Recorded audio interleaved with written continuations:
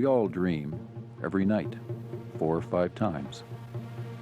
Our dreams fascinate and intrigue us, but most of them are forgotten. And the few we do remember seem strange and confusing. Welcome to the Way of the Dream. I'm sure that you have a special interest in dreams. A special interest perhaps in Carl Jung's and Marie-Louise von Franz's understanding of dreams. If that is so, we are setting off on a journey that you will never forget. We are going to move into a realm that I have known for many, many years. Watching these episodes, I find myself repeatedly thinking, that's it. I got it. I finally got what that dream is about. Some light is shining deep into some dark corner of my unconscious. And after 20 years, I am ready to hear it. Body, mind, and soul. That is the experience that you are going to find as you listen. Where you are in your journey will determine what is challenging you most. Some people think that dreams are a pile of images, bizarre images. Other people find the images numinous, divinely enshrouded. They want to put them into music or poetry or dance. And others spend a half an hour a day with their dream journal, trying to understand what the unconscious is telling them about consciousness. They may believe that there is a spiritual guide in the dreams, because the dreams are the language of the soul. The symbol is carrying a spiritual message in the sensual imagery. If we believe that, then the dream becomes the water of life, which is what Jung called it. Without that nurturing, we are in a desert without water. We are like T.S. Eliot's people in the wasteland, headpieces stuffed with straw. The unconscious unable to contact consciousness. And now, we're ready to head for dreamland. I very much regret to say that I hardly ever have any dreams. Could you tell us a dream? I honestly don't remember any. I don't dream. Never. No. If I do, I don't remember them anyway. There's no such thing. No such thing. No. Couldn't tell you much about dreams. They're a mystery to me. Oh no, I can't tell anybody. I get in trouble and leak out. No, isn't that funny? Because I've just been reading about the times there, but what a load of rubbish. The funny things they say about you having dreams. I'll usually forget them.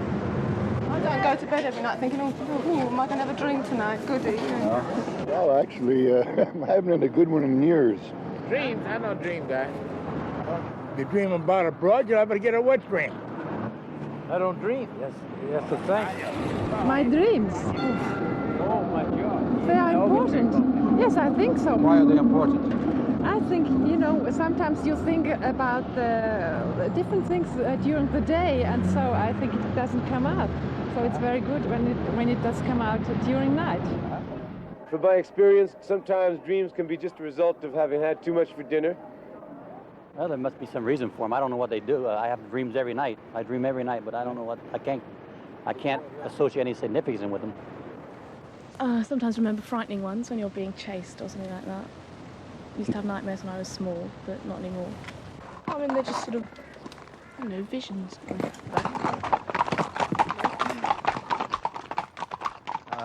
Sometimes when I'm very ill, I get peculiarly baroque dreams. or sort of gothic horror stories. They're normally quite frightening, but after a while I got so used to them, they don't worry me anymore. I guess the dreams that stand out the most in my mind are the bad dreams. No, I don't have any. You think they're important? No, I don't think so, no. Thank you. Well, I thought about them, I read a lot about them. I consider they're just arbitrary. They have absolutely no meaning. They're just caused by things that have occurred to you in the past few weeks from your distant past. Well, I guess I'm getting past dreams. They're amusing to think of, but I wouldn't place any great significance on them. I don't know anybody that's figured out what exactly they might mean. But they probably mean something. Do you think they're important? I don't know. It said they are. But whether they are or not, I wouldn't like to say. Do you remember any? Can't say I do offhand.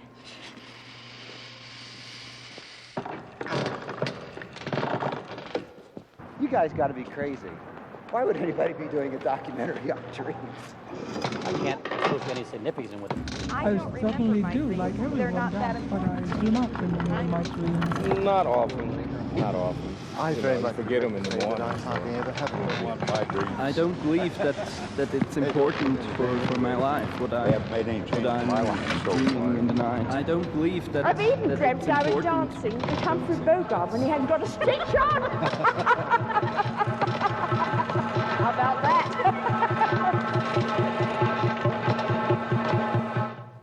Dr. Marie-Louise von Franz is an analytical psychologist who worked directly with C.G. Jung for over 30 years. Here in this consulting room, people from all over the world have brought her dreams to be analyzed. And for the series, we film people telling their dreams. And Dr. von Franz will interpret these dreams in relation to the lives of the individual dreamers. Dr. von Franz, how long have you been studying dreams? Well, I think about now 30 years approximately. I have figured out that I have interpreted approximately something like 65,000 dreams. That's a minimum. And probably you've asked yourself a question that's often puzzled me.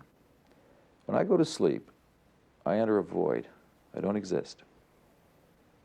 And when I dream, some power takes me over and makes me undergo some experience that I don't initiate myself. What's the power? Who makes up the dreams? That is the most mysterious thing of all. Who makes the dreams? There is still a naive prejudice among many people that dreams are express our own wishes or our own schemes or plots. But the longer one looks at them, the more one sees that cannot be true. Too many dreams represent what we hate hearing.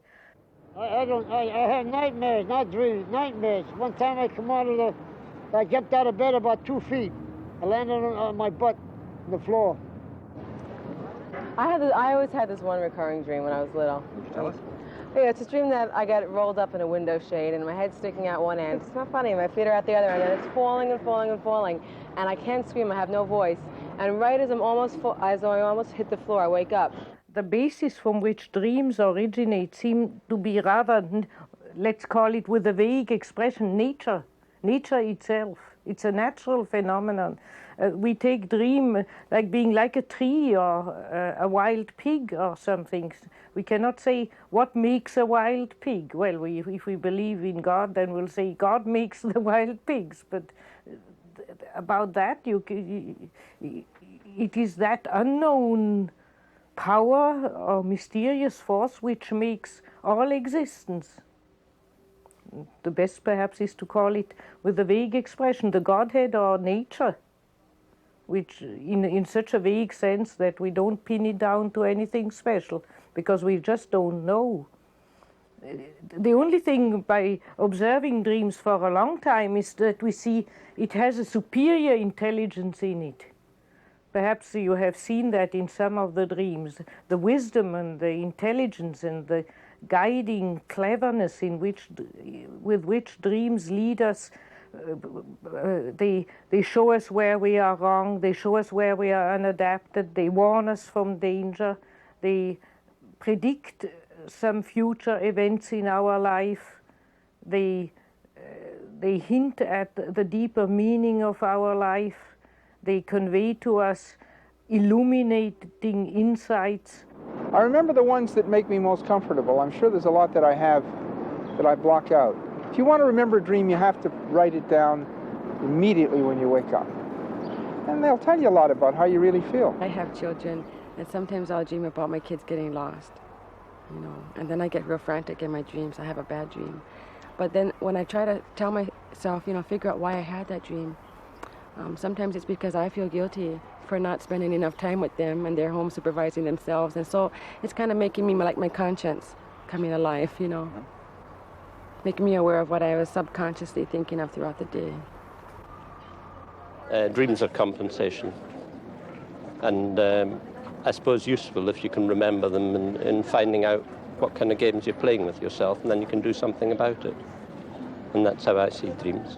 The dreams cannot prevent us from the vicissitudes and illness and sad events of human existence, but they seem to be able to give us a guiding line how to cope with them and how to find a meaning in our life and how to fulfill our own destiny, how to follow our own star, to realize our greater potential of life within us. Dr. von Franz, how did you first become interested in the study of dreams? When I met Jung first, he explained something about a case he had who had a vision, and he interpreted the vision of that woman. And that gave me the shock-like realization that for him inner events like visions or dreams were the reality. They were a reality as real as the outer, what we call the outer reality. And that was a great revelation and a great shock to me. And then I went and read the books of Jung, and there I saw the importance he gave to dreams, and I felt I could never really judge if what he was saying was true or not true, or right or not right, if I wouldn't go through an analysis myself. So I took my whole courage in my hands and asked him if I could have an analysis with him, and he agreed to that. And then every dream interpretation was a revelation. I seem to have, according to Jung, especially difficult and complicated dreams, so I never understood a word of my own dreams. They were just Chinese puzzling nonsense. And I always arrived with that Chinese puzzling nonsense to Jung, and he, with a big effort, unfolded the whole meaning of it. Sometimes he took a handkerchief and wiped his head and said, "What would you do if you hadn't a Jung to get through that complicated dream?" And it was always a surprising revelation, and that lasted on as long as I worked with him. Later, when he got old, I didn't tell him so many dreams anymore because I saw that it tired him. Dream interpretation is a real physical effort. It's not just a mental exercise. And therefore, later I tried to cope with it as well as I could myself. But the first years of my analysis, the work mostly consisted in unraveling those Chinese messages of the night. And I always remember going there in a tense, nervous, often depressed mood, and always coming back after the hour with a feeling of, now I know, now I see where the whole thing is going. Mm-hmm. Many of the people we talk to were interested in their dreams and would like to know what they mean, but very few go into psychoanalysis. Do you feel that dream interpretation is so difficult that it's only accessible to an elite? Yes, I think it's like with all sciences. It will be only an elite which will go into all the intricacies and the scientific complications of the dream interpretation and its question. It's a profession, and it needs professional skill, and the man in the street cannot pick it up and know it as well. But like all sciences too, certain rules of the thumb, certain generalities can be spread to the general public. And also I would say it is already very helpful for people who don't want to go into analysis and who don't want to plunge into that complicated scientific dream interpretation problem to watch their dreams, because among 20 unintelligible dreams, there are always from time to time very simple dreams, which everybody can see at once. The unconscious is a great, among other things, a great joker, a great jester. And from time to time he tells people just write out bang, so that while you write the dream down, you just explode with laughter and you know what it is. Just the other day I was very ill and revolting against my illness, and I dreamt that I was in a festival to let old soldiers home from military service. And they handed in their carpenter's tool, and I saw that they were terribly old. They were 100 years old. And somebody said into my ear, yes, they have kept those people much too long in active service. Now, you don't need to pay an analyst to understand that dream. I've at once reduced my work drastically. I was back visiting some people in Illinois, and I was thinking about a girlfriend that I had. And that night I was laying in bed, and I had a dream that I was on the same beach. I was throwing these rocks in the water, and a hand grabbed me from behind and said, "Don't ever let go of the things you love." And I was thinking about all the things, how I'd cope with it if I didn't have it. I turned around, it was gone. I opened up my hand, and there was a picture of my girlfriend in my hand. And it really got me to thinking that I shouldn't give up on it so quick, and I haven't. So that was about the most influential dream I had. But many of our dreams are not obvious. I've had dreams that I was sure I understood, but after I worked on them, I was shocked to see I'd tricked myself. That's why one should in general not interpret one's own dreams, because our dreams generally point to our blind spot. And they never tell us what we know, they always tell us what we don't know. But people tend, when they interpret their own dreams, to say, yes, I know what that means. And then they project what they know already into the dream. Oh, that's my problem, so and so and so and so. I have often even patients who do that. They come in and they say, I have a dream, but I know what it means. They don't want to hear what I say. They say, I know what it means. And then they give a completely banal explanation of something they know already long ago about themselves. And then I always say, wait, let's take the dream as it is, slowly, with beginning to end. And then it always comes out quite differently and surprisingly. So to interpret one's own dream is very, very difficult. That's why Jung advised even Jungian analysts to from time to time go to colleagues and exchange their views of dreams, to not go on lonely, always interpreting their own dreams. And Jung even himself, he always complained bitterly, I have no Jung to interpret my dreams, he said. And so he used his own pupils and told his dreams. Because even when you tell it, and even if the other says something stupid, it might you get another slant on it, and then you are more objective about it. I always say you can't see your own, everybody can see your back if you show it to the other person, but you can't see your own back. That's the trouble, and the dreams point to your own back, to what you don't see.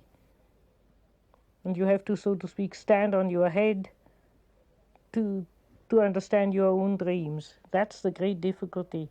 And that causes so many errors, because people always say, oh, I know what that means.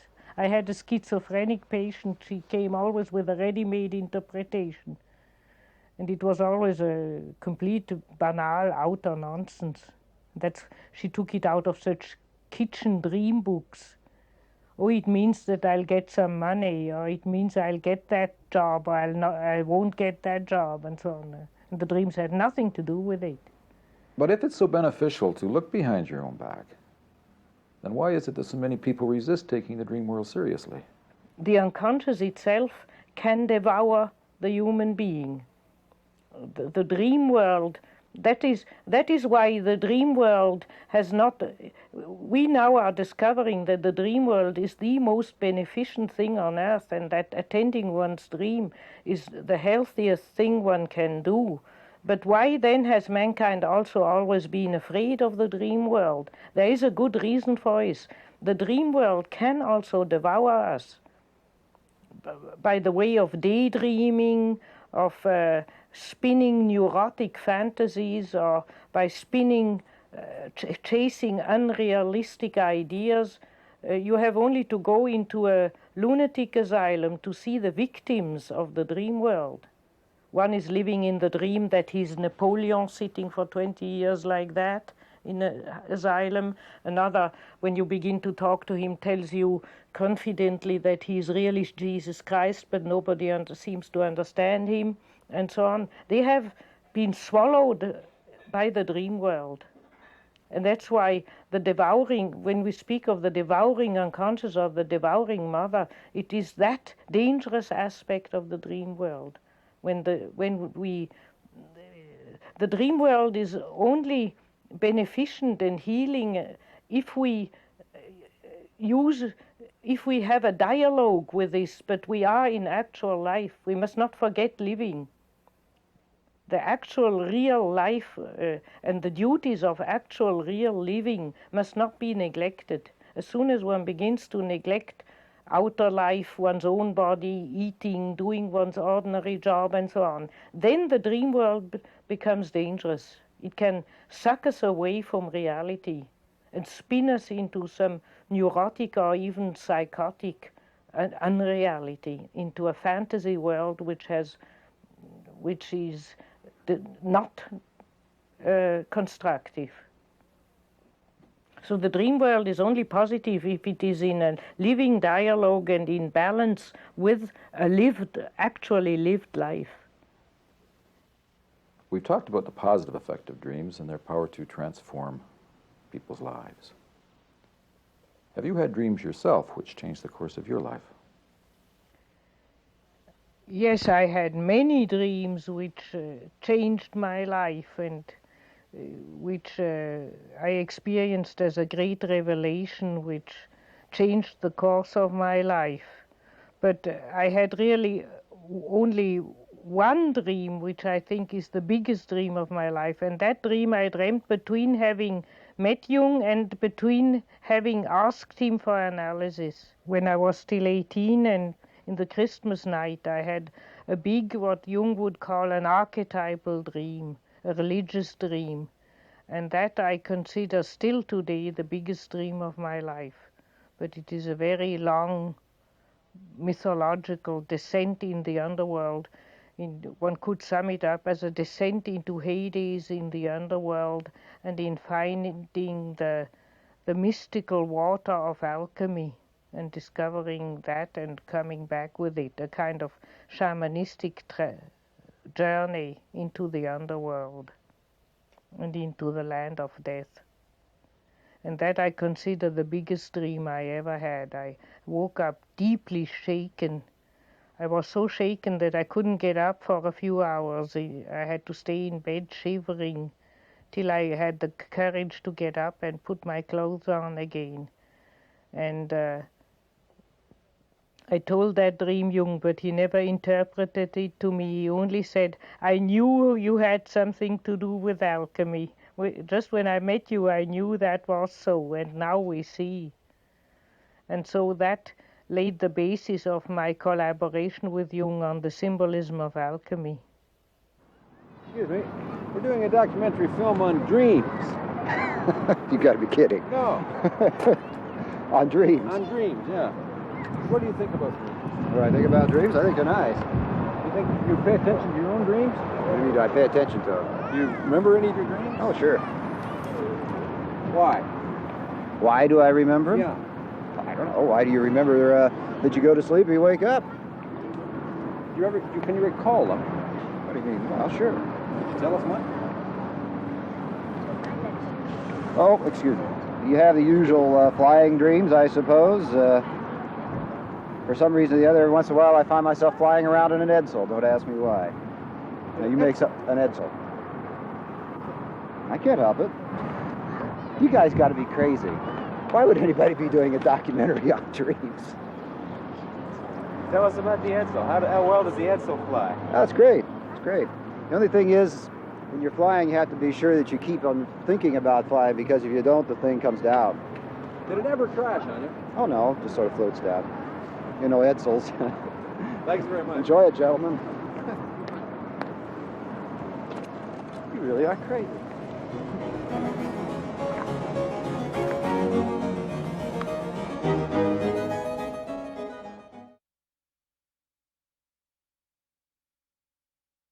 As we continue, you will come to know Dr. von Franz more and more. I would like to introduce her by quoting one of her pithy remarks. Too many people use the tit of compassion when they should use the sword of discretion. She does say it like it is. I remember talking to her after she did the film. I had been to the opening in Boston, and we had difficulty there because too many people, guests in the hotel, the waiters, and others were coming in and just slipping through and were fascinated by the film, so there wasn't room for our own audience. And she laughed and laughed, and she said, "That makes me very happy. I like to think that this film will go out to people who are not aware of their dreams and do not understand the unconscious."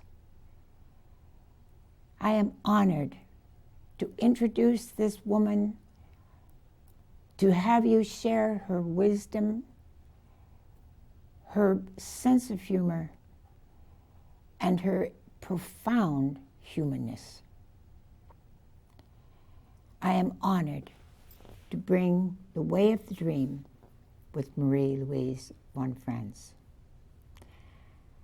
I am also honored to introduce the director-producer of the film, Fraser Boa. For 3 years, he labored to bring the dream to reality with patience, with discretion, with commitment. He gradually brought the images to life. I am honored to introduce you to my brother. Dreams have been called the royal road to the unconscious. We'll be traveling down that royal road, but first we're going to look at a map. C.G. Jung discovered that in the apparent chaos of dreams, there are recurring figures and motifs which he documented and named. These landmarks are easily recognizable, and they act as reference points in dream interpretation. Once seen, then dreams begin to make some sense. But there's nothing to interpret if you haven't got a dream. Well, I don't have too much experience with with dreams, but I guess some people do. Did you ever have a dream that you thought was important? If I did, it was forgotten right away. The main thing I remember about them is I can't really remember them, unfortunately. Can't recall any that I've had lately. In the moment, I can't tell you any dream. I don't remember it in the moment. Every night, would you tell us a dream? Do you recall them? Do you remember your dreams? No, I don't, sir. I quickly forget. Dr. von Franz, why is it that people can't recall their dreams? I think it's because they don't pay attention. Some people have come to me laughingly and said, "You analyze people with their dreams, don't you?" Well, you can't with me because I never dream. And I've just grinned and said, "Okay, let's see." They always dreamt. It was just that they didn't pay attention. But the next night they go to bed and they think, wonder if I dream or if I don't dream. And already that question probably tickles out a dream and the dream appears. So in fact, I have never met anybody who didn't dream. Except you can say that in very, very heavy state of depression, people have what I call dream constipation. They don't dream much sometimes. They always feel better. As soon as they begin to dream, they are better. And sometimes in very old people, over 80, the dreams get fewer, very few dreams. And then come up again frequently shortly before death. Then generally there's a period where people dream again. Well, now, I'll tell you, I don't have very good memory. Now, I'm pretty near 90 years old. Are you really? And I just can't, I know I used to dream a lot, but I don't dream anymore. Do you remember any of the dreams you used to have? Well, not this moment, but maybe after I get walking away, I'll think of them. What happens when people don't remember their dreams? What happens to the energies? What happens to the feelings that aren't expressed and the potentials that aren't realized? That they are the sources of what we call neurosis, neurotic symptoms. The most general neurotic symptom is restlessness. That isn't yet looked at in modern times because everybody is so restless. It isn't looked at to be a neurosis, to be restless, but it is actually. Primitive man or the Hindu or the Chinese criticize the white race very much for being constantly restless. And you can see that those are those energies which, because we are not connected with the dream world, with the unconscious, we have a surplus of bottled up energy which makes us fuss around all the time. Or it can take the form of a kind of all-pervading anxiety, a fear that somewhere something dark is luring and might happen any minute, and then one is anxious about nothing all the time. That is also an unawareness that there is bottled up energy in the unconscious, which we do not tap and which we do not integrate in consciousness. Irritability, aggressiveness, over-sexiness, or a feeling of complete meaningless emptiness, all the different symptoms of different neurotic diseases come from that. So we can say if you are not connected properly with your own dream life, then you are liable to develop some kind of neurotic behavior. In everyday speech, we often say that a person has a complex, power complex, inferiority complex, mother complex. Would you explain the psychological meaning of the word complex? Well, a complex is simply the motor of the psyche. They are like different nuclear centers which give the drive and the impulse and the aliveness to the psyche. If we had no complexes, we would be dead. You see that at once. For instance, you are somewhere and you are terribly bored, and then something touches your complex, and you go and you get going. Your interest is aroused. That is because a complex has been touched. So the complex are simply the energy centers of the psyche. But we generally, in colloquial language, use it only in its negative form. We say somebody has a sex complex or a money complex or a mother complex, and then it means that this special theme arouses the person negatively. We filmed the dream of a young woman in which the complex is personified by the father. All the energies of the dream focus around this father figure, and she eventually finds him sitting at the wheel of a car, apparently dead. I went out and I noticed in the porch my father's car was still there, and he was at the wheel, motionless, bent forward as if about to drive, but not moving. And I realized then that he may be dead, and I should call an ambulance. But I looked around the driveway. There was a circular driveway. The driveway was filled with balloons, hundreds and hundreds of white balloons. And the thought came to me then that before an ambulance could get to him, every one of those balloons had to be burst. We've said that dreams reveal the unconscious of an individual. What do you mean by the term unconscious? all that which we know is psychically real but is not conscious. It's a borderline concept. It's not conscious. It's a negative concept. We use that negative concept in order to not have a prejudice, because some people call it supra-consciousness and others would call it the divine sphere and others would call it the existential ground of existence, or you can have 1,000 names. We prefer the word unconscious because it says nothing. It says only it is not conscious, and it leaves it as a mystery. We don't know what it is. We only know that there are psychic phenomena which manifest through dreams or through involuntary gestures or speech mistakes or hallucinations or fantasies, and which are not conscious. You can, for instance, be befallen in daytime by a fantasy and tell it to your analyst and say, it's a completely weird fantasy, it's crazy, I don't know what it means. So, as you don't know what it means and you think it's crazy, it's obviously not conscious. Because if it were conscious, you would know what it means, and you would know to what it refers to. But it has come. Now, it is psychic. It has not happened materially. It has happened as a psychic event. And that's why we call the sum of all psychic events which are not conscious the unconscious. But many people don't realize that dreams reveal the unconscious. That every element of a dream represents some aspect of their own personality. If, for example, a person dreams about wrestling with a dark stranger, what's difficult to understand is that the dark stranger represents some aspect of themselves that they're wrestling with. Let's look now at what Jung called the shadow. When I was younger, I used to sort of get dreams about when people were chasing me, and I'd be running along, and I couldn't run fast. I was as if I was being pulled back, and these people were getting nearer, and it was really frightening.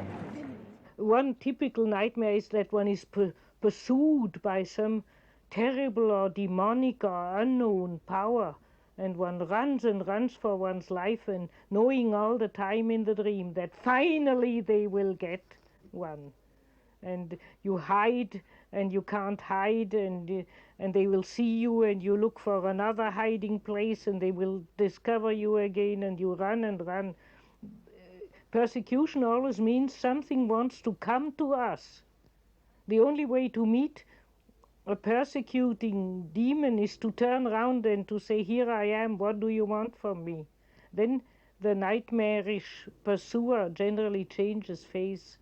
It simply represents that we have turned away from some part of our psyche, and therefore it runs after us. It wants to get at us, literally. But we don't want it. The unconscious shows us the face we show it. If we reject something within us, then it becomes destructive to us. And if we don't reject it, that's what I mean by saying turning around and saying, in a friendly manner, what do you want? Then you suddenly see that it isn't so bad. Then you have a chance that whatever pursues one shows a more amenable face, and that one can make some pact with it or some arrangement. Yes, I had a particular one as a child where I dreamed I was in a room full of people who got up and said good night and left me alone, and then I waited for it, some frightful spectre came in through the door, and I had that dream 3 times running. There was a little tiny window, and in there was the wild woman, and she'd been there since 1928, and she was so wild that she couldn't keep still at all. Her arms and legs kept moving, and her hair was everywhere. You couldn't see her face at all. Somebody else went over to her to talk to her, and she put a knife to their throat. I had a bad dream about somebody who was vicious to me, or was going to attack me in my dream, and somebody I knew, and I met him on the street, and I wanted to punch him in the mouth. The shadow is the name we generally use for persons of the same sex appearing in dreams, which very often have a slight inferior quality or opposite quality to the ego of the dreamer. the shadow can be our inferior side, our best enemy, so to speak, but can also just be our other side. A beautiful couple of ego and his shadow are, for instance, Don Quixote and Sancho Panza. The one being completely crazy and unrealistic, and the other being a body man, down to earth. They can't live without each other. Sancho is not evil and Don Quixote is not only good, but they are a typical example of the ego and its shadow in 1,000 forms. We film quite a humorous example of the interplay between the shadow and the ego. In the dream, the shadow takes the form of a popular rock star who quite literally hooks the dreamer. In this dream, I'm going to a David Bowie concert, and I've decided I want to meet this man, David Bowie. And I come into this large, like, circus tent that's lit with many different colored lights. And I have a sense of being in sort of a tale of the Arabian Nights. The show begins, and he comes out and begins to sing a song of his, which is called Move On, Move On. And throughout this dream, there's this sort of repetitive theme of move on, move on. And come intermission time, the stage is emptied, and a crane comes out, and a hook comes down and grabs me, pulls me up, brings me over the stage, and drops me onto the stage. And I just feel myself falling and falling and falling. And I realize that I've messed this thing up. And I wake in an incredible panic, realizing that I've missed an opportunity. I've missed a chance for something. Let's leave the shadow now and move on to other figures of the unconscious. The women in the dreams of men and the men in the dreams of women.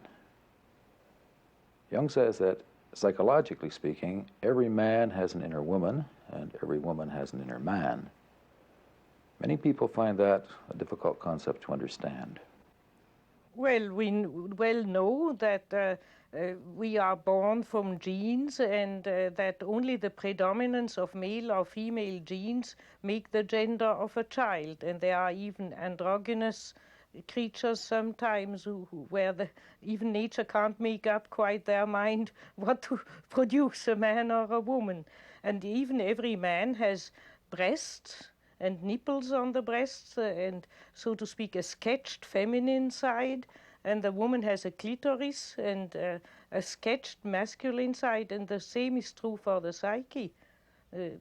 Not only our body is predominantly male or female, but having the other element in it, our psyche too is predominantly male or female, but contains the other side. And isn't it interesting how the feminine side of a man's personality in his dreams takes just as many forms as there are women in real life? I think that most of us, when we dream, we think of women. At that moment in time, I believe I started to stroke her, and I inserted my hand into the lower part of her bikini, and I was fondling her and stroking her. And suddenly she said, "I don't want your hand." She said, "I want your penis. I want you to make love to me." And I said, "Oh no, if I did that, then if I entered it, I would be afraid that then she would change completely into a fully fledged vampire, blood-sucking vampire, and I would be lost." Well, I have dreamed about Greta Garbo, who I was mad about for a long time. I was standing at the top of a huge staircase, and it was a well staircase, and it sort of wound round down. You could see it descending. It was quite high up. And there were lots of people screaming and rushing about in agitation, because slowly up the stairs was coming this dead 15-year-old girl. Men have always created an idealized form of a woman. Marilyn Monroe, for example, was worshipped like a goddess. Is there an equivalent masculine figure, an idealized masculine figure? What Marilyn Monroe has been to men, Valentino has been to women. He represents, so to speak, the ideal demon lover, where women are carried away into a romantic ecstasy and fantasize to be like the chic in more modern films, to be carried away by the demon lover into a romantic us two aloneness. And then I was followed by a tall blonde man who wrapped me up in his cloak and took me to his gypsy caravan. I've even dreamt I was dancing with Humphrey Bogart when he hadn't got a stitch on. How about that? Generally, especially if the women are such women who are unhappy in their relationship to their husband or to their lover, the fantasy, therefore, of being carried away and having a secret nocturnal love affair with animus and anima. Animus and anima are therefore very ambiguous, very dangerous inner figures, which have to be approached with great wisdom. They are the great mischief makers between men and women. We've talked about figures of the same sex as the dreamer and figures of the opposite sex. Let's look now at the figure which Jung described as the center of the psyche, the self. In most religious systems, you have an allusion to a kind of divine center from which everything, all order and all organization stems. And if we can find out where dreams come, we can say from that center, whatever that center is. That center appears in the dreams itself, sometimes as a center, as a mandala, as an inner city, as a circle or a square, or some other abstract formation, or it appears as a divine savior child, as a savior figure, as a wise old man or wise old woman figure personified, something, a psychopomp, something which guides our psychic life. All these figures seem to point to that ultimately unknown and unknowable greater center in our psyche. Nowadays we speak very much of self-realization, and there's always the danger of mixing this up with what Jung meant by this, the self. For Jung, the self, written with a capital, is meant to be that supraordinate inner divine center, unknown divine center of the psyche, which we have to explore all our lifetime. Nobody knows what the self in him is and wants from him. We need the dreams. We can say the dreams are the letters of the self, which the self writes us every night, telling us, do a bit more of that, or do a bit less of that, or go ahead to the left, or go ahead to the right. And as I say, if one looks back, one sees suddenly there is a pattern in this, as if the self with the capital is having a plan with us, a kind of destiny. While what in general psychological literature is meant by self-realization is more building up a strong ego consciousness. That is also something important, especially in the first half of life, but it's nothing to do with the adventure of encountering the self within one. That is not self-realization in the ordinary sense of the word. It's an adventurous encounter with a greater inner center within oneself. Would you say more about the pattern of dreams? Is there an overall pattern which unfolds over a person's lifetime? In the first half of life, it's directed more towards an outgoing adaptation to earthly and material outer life, and in the second half of life it generally begins to steer the individual more towards withdrawal and to develop a certain wisdom and a certain insight into the background of life. And the last dreams of dying people are a clear preparation for death. Ultimately, we don't know where we come from psychologically speaking, and we don't know where we go. We are part of that cosmic mystery which is the existence of nature and all things. We don't know why there are galaxies and stars, we don't know why there is a universe. And we only begin to realize that there are certain master patterns, and it looks as if our psychological inner life is also organized by a master pattern. It's centered somewhere. There is a directing force. It's not chaotic, random thing or phenomenon. And when people get very old, they have therefore an inclination to go through their lives and muse again over their big events in life and their dreams. And if one does that carefully, one generally sees a certain pattern in it. Problems which solve themselves, which pose themselves, solve themselves, switch over into new problems. There seems to be a secret organization. And the center of that organization is what the mystics would call the divine spark in the psyche, or the God image in the human psyche. The Western mystics, the Buddhist would call it the Buddha mind in us. Jung dreamt of the self in the form of the yogi. You remember he was walking down the road and came to the little chapel? There were no crucifixes or statues, just the flower arrangement. And Jung saw the yogi sitting in front of the altar. The yogi was in a state of deep meditation. Jung realized with a shock that this was the yogin who was imagining him, and that in the trance he was in a kind of active imagination, imagining the life of Jung, dreaming him, and that when the yogin would wake up, he, Jung, would no longer exist. The ordinary Professor Jung, was the dream of that greater inner figure. That reminds me of the dream of Chang Tzu.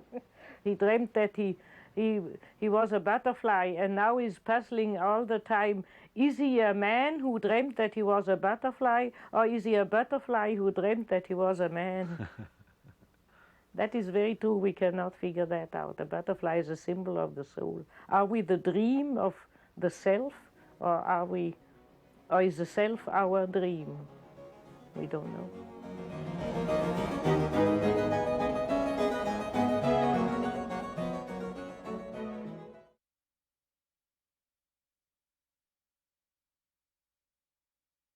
To interpret a dream, we have to look at the structure. Each of the dreams we have in our lifetime is unique.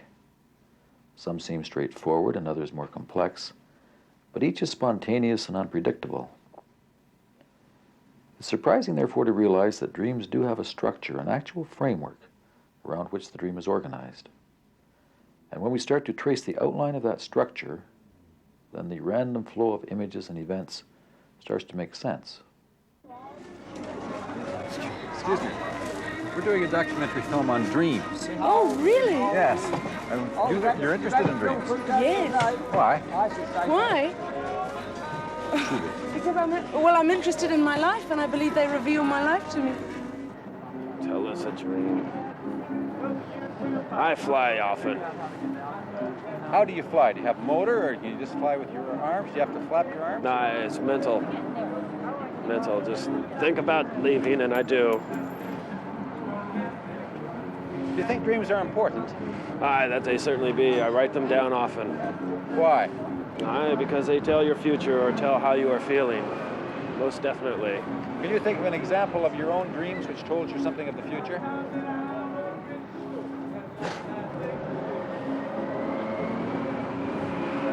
Aye, but they tell me how I feel if something is heavy upon me. I cannot move when things are heavy upon me. Or I be smashed by boulders or some type of weird objects that are very heavy upon my head or shoulders. The things you are thinking and worrying about during the day, they come back in the night, in dreams. And you get lost of your worries in dreams. You can imagine things and do things in dreams that you can't do in real life. Do you remember your dream? I do remember, and sometimes they tell me what is going to happen, or whatever happened during the day gets totally changed at night in the dream state the way I wish it would have happened. With me, I find dreams that I remember have elements of thoughts from my day thrown together in a different way than they actually happened. They probably reflect something of reality, of everyday existence, you know. But what, I'm not sure, you know. Dr. von Franz, how much of dream interpretation is scientific and how much is art? I think there's something of both in it.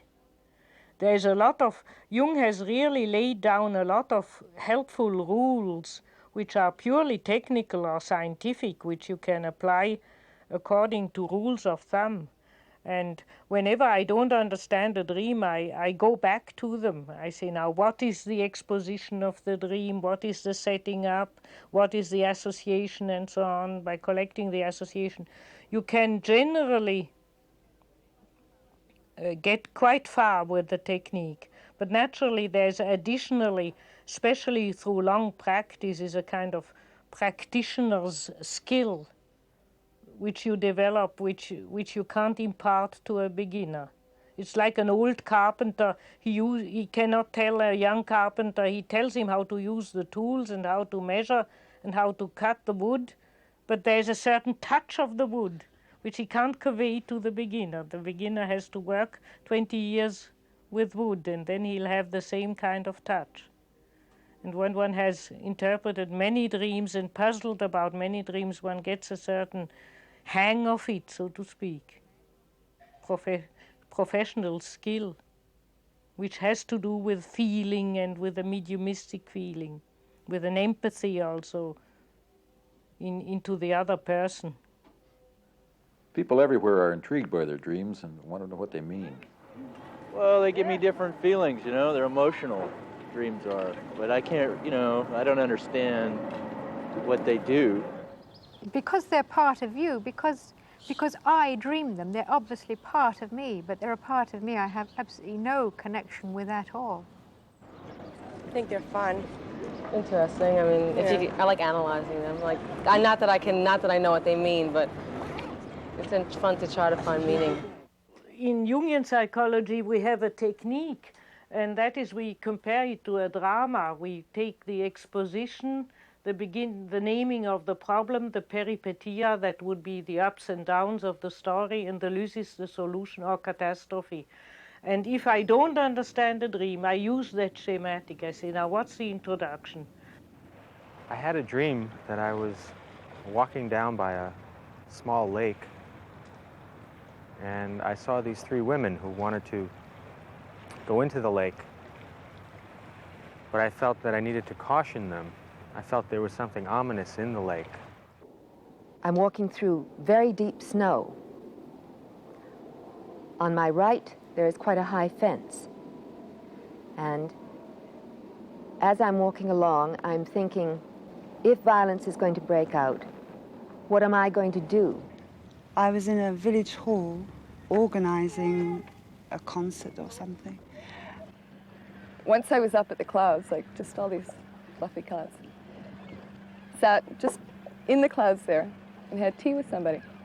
On first glance, dreams seem to be bizarre nonsense. Do you have a general rule in approaching a specific dream? The first sentence of a dream generally gives the situation, and also the first sentences give who I am with. Either I wake up at home, or I am still at my childhood home with my parents there, or I am at the university lecturing, I'm in my professional situation, I am with my friend Bob, I am with my friend so-and-so. And then you just take the first sentence and you ask the dreamer what it is, what was your childhood home like? How did you feel there? Were you happy there? How long did you stay there? And so on. So then and with whom are you? With your friend Bob. How is your friend Bob? Oh, he was a bore, but we did all our childhood mischief together with him, and whatever the people tell you. And then you kind of insert these, what we call associations, into the text. Then it would be, I am in a situation, I am psychologically still in my boyhood situation, and I am with a part of myself which is boring but also mischievous. That would be the translation. Now, then you have naturally to think that applies to the moment of the dream. So in what way is the dreamer, when one leg still in his childhood home, where is he still reacting like he reacted as a boy? The dream is speaking about that corner of his personality. You have to assume. Then you come to the naming of the problem. A car comes up the driveway and two dark men jump out or something like that, some dramatic the evolution. So that means now a special story is told. For instance, what I just mentioned would be an invasion, something which is breaking in, burglary. Burglars very often represent something breaking into one's conscious system. So it would mean in a corner where one still has childish reaction, something from the collective unconscious breaks in. So then we have the second sentence of the dream. And so we go through the whole dream, and the last sentence is always what it is driving at, to a solution or a catastrophe. What is the...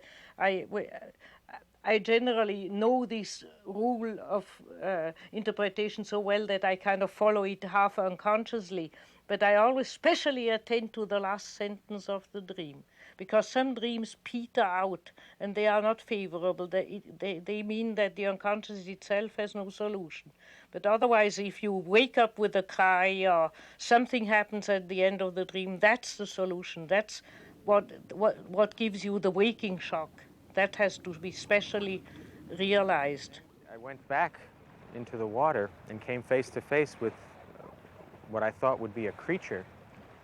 And it turned out to be an ape-like figure with almost completely wrapped in bandages, almost like a mummy. And I confronted it and looked right at it and still remember the face. Gorilla-like face, really stern. I could sense there was an ape under the bandages. You can, the best if you want to interpret your dream yourself, you write on one half of the paper the dream, and then to every word in the dream you write down your associations. And that means you are completely, what spontaneously comes to your mind. And once the associations have been listed on the other side of the page, then how does the person proceed? Then you try to show if you have a connection. If you are, the first sentence said, I am in my childhood home, that means where I am still childlike. Burglars come in, so something is breaking in. And then sometimes you don't understand why does something break into my psychological system? Now you have to also think of the day before and what happened before, inwardly and outwardly. You might, for instance, have the day before had some disagreeable experience, and those burglars refer to that disagreeable experience you had the day before. There's something broke into your system. Or you might have had a negative, destructive thought right from within. That might also be represented by burglars. Something destructive or negative suddenly breaking into your system. So you have to shortly try to remember what happened yesterday, outwardly and inwardly, main lines. And then you probably can make a meaningful connection. Then you see, aha, it refers to that. It refers to that thought I had yesterday or that experience, and it shows me that I behaved in the right way or in the wrong way. Kind of corrects one's attitude. We filmed an amusing dream in Hawaii that made the dreamer feel a bit guilty. Well, I'm a very, very happily married fellow, and my wife's in Arizona right now with our child visiting her folks. And I don't know why, but I started dreaming I was at a high school prom with one of the girls who works here, and there was nothing lustrous about the dream, but I have this little sense of guilt about dreaming I was spending time with another woman somewhere while my wife's away. I suppose that's a natural consequence. In fact, I even shared it with the girl this morning, just to alleviate any guilt I might have. We've said that every element of a dream represents some aspect of the dreamer's personality, but that's not always true. There are dreams which are obviously about outer events. Many people dream about the death of a close relative, and in fact they do die. When you interpret a dream, how do you know whether it's about an inner reality or the outer reality? For example, a man dreams about his wife stealing his car. Is she actually stealing his car? Or how do you interpret the dream? There one comes to the most ticklish problem of it all. Because the question, he will be inclined to think, there you see, that's exactly what she's doing. She's always taking away my ways of moving about. She's always interfering. And you are not so sure. It might just as well mean that that it is a so-called projection, namely that his own feminine side is stealing the car, and that he only projects that onto his wife. He thinks his wife does it. He sees it in her, so to speak, while he's really doing it unconsciously to himself. So that's why if one wants to interpret these dreams correctly, one has to know the whole marital situation, one has to know the wife, and have an idea of her objective behavior, and then one can evaluate, no, that is a projection, it's really what this man is doing to himself unconsciously, or it refers really to the wife. And sometimes it also does to both. That's the problem, what we call subjective or objective interpretation. Referring to an outer object, the wife is really stealing the car, or referring to the subject itself is stealing its own car with his left hand, so to speak, or his feminine unconscious side is stealing his own car. Generally, one can say that about, I would say, I have never made a statistic, but I would think that about 85% of the dream motifs are subjective, and that therefore it is recommendable to mostly interpret dreams subjectively, to always say, what is it in me which does that, instead of taking it as a warning against outer people. And what happens if the dreamer has no personal associations to the image? There are so-called archetypal dreams with big mythological meaning, and there generally people have no associations. If you say, what do you think about Jupiter? Jupiter, it's a star. They don't know what to associate. They have no personal things to come to them. In that case, you have to take the association of mankind. What has mankind fantasized about Jupiter? What has mankind fantasized about Saturn? And put that into the text of the dream, so to speak. A lot of people have a sense that their dreams are really telling them something, and they want to understand it, but they're unable to. Do you remember any dreams? Sometimes, yeah. Wake up that you would remember, but then by the time the afternoon comes, I forget them. Yeah. Did you tell us one? Flying. Yes. Just flying somewhere, going nowhere, you know. It's just like, keeps going and going and not reaching anything. And it was really scary, and I came to work and I told the girls, I got a book on dreams to find out what it meant, and couldn't find it. I know analysts who've interpreted other people's dreams for years, and they can't interpret their own dreams. Why is it that a person can't interpret their own dream? The dream never tells you what you know already. It always points to something you don't know, to a blind spot. And can you see your own back? You can show your own back to anybody, and the doctor can see what's the matter with your back, but you can't see it. And so your own psychological blind spots are like your back or your arse, you sit on them. And that's why sometimes the dream tells you obvious things and you can't see them. You need another person to tell you. And then you think, oh Lord, naturally, that's it. But it's very difficult to interpret one's own dreams. If one has to, but it is helpful to have another eye on it. Even somebody who doesn't know about dreams, it's good to talk to somebody about it. But while talking and while explaining to the other or giving association, one very often gets it. Jung, for instance, had nobody to interpret his dreams, so he had a man who knew nothing about dreams. He always told him to a large extent his dreams, and that man made off-the-point remarks, and they got Jung onto the track. And he said laughingly, just the to the point remarks of this man made me feel, no, it isn't that, but I know now what it is. It was in the country. We were all in a house with a lake in front of it. And the top floor flips over. And all of us who were in bed upstairs get flipped into the front yard. And I get flipped into the yard in front. And my parents got flipped into the water. And I told my stepmother the dream. And she said, oh yes, very significant, because people falling into the water, all very sexual and everything.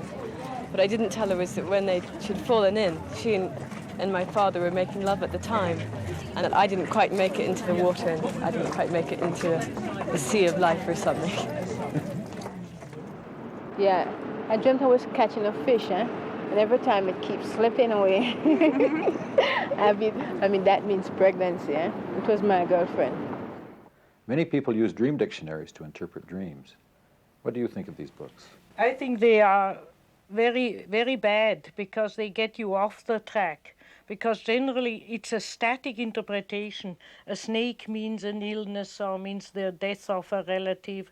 Breaking teeth means the loss of the parents or whatever. I mean, there are more primitive and more differentiated ways. There are now also modern dictionaries which are a bit more differentiated. But still, it's always a fixed meaning. Do you remember a dream? Yes, I remember one dream. I just fell down into a lake. It was terrible. And there were a lot of snakes. So I must say, perhaps for a psychologist, it's very bad. But I don't feel like that. I always felt I am very happy, so... No snakes? No. The dream symbolism in our experience is very much more individual.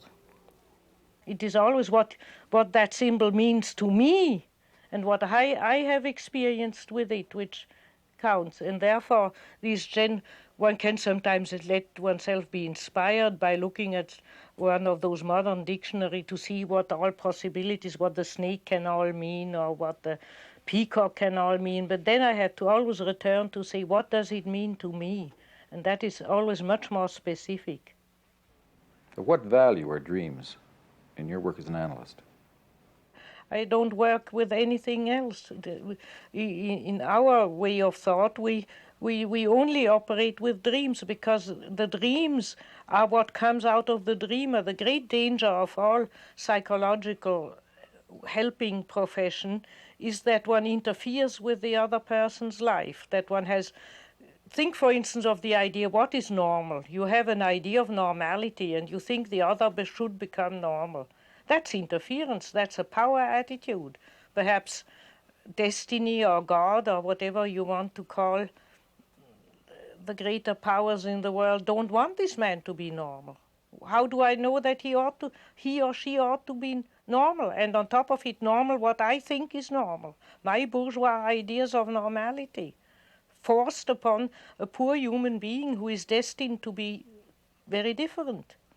So if you think of that, you don't know, when a human being comes to you with a problem, if you are honest, you have to say, I have no idea where the problem comes from. Well, any idea you have about the patient, that the patient should become normal, that he or she should become socially adapted, are just prejudices. You have, in fact, if you are honest, you have to say you have no idea why somebody has a psychological problem and what it is there for, and to what you don't. We cannot know a human being's destiny. I have seen, for instance, the other day, dreams of a little girl of 7 years old, which were the dreams of a dying person. Now, actually, she had a cancer operation. I didn't know it when I saw the dreams, but she's probably not living more than 2 or 3 years anymore. And she had the dreams of a old, wise personality. So you see how you cannot have theories, how a human life ought to be or should be. And therefore, dreams are the only thing which comes out of the patient himself. And if we try to understand dreams with as little prejudices as possible, we kind of try to find out what does the depth, the psychological depth of that patient himself tell him about him. And we, the psychotherapist, is only the translator, the dream translator, so that the analysis amounts to saying your own psychic depth thinks, let's take the man who is too juvenile, thinks of you that you are a bit too juvenile and damaging your health about being too juvenile. That's not my opinion, it's what we have extracted from the man's dream. And that generally hits home because the patient feels it's not the analyst's opinion. If you interpret the dream properly, generally what we say clicks. It clicks with the analyst and he says yes, and then he's impressed, and that is likely to change, to give him the motivation to change his life. While even if you would say to the same man, oh, you are behaving too young, like too much like a young man, it's not good for your health, he might not listen. He's heard that before. But if his own dream laughs at him in the way I just showed, then he, at least I can only say in that actual situation, the man blushed. And that shows it that the remark of the dream hit home. And then there is a better chance that he really changes his behavior. And so we in our school, we just go along with the dreams and try to find together with the patient, because we need the patient's association and his contributions to find out together, so to speak, in a common work, what the dream means, and leave it as that. Because generally that hits home and changes, slowly alters the personality. And then the patient doesn't feel he has been put into the straitjacket of some conception of normality or adaptation or whatever the idea is of the analyst, but is kind of having found to follow his own inner intimations, to follow what his own psyche tells him. So we are trying to educate people to be able to hear their inner voice and follow it with the help of dreams. You're 2,000 meters up in the air. I think. On a little set of steps. Yeah. Yeah? Yeah. And you're coming down? Yeah. No, I don't walk. I'm just on my. On your knees? Yeah, yeah. You're on your knees? Yeah. Coming down a little set of steps. Yeah. 2,000 meters in the air. Yeah. And you fall off the end. Yeah. But when I fall down, I wake up. And you've had that dream 2 or 3 times? Yeah. I think 3 times. 3 times? Yeah. And the dream doesn't say anything to you? Yeah. Yeah. I don't believe that it's important for my life what I'm dreaming in the night. Yeah.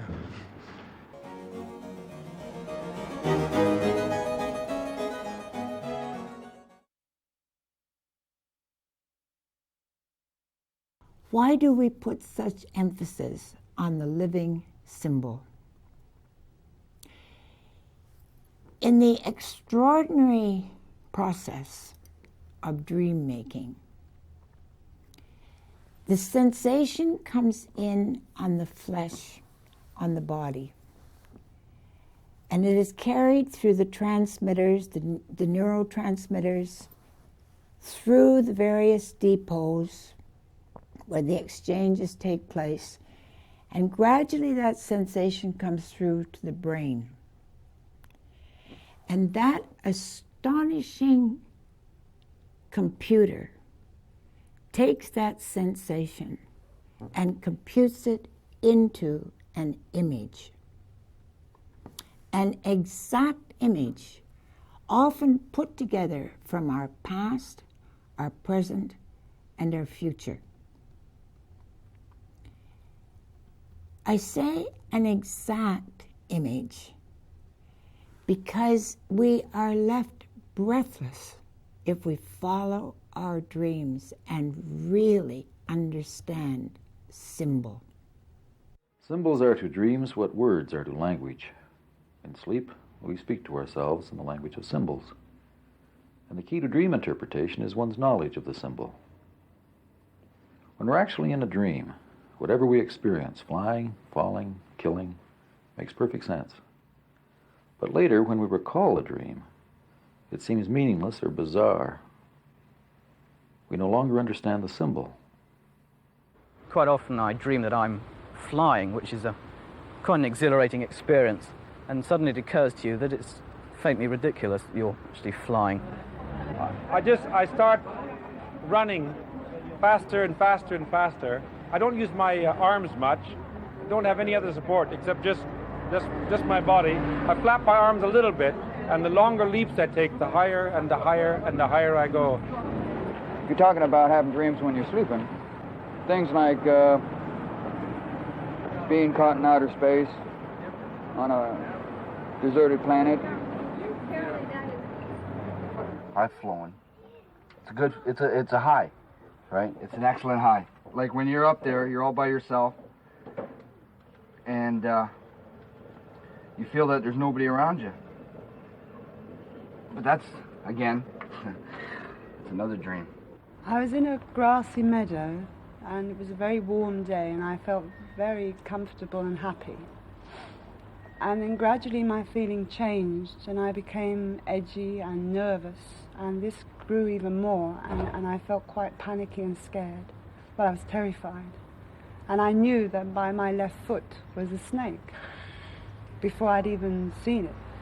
And I glanced down, and sure enough, there it was. It was a horrific looking thing with human eyes and enormous human teeth. And I knew it was going to do me harm. About a couple of weeks ago, I had a real bad dream about the snakes. And I was afraid that I was going to pass out, you know, because I am just terrified by snakes. When I woke up, I was sweating all over. I was sweating cold. And I was very relieved that it wasn't true. Tell you a dream. I dream about snakes. Yeah. And, well, when you look it up, it's supposed to mean enemies. I dreamed that I fell down from the mountains. I mean, I just fell down. I could hold me only with two hands. And then it was so bad I have to wake up because, you know, otherwise I fell. So it must be something which happened before in my life. That's right. All right. I dreamt once that I was, I don't know, some building of some sort. And we were just hanging around over the cliff, like, you know, over the ledge. And then we just fell. We had our foot on top of an eavesdrop. And then the eavesdrop broke, and we just kept on falling. I kept on falling. I don't know about everybody else, but I kept on falling. And that's all. Okay, I'll tell you the dream. I moved into a house in Montreal, and it had a white staircase. 3 nights in a row, I fell down that staircase dreaming, and it never had an end. It was terrible. I had a dream that I fell off a cliff, and I woke up, I was on the floor. That's about it on dreams. Tell us a good nightmare. Yeah, riding on a motorcycle down cobbled streets and then just having no street left and falling. That's awful. But I never hit the ground, which is good. I'm supposed to die. Dr. Von Franz, we've all experienced falling in dreams. What's its symbolic meaning? Is it true we're dead if we hit the ground? I have experienced falling and not being dead, and being caught up or waking up before I hit the floor or so on. I don't think that's general. So when you hit the floor, you're not necessarily dead. No. It simply means a shock collision with reality. If you are too high up, if you have dreams of falling, it always means that you are somewhere too high up. Either you have a too good opinion of yourself, you are megalomaniac, or you have romantic, unreal ideas, or you are living in a make-believe world, or you are living in a theory instead of... You are somewhere missing the contact with reality. And then you have a sudden fall. And sudden fall dreams generally occur together with outer deep disappointment. When one is suddenly kind of faced with reality, naked reality as it is. And that can be a deadly shock to the ego. One can be, so to speak, be blotted out by it for a while. And that would be the death by hitting the floor. The ego is out, has nothing to say anymore. Now I'd like to turn to one of the major symbols of our culture, the star. What is it that mankind has projected onto the star to make it symbolic?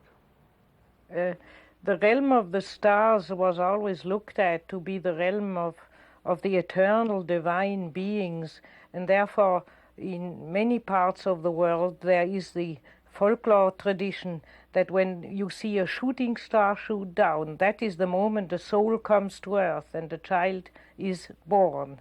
And at the same time, as well in China as in, for instance, in the old Roman Empire, when a remarkable personality died, the astrologers went and looked at the sky for a new star, because they thought that the dying soul would return and become a star in the sky. Or for instance, in the Egyptian death ritual, the prayer goes, "Let me become one of the unsetting star which circles around the North Pole." That is the goal of the dead person, to become one of the never-setting stars.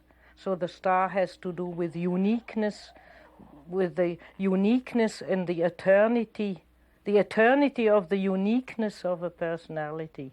That has been projected into a star. And for instance, the immortal spiritual part of the psyche was represented in Egypt by the Ba, the so-called Ba, which was either drawn as a bird or as a star, and meant that part of the personality which outlasts death and then accompanies after death the sun god over the sky as a never-setting star. This is one of the rare dreams in which I heard an authoritative male voice telling me unquestionably what it wanted me to do. I could not understand it.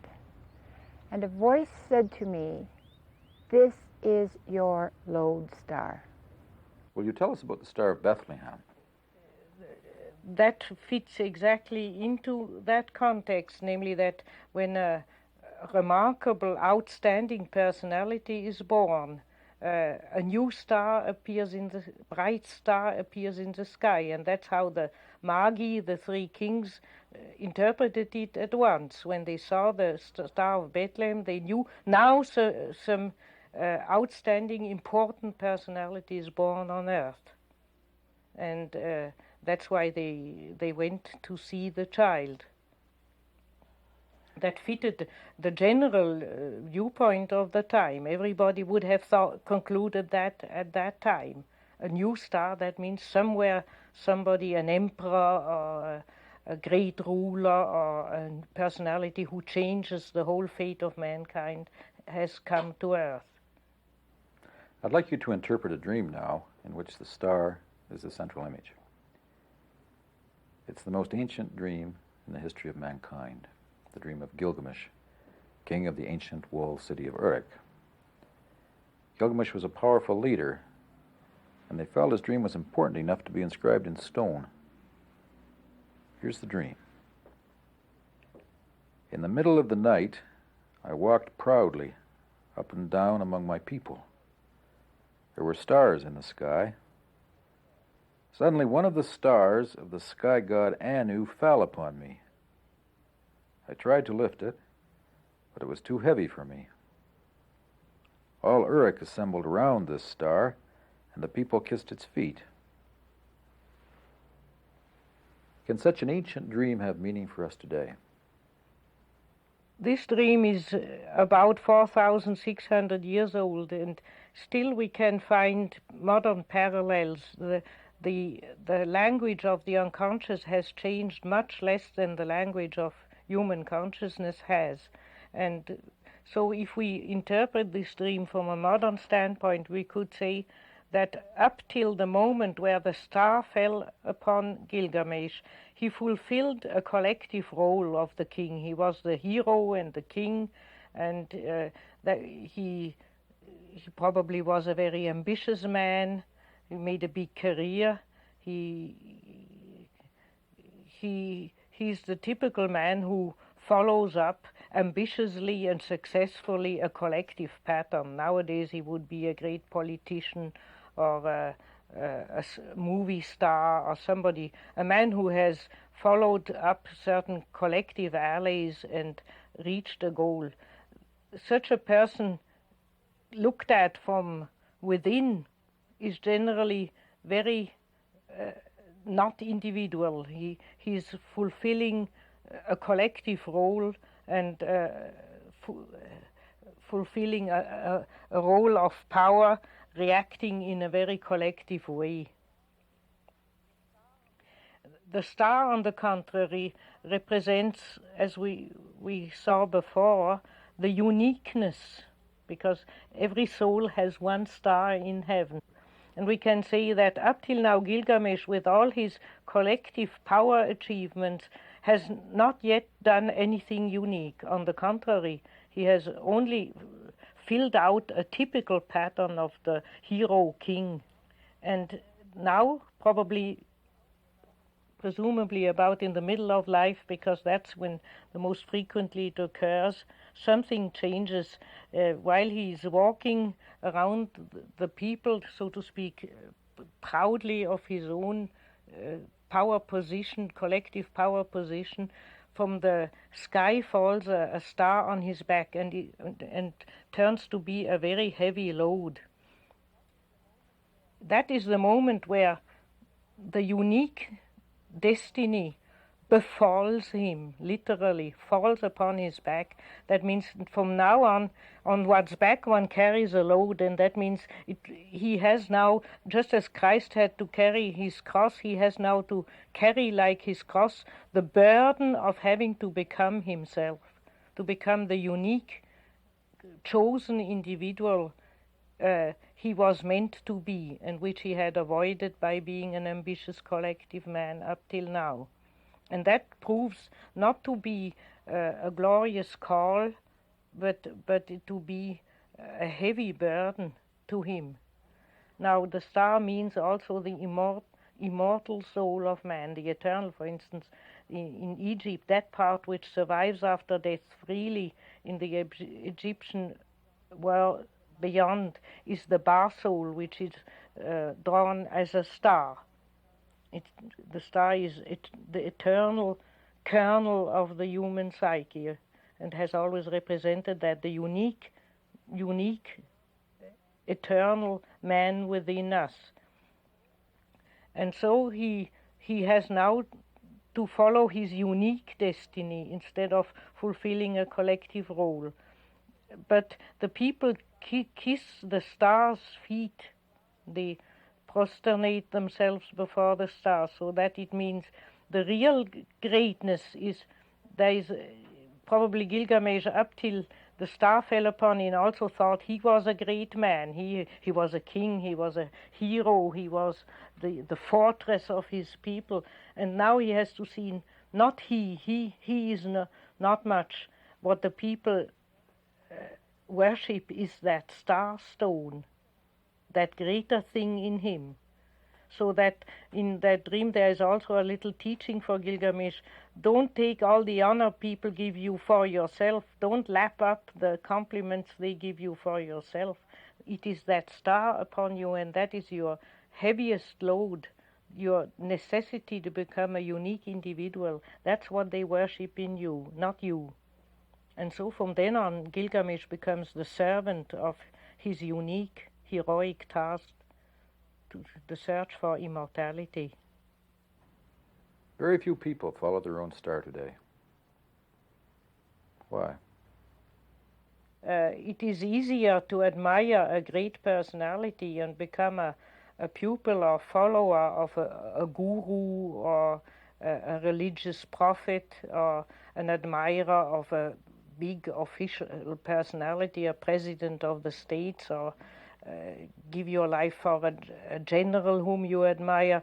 That is easier than to follow your own star, because to follow your own star means isolation, not knowing where to go, having to find out a completely new way for yourself, instead of just going on the trodden path everybody else runs along. And that's why there has always been a tendency in men to rather project the uniqueness and the greatness of their own inner self onto outer personalities and become the servants, devoted servants of outer personalities, admirers and servants and imitators. What is the nature of the personality that receives that projection? Generally, if somebody has by birth some outstanding qualities, intelligence or some other talents, and in time he or she attract the projection of the star, and people devote themselves to those gifted people and so on. And in that way, then comes the great temptation to develop an inflation. An inflation means an overestimation of oneself. Instead of saying my talent isn't me and I haven't, my intelligence isn't me. I have been born with a good computer and that's all there is to it. There's no merit. People identify with their gifts and they get blown up. Inflation means to be blown up like a balloon. And that you see on a minor scale whenever people have a success, even if a lecturer has a success and so on, he afterwards displays arrogant mannerisms and or condescendent mannerism. You see that he or she has an inflation. And naturally people who have made history, like the Roman emperors, for instance, to take just a historical example, many of them suffered from what one calls the madness of Caesars. Inflation, then, is having either too high or too low opinion of oneself. But is it possible to get an accurate evaluation of one's own self-esteem or one's self-worth? Well, the difficulty is that nobody has by nature a very good estimation of his values. Nobody knows how much or how little he or she is. I mean, ask anybody now, honestly, are you a great person or are you a small person? How small, how great are you compared to others? They would have to admit that they have no idea. It is a subjective feeling. Either one has an inferiority feeling and one feels the last worm on earth, or one has a superiority complex and then one feels one is elected far above the average, one has to achieve something special, and most people switch between those two. In neurotic people it's extreme, and in normal people it's less extreme, but everybody has days where he feels lousy and below the weather and a nobody, and days where one feels on top of the world, so to speak. That is a natural swing back and forth. And one could call a normal personality where the estimation of oneself is approximately reasonable to compare to what one has achieved, who one is, how the surroundings see to one and so on. But it's a very indefinite thing, really. Any lack of balance in this respect, when it goes either too far below the mark or too far above the mark, has an irritating effect on the surrounding. If one wants to know if one has an inflation, one has to only see if one gets on people's nerves. Then one is probably a bit overestimating oneself. Or underestimating oneself, because that's the same thing. If one has an inferiority complex, it's really ambition. One wants to be more than one is. One wants to be a great person and knows one isn't, and therefore one feels the last worm on earth. That is just a veiled inflation.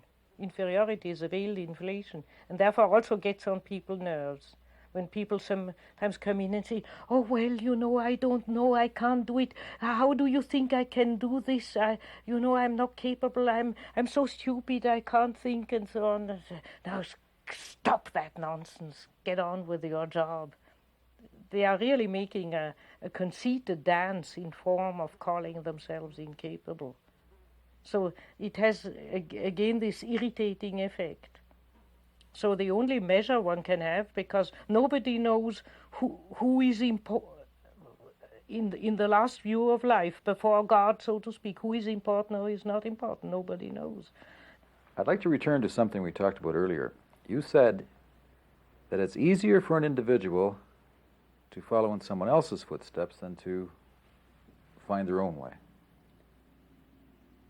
But what happens when a person projects their own star out onto somebody else?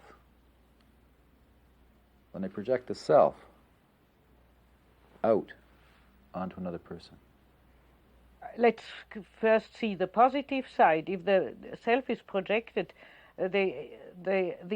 one falls into a tremendous state of admiring the person onto whom one projects the self, a kind of incredible fascination and devotion to that person. And that can have the advantage of being capable of learning. If one projects the self, for instance, onto somebody who is really wise or superior, one can learn a lot.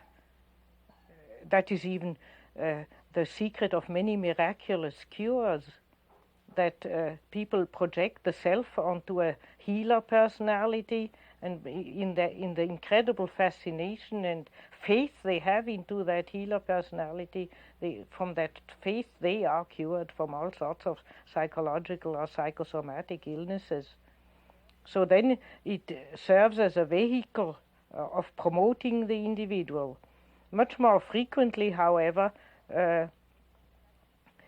this fascination leads to infantile giving up oneself and being, so to speak, flat on one's belly before the other person, worshipping the great leader or the great spiritual guru or whatever the projection is, and losing oneself in an infantile way and remaining infantile. Such people are generally very fanatical in the admiration of that admired person, defending that person against the enemies and so on, and basking in the glory of their master or admired person through identification.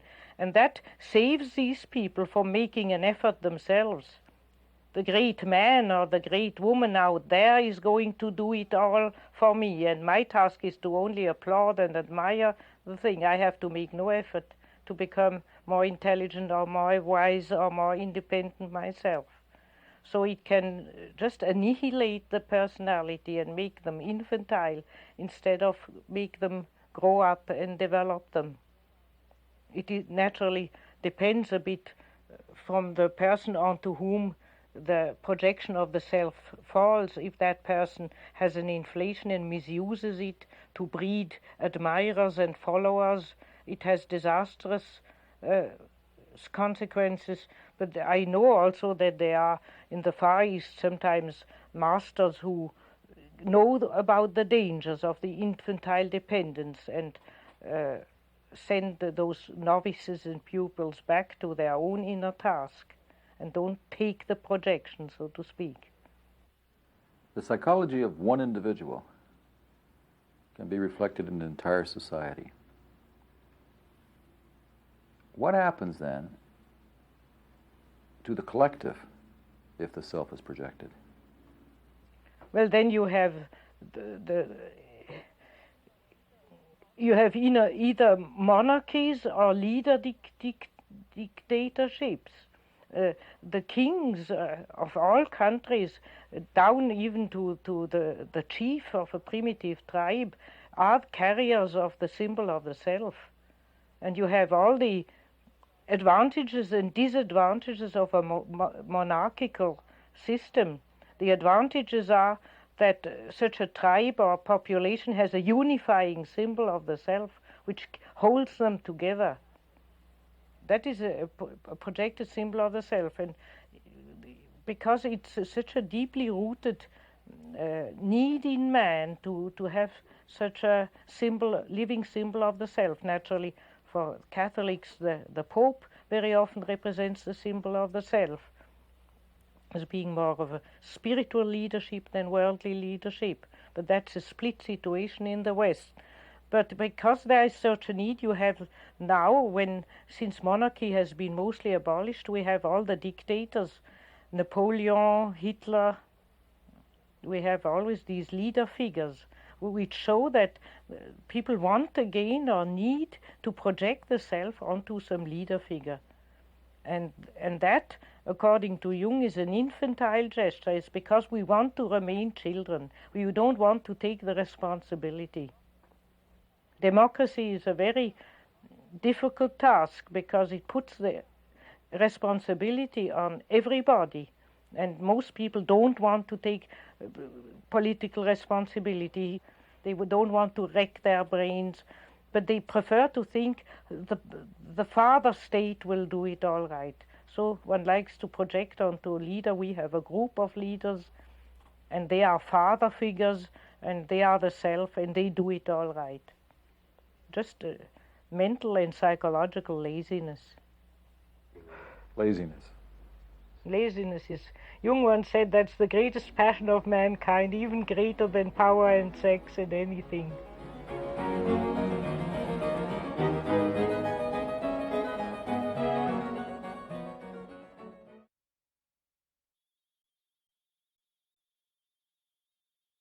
In our Western culture, our psyches and our DNA are carrying the symbolism of the Jewish and Christian faiths. In the next two films, we will be looking at the change, the shifting of the symbolism within the culture and in individuals. The foundations of our culture are based on the importance of dreams. In the Old Testament, for example, the priests and prophets, the leaders, believed in their dreams, honored them, and acted on them.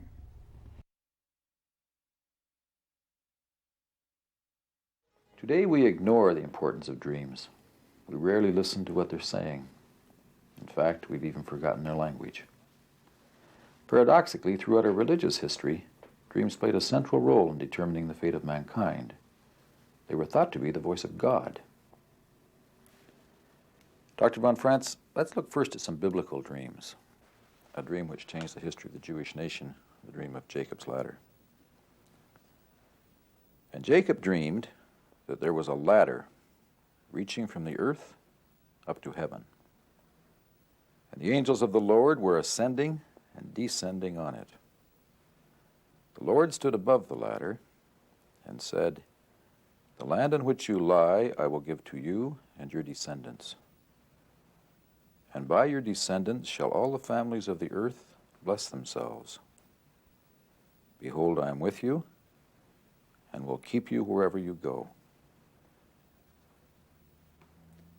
Quite a prediction, eh? Jacob's dream has been one of the examples which have always been cited by medieval and later authors to justify the taking seriously of dream, and there are some more in the Bible, which were always taken in the Western civilization as proof that God sends dream and that dreams have an important, even they speak of God-sent dreams. They are communications with God.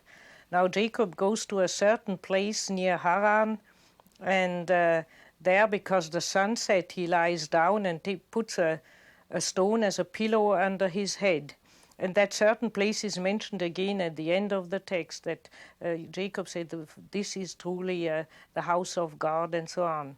This is one of the oldest beliefs of mankind, that in the landscapes there are certain places where one has either communication with the upper deities or with the lower deities. For instance, a dark chasm or a hole in the ground is generally by every primitive tribe looked at as to be the entrance to the underworld, where one communicates with the gods below, where the dead disappear into, or the souls of the children come up, and so on. And then other places, in general, especially mountaintops, are places where there is a special communication with the gods above. If you think of Moses on Sinai, for instance, and so on, because on the mountaintops you are closer, so to speak, to the upper gods. That's why Zeus lives on Mount Olympus in Greece, and all gods live on high mountains, or goddesses. And in a flat country where they have no mountains, it can also be some other special place. Now, Jacob didn't know that this place was a sacred place. He concluded it from his dream. He said, that must be a sacred place I have been, because it has come to me. That touches a mystery which we haven't yet solved. Namely, we project our soul into a landscape. There is a whole soul geography in the world. Every nation and every civilization has a geography. They have generally a place where one communicates with the gods above, a place where one communicates with the god below, a place where there are good spirits, a place where there are evil earthly spirits, and so on. It is as if in original man, his unconscious psyche were spread all over the landscape. In certain places in the landscape, you have a shudder and you have certain experiences.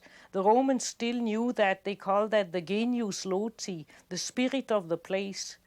And when, for instance, they built a house or they made a garden, then they always put a little statue or phallic symbol up to the spirit of the place. May the spirit of the place be benevolent to me. And if you, with an open heart, still go through a landscape, you will notice that there are places you feel good and you would like to stay, and there are other places you feel somehow uncanny. You don't know why, but you don't want to stay there. You have the same in a house. You see even that your house, domestic animals have favorite places where they lie and others where they won't go for anything, even if you think they are suitable. One can rationalize it and say it is because there is a cold draft or something like that, but it isn't always. Sometimes one can't find out what the reason is. They just feel psychically good in some places, and we are just the same. We have our favorite corners, and we are angry if somebody else sits there where we want to sit. We are exactly like dogs. But in the landscape, the tribes have the same thing. And so Jacob hit there on a sacred place where his, now talking psychologically, his soul could open to a divine influence through a dream. And he put a stone under his head. And that stone is one, again, of the oldest symbols of mankind, of something sacred. In all most original tribes we still know exist on Earth, and also from all the archaic excavation and even Neanderthal man and so on, probably worshipped stones. Certain stones were felt to contain some sacred powers. And for instance, for the Australian Aborigine, in certain stones the spirit of the ancestor god lives, and if a woman passes those stones, she can conceive a child. The child comes into her womb from those stones. And the same was true. The Germans, old Germans thought that. They thought that the souls of newborn children came out of tombstones on the graves of their ancestors. The ancestors were jumped into the women from there. So the stone is a place of the origin of human life. The sacred is again the eternal man. The stone is something very similar than the star.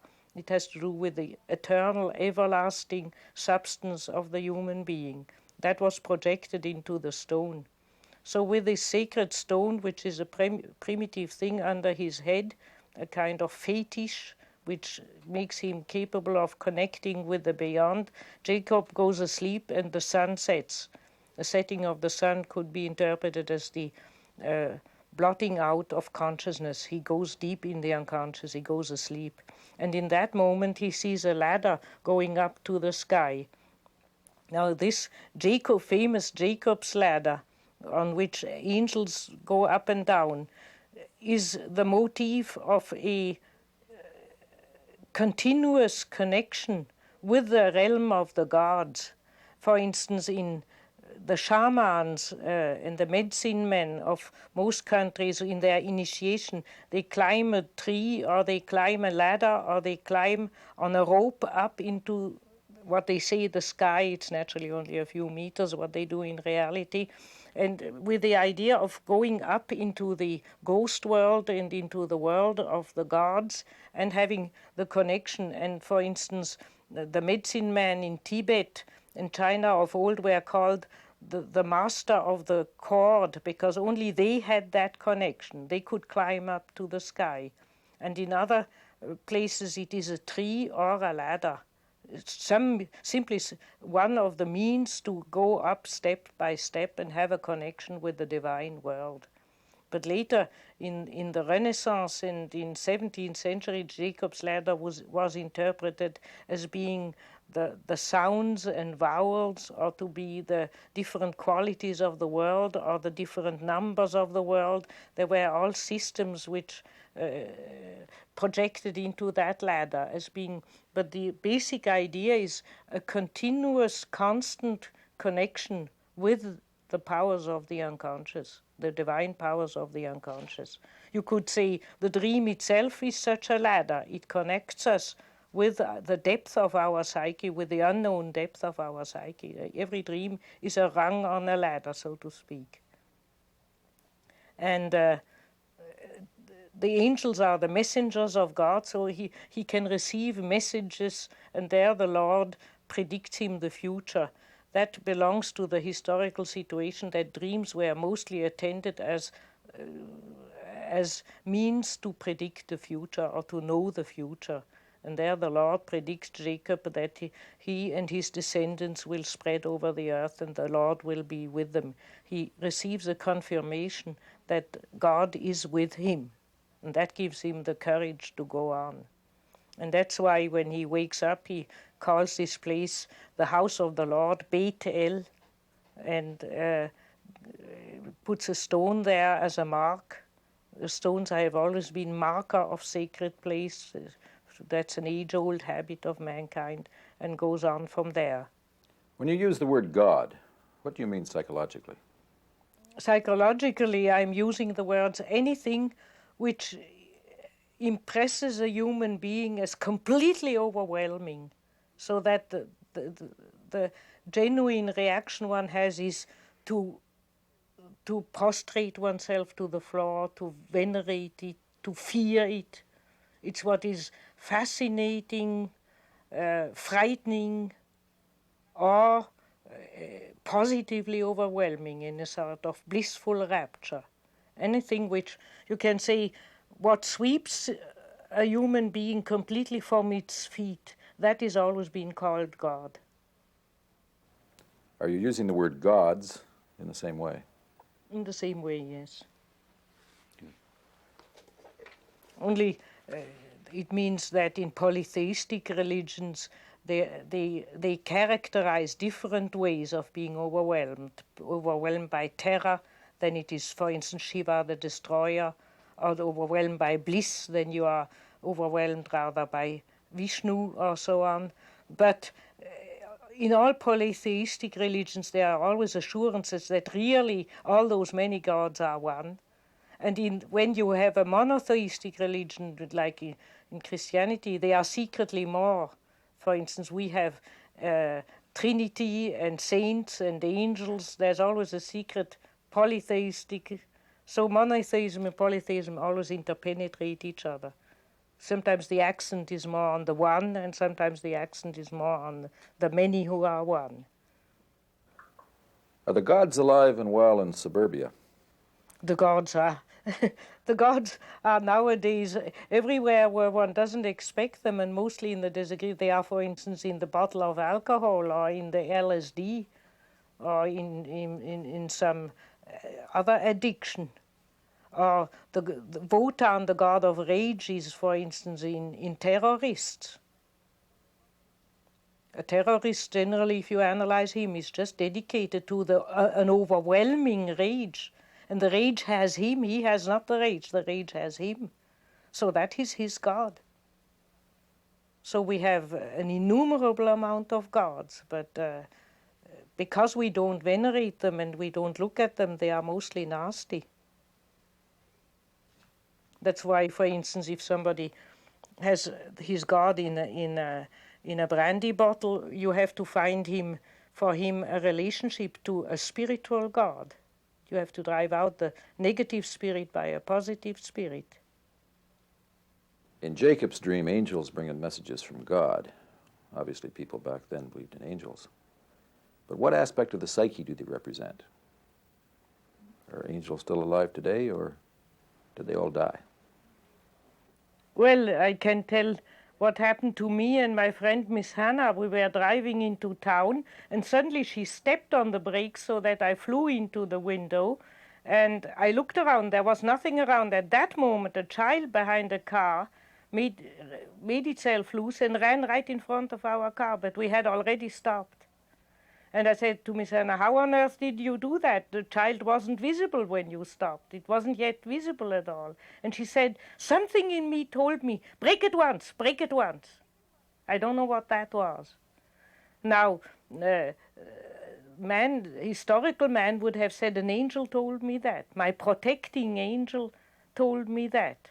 It is sometimes as if a benevolent presence interferes with what we are doing. Miss Hannah had no idea why she braked. She just felt like a voice in her ear saying, brake, brake, and she braked.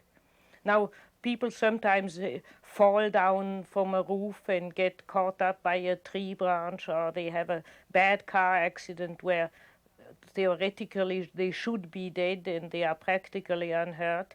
And that makes them feel that there was some intentional meaningful agency at work which helped them or saved their lives, a presence, and that it is not just a mechanism because thing does it intelligently.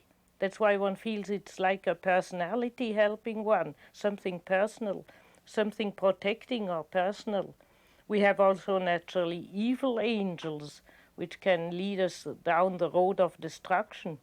But generally, the idea of angels comes from such miraculous experiences where one feels that some intelligent agency beyond us has helped us.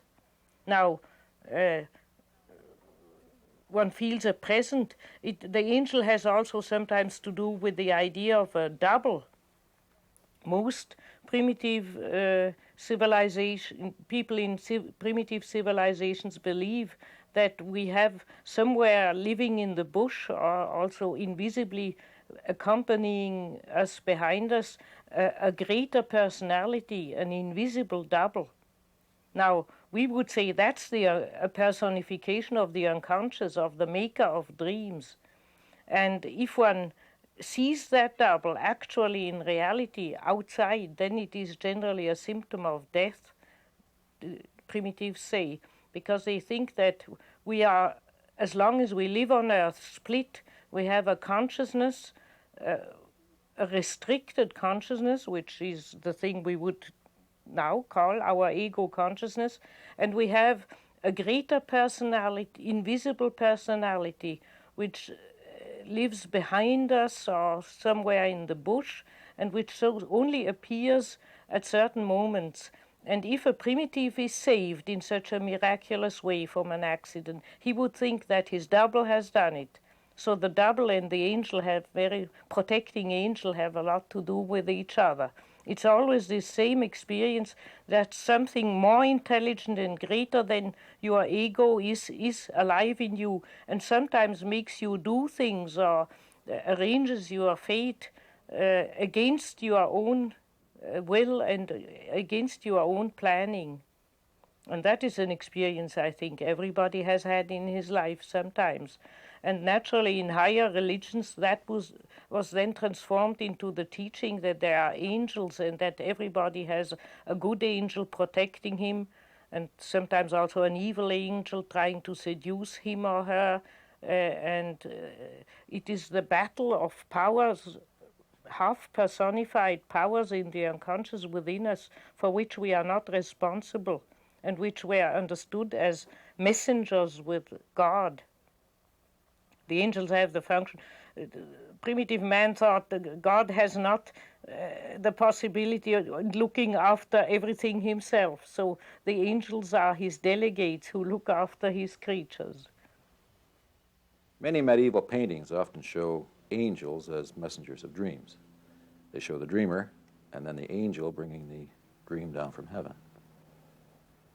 Yes, the dream was very often understood as being, so to speak, the angel was understood as being the personified essence of a dream, because you see, dreams also save our lives. Sometimes we have a warning dream, and if we attend to it, we can avoid all sorts of disaster.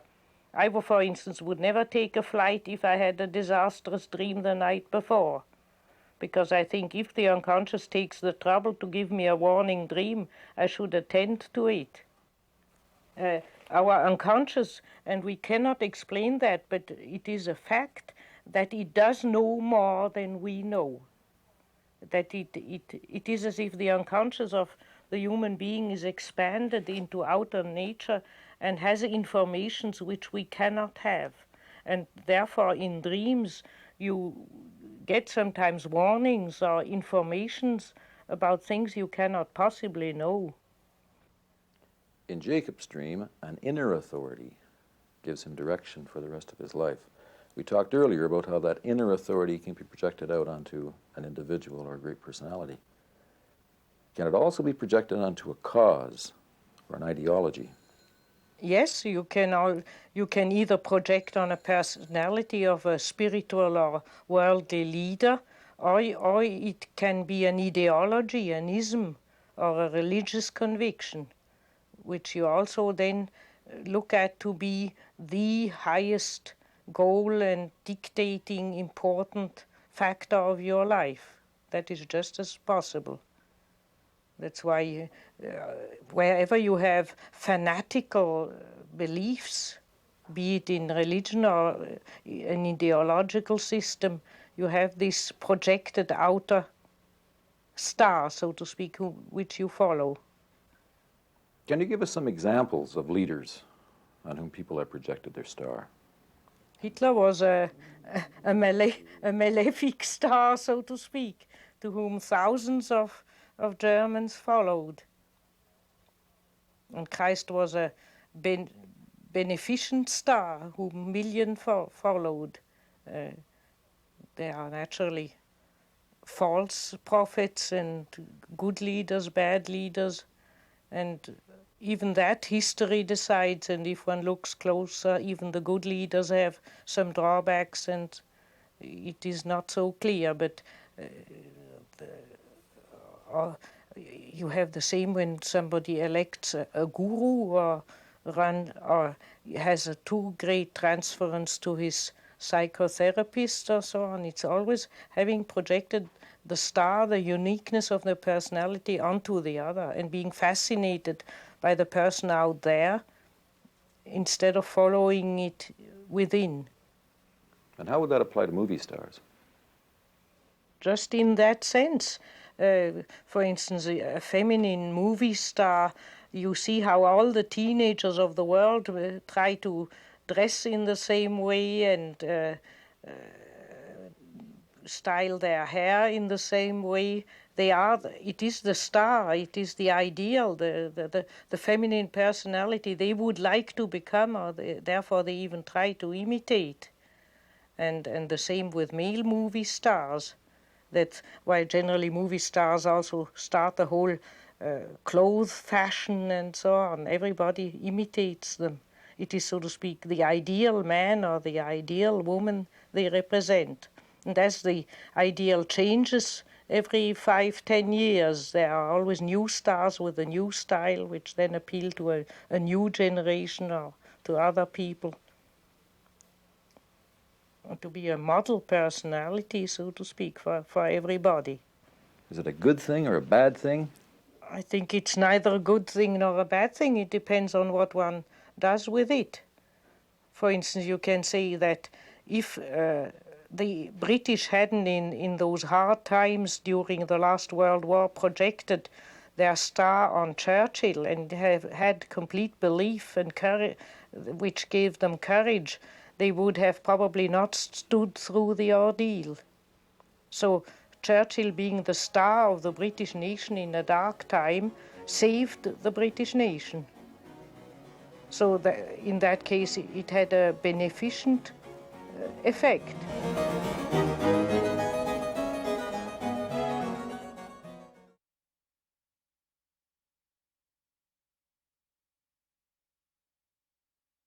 Dreams have determined the destiny of individuals, but they've also altered the fate of entire cultures. Let's look at 3 dreams which determine the destiny of our civilization. Dr. von Franz, first of these I'd like to look at is the dream of a young man who lived in the desert almost 3,000 years ago. He was his father's favorite child, and his father gave him a coat of many colors. He had 11 brothers who were intensely jealous of him. And one day, he told his brothers this dream. Behold, we were binding sheaves in the field, and lo, my sheaf rose and stood upright. And your sheaves gathered round it and bowed down to my sheaf. And then I dreamed that the sun, the moon, and 11 stars were bowing down to me.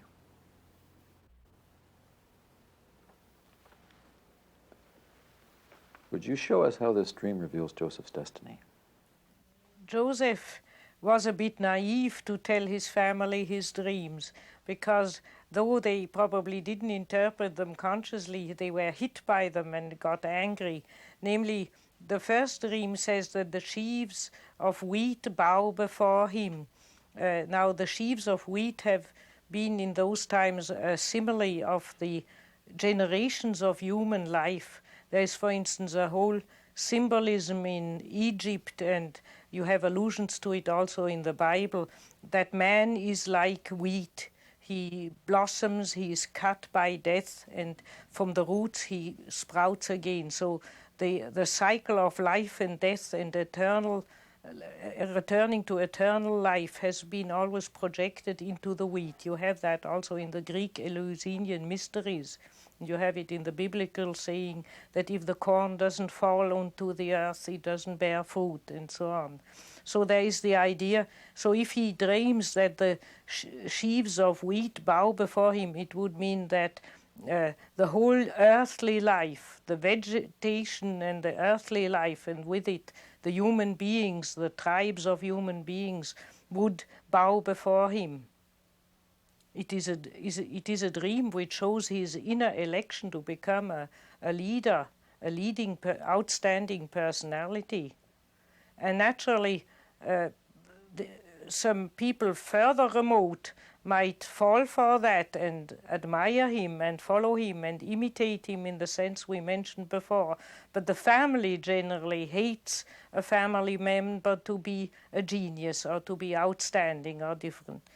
Sometimes you have families who have a genius child and they identify with it and run the show with it and kind of bask in its glory. But more frequently, if we read the histories of gifted people, outstanding people have generally trouble with their family member. Jealousy and wanting to bang them down into shape, and misunderstanding of their outstanding fate. It has also to be said that outstanding personality generally is pay in some way for their outstandingness. They have also generally some unpleasant characteristics to compensate their greatness, and therefore they are difficult to swallow for the surrounding. And Joseph naively tells his dream, and the reaction becomes quite clear. And then he has even a worse dream, namely that sun and moon and the stars bow before him as if he were the new sun, the new center of the sky. So this is again a very exaggerated formulation of his outstandingness, of him being the man elected by the Lord. From a modern standpoint, one must conclude that Joseph was not knowing about his importance, that he was rather underestimating himself. If one has such a dream, if he needed such a dream, it shows that he probably thought himself consciously as a very ordinary person. And that's why the dream hammers into him, no, you are something special, you have a special destiny, and the sheaves of wheat and the luminaries in heaven will bow before you. You are the center, you are the important person. On you everything will depend one day. That also prepares him to later take responsibility for his tribe, for the Jewish tribe. Without such dreams, nobody can take the responsibilities of a leader. But with such a dream, one can take the responsibility. One knows one has to stand there and have the courage to take the responsibility. In your practice as an analyst, have you ever seen a dream like Joseph's which revealed a person's destiny? Oh, yes. I had, for instance, in my practice, a painter who painted, he was his training was, but also his predilection was, that he painted very accurately outer things and therefore earned his living mostly by very accurate old-fashioned portrait painting. Not modern portraits like Chagall or Klee or so on, but old-fashioned photographic-like paintings. And that was his passion, and he had a violent resistance to what he called modern art and its destructive and impossible ways he despised. And night after night he dreamt that he had to change completely and paint inner things and abstract things. And for instance, he used always dark colors. He had clear dreams which said he had to paint in bright colors. And he had a very disagreeable physical symptom. Among other, he was impotent, and as soon as he began to obey the dreams, his physical symptoms and his impotence disappeared. He was cured by having to change completely his artistic style. Now, that was not a vocation where he had to change profession. He had only within his profession to change completely his way. But you have other people. I have had people where they had to change profession.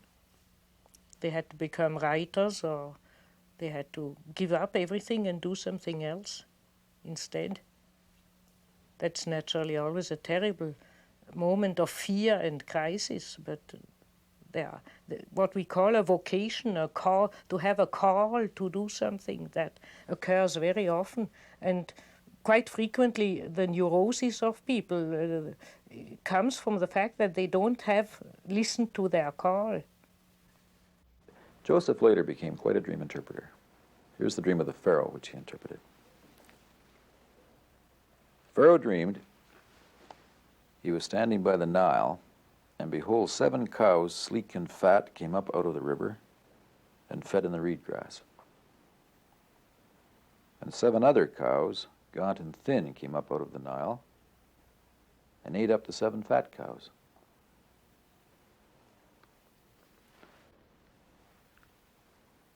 Joseph's interpretation saved Egypt from a fate of starvation.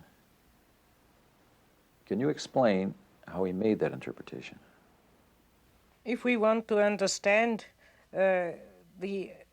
Joseph's interpretation, we have to a bit follow up the thoughts of that time. Now, the cow in Egypt was a mother goddess, and for instance, they thought that a heavenly cow covered the whole heaven. A cow was standing over the sky and supported by the god of air, Shu, and on her belly were all the constellations of the star. When you looked up, you really look at the belly of an enormous cow, and Isis, the great feminine goddess Isis, was also sometimes represented with a cow head, and so was the goddess Hathor. And so the cow had to do with the cosmic maternal principle, with the principle of feminine fertility of the earth and the sky naturally giving the rain in those dry countries. The milk is the rain is the milk of the heavenly cow and guarantees all life. And the number 7, according to the thoughts of those times, was always associated with the 7 planets and with the 7 metals and so on, and meant a complete cycle. After 7, with 8 it re-begins. That has also to do with a week. We have 7 days, and the 8th day is a re-beginning. So it is associated with 7 is in the tradition of number symbolism is associated with the symbolism of a complete cycle of time. So Joseph thought along those lines and thought there will be a complete cycle of time of fertility where the mother goddesses will give plenty, and then a cycle where there will be poverty, and so he predicted to the Pharaoh that there would be 7 years of plenty and then 7 years of hunger and drought would come, which fulfilled itself completely. That was the way he thought or he interpreted the dream. You know, the amazing thing about that is that the Pharaoh acted on the interpretation. If the President of the United States suddenly said, we're going to build big storage bins and put all the grain of the West into them for the next 7 years, we're going to have a famine. And he said that that's based on a dream I had last night. The whole economy is going to change because of the dream I had last night. He'd be put in a loony bin. If the Pharaoh came to you with that dream, would you have given that interpretation? Yes, if I knew I have an old Egyptian pharaoh before me in my practice, I would talk in that language. The third dream of destiny is a dream which we all know, but perhaps don't realize is a dream. It's the dream of a carpenter who was engaged to a young woman whom he believed was a virgin. And when he found out she was pregnant, he had this dream. Behold, an angel of the Lord appeared to Joseph in a dream, saying, do not fear to take Mary for your wife, for that which is conceived in her is of the Holy Spirit. She will bear a son, and you shall call his name Jesus, and he will save his people from their sins. Though in the time of Joseph, that was a time people were still inclined to, more than they are today, to believe in supernatural facts. Obviously, Joseph too had his very common and ordinary suspicions against the pregnancy of his wife. And he needed this dream of God to tell him that the supernatural divine birth of Christ had taken place. In all religions, the central teaching contains such paradoxes, namely generally something which is right against human experience. It is, so to speak, the essence of a religious saying that it says something impossible.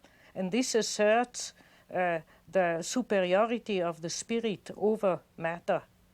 In the materialistic world, there is not such a thing as a virgin birth. But by asserting it is so, the religious saying asserts the priority of certain inner spiritual things above outer material things. That's the meaning, and that's why it's wrong to want to do away with it.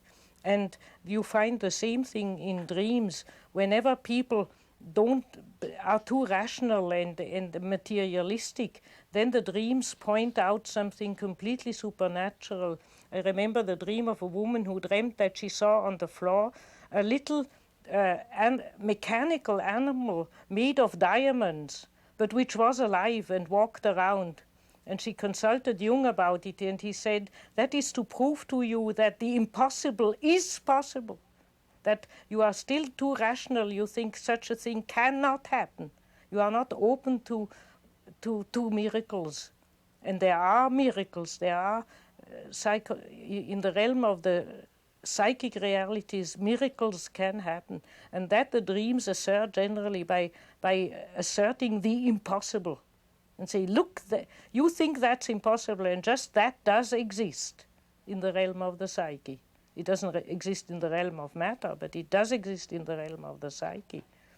And Joseph also needed the angel, a messenger from God, to, in a dream, tell him that Christ was born in a supernatural way, conceived by the Holy Ghost, which is how most heroes, mythological heroes and heroes in different religions are born. The virgin birth is not something unique for Christ, but most supernatural savior figures are born in such a way, or conceived in such a way. And Joseph, according to the spirit of the time, took that completely literally and accepted it, and stood up for the Virgin Mary and accompanied her and protected the child and carried all the difficulties for her without ever wavering in his faith. Because naturally one can imagine that the people in his surrounding talked quite differently about these events. So it shows again how here the dream unites certain people into a common action. And that was the dream life is a community promoting factor. If people attend their dream, some people always think if one attends one's dream, one becomes a solitary, lunatic, funny kind of autistic person who follows his own dream in an asocial way. But that is not true. Very often dreams order us to relate to somebody or something, which doesn't occur to us at all in consciousness. And so the dreams create social bonds and new social behavior, just as much as they sever sometimes old social ties. But this dream is not at all an asocial phenomenon. And that you see here, that Joseph, who might have turned against his wife and been destructive to her, through the help of a dream, completely changes his attitude and supports her throughout her whole life. You've written about other cultures in which the dream plays an important social role. Can you tell us about those? Many so-called primitive tribes, I don't like the word primitive, but let's say people who still live in a natural surrounding and have their own natural culture intact from white influence, those people rely very much on their dream. There's this famous tribe of the Senoi who educate their children to relate their dreams from early age on, and every dream is discussed in the family and the tribe and interpreted, and one can say that practically their whole social life and behavior is oriented towards and based on their dreams and their way they interpret dreams. Or for instance, there is an Australian origin tribe who have a festival, Kunapipi, which lasts 30 years, a whole generation. Every year part of the festival is performed. And at the end of each part of the festival, they assemble the tribe and they ask who had dreams about the ceremony. And then they discuss the dreams, and if there are propositions in the dreams to change the ritual, they change the ritual, so that the ritual always corresponds to their inner dream life, or that their inner dream life always has a say about their religious ritual. In Canada, the Iroquois Indian tribes took their dream seriously. In fact, one of the massacres of the Jesuits was a result of a dream. they also, some of their prophets foresaw the disaster of their community in dreams. And they tried to defend themselves as well as they could. And they also told the white missionaries who tried to destroy their faith as superstition, they told them their dreams and to prove the reality of their spiritual experience. So I think the writer of this thesis says that one should now study many more primitive societies, and one will probably discover that this is true for most primitive societies. But up till now, ethnologists haven't asked about it, and then they didn't tell about it much. I mean, one has to go for these themes before finding out. But it looks, from all we can know now, that most primitive cultures and societies heavily rely on dreams. Also in China, they always had, I just read a paper the other day that still in the streets, even now in communist China, there are specialists to whom you can go and have your dream interpreted. They are different, they are kind of medicine men, sometimes a bit charlatans, and sometimes very serious people who interpret the dreams to people in the street. They go up there and they pay something for having their dream interpreted. And from the interpretations I have read, they sound most modern. Those men, Chinamen, are very good psychologists, and they have intuitions about the dreams of people which would completely correspond to what we would say. What can modern psychology learn from the way in which primitives relate to their dreams? That in general primitives are less technologically and rationally oriented, and therefore have a more natural outlook on life and on death and on their own inner life. They are better related to their instinctual life, as long as they are not disturbed by our technological civilization. And therefore we have the urgent need to return to a similar way of life. They can show us by their more natural and more wholesome reactions what we have lost. We have to become too lopsidedly intellectual, and therefore that's why we don't relate anymore to our dreams, or we think in waking up our dreams are silly dreams or absurd dreams or nonsense. That's our first impression. While the primitive man who has more symbolic thinking, and generally also through his tribal traditions, he has more mythological and symbolic knowledge. He has a better relationship to his dreams, and that means he has a better relationship to his inner life, to his instinctual life. Is that part of the role of the psychoanalyst in modern society? To reconnect the individual with their instinctual inner life?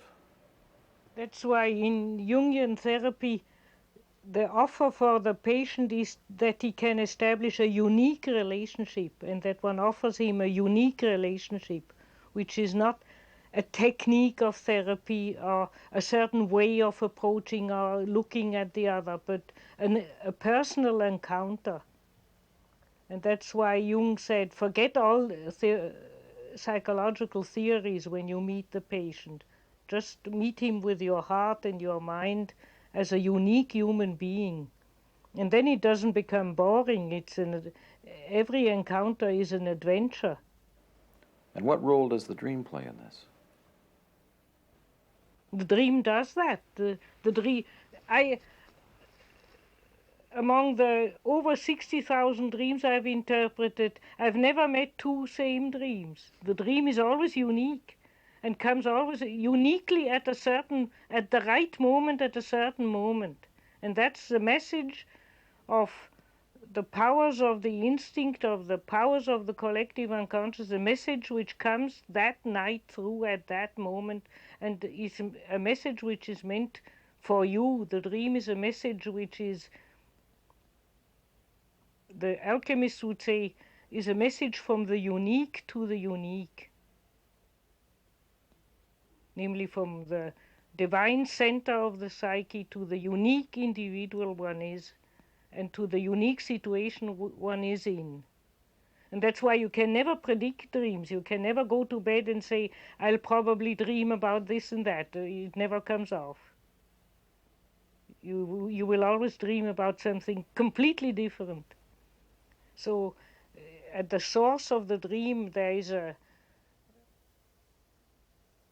creative mystery which we cannot rationally explain. It's the creativity of nature. It's the same creativity which has created the million of species of animals and flowers and plants on the earth, which man could never invent. And the dreams are also like flowers or plants. They are something unique you can only marvel at.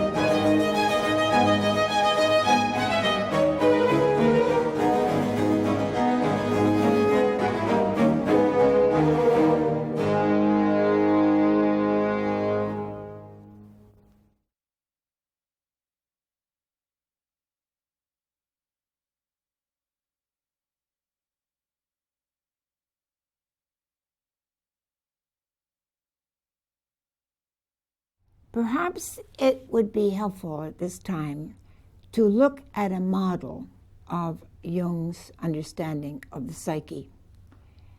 Remember, this is only a general format. Every person is individual in their actual dreaming and in their actual process. But this is how he saw the general pattern. If we take this circle as the self, that includes the known, the unknown, everything. And if we hold this line as the threshold of consciousness, by threshold, I mean it's that space when you're waking up, when you just come over into this world, or you can fall back into sleep. Here is the unconscious, here is the so-called world of consciousness. Between those two is this little tiny ego, tiny little thing. And yet all of our world, our reality, moves through that space. It's partly in the unconscious, partly in consciousness. In the unconscious, as Jung understood it, there are these floating islands in this vast sea.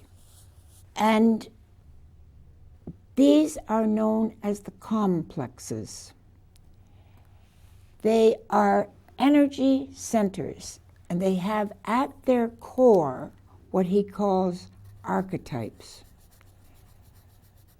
And those archetypes are immense energy, divine energy, that have the power to knock the ego right out. They also, however, are essential to human beings in that it's from that archetypal world that poetry, music, all the great arts come. And of course, religion is from that space. Now the complex comes into action when something out here in the ordinary world attracts it. I'll use an addict as an example because it's so clear with an addiction. Supposing I had no loving mother. Not because she didn't love me, my mother, but because through her generations behind her, she didn't know how to look at me as I was, or at me as, she saw me as she wanted to be, but it wasn't my reality. So somewhere along the line, I developed a craving for sweetness, a craving for nourishment, for life. I happened to put this onto chocolate or any other food that was sweet and could give me that feeling of being loved. So I see the chocolate. I want the chocolate. If I have a weak ego, the ego cannot tell me, no, you shouldn't have any more chocolate. So I come past the ego and go for the chocolate. I go right up through that unchallenged line.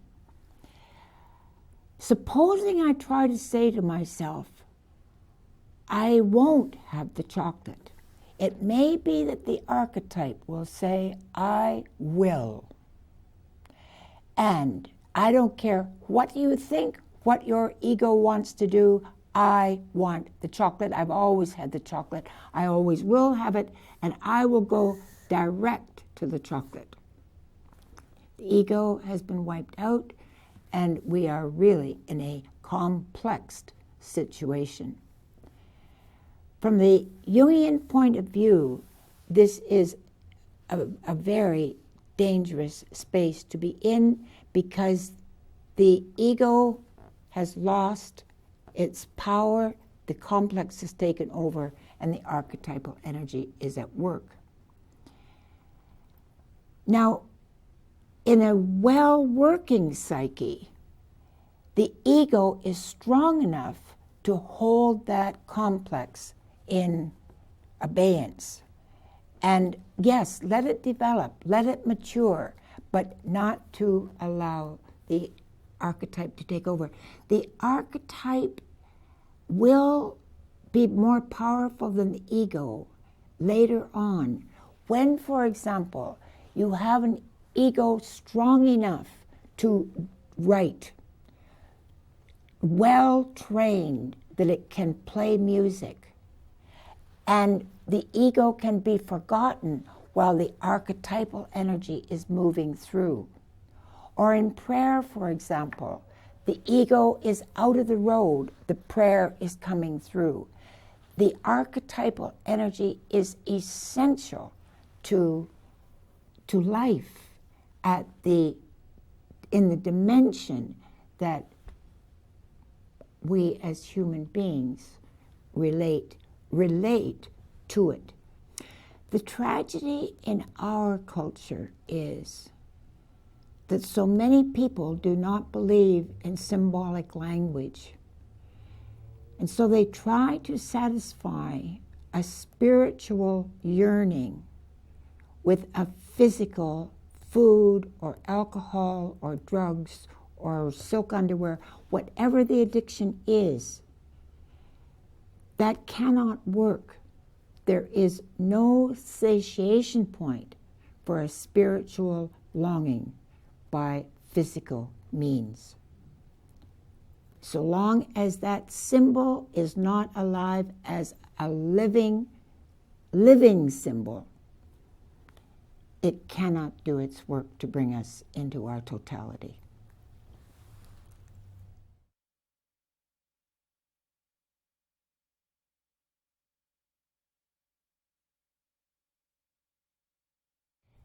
This series is really a short course in Jungian psychology. We start out with an understanding of the shadow. In Jungian terms, the shadow is the same gender as the ego. It is the part of us that we do not know. It's in the unconscious. And we must remember, unconscious means unconscious, not knowing. There's something that wants to come through, tell us something, and we must recognize that every dream is giving us something new from the unconscious. So the shadow is that part of us that we do not know. Or it may be a part of us that was buried when we were very, very young. For whatever reason, we didn't have a chance to live that side. We were shamed for it. We were humiliated. We weren't in our own peer group. And so we stepped away from it and buried it and hoped we would never see it again. The other side of the shadow is the bright, creative, full of vibrant life shadow. The creature that is hidden within us, who has never dared to come out. Or, as a child, when it dared to come out, we were told, we don't do those kind of things here. And we knew that we had done something wrong. But if that shadow does emerge, that creative shadow, everything may become, yes, I said, yes, I will, yes.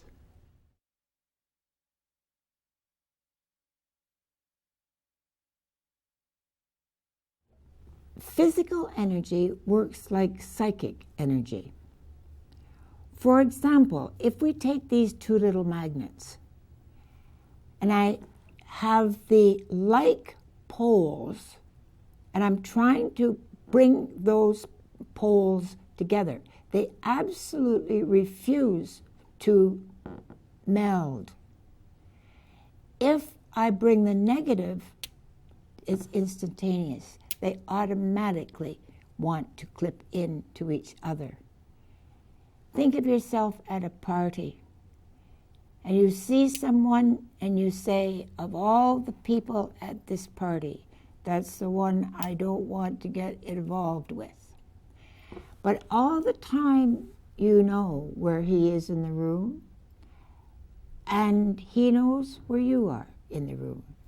And those two energies are coming together. That's how life brings us to our own reality. In Jung's understanding, there is a natural gradient towards wholeness, not towards perfection, but towards knowing all of ourselves, to recognize the darkest corners as well as the light corners, and to recognize, as Blake said, without contraries is no progression. You need that grain of sand there to cause that continual grind. You need that world of contraries to bring out the very best of your strength. And that natural gradient will go through and try to pick that up. That is true both negatively and positively. I like to think of that natural gradient towards wholeness as the two snakes in the yogic world. If you imagine the one is the masculine, the other the feminine, the one begins to move, finds the strength, the other begins to move, and they move to a point of meeting. They kiss, then they have to separate.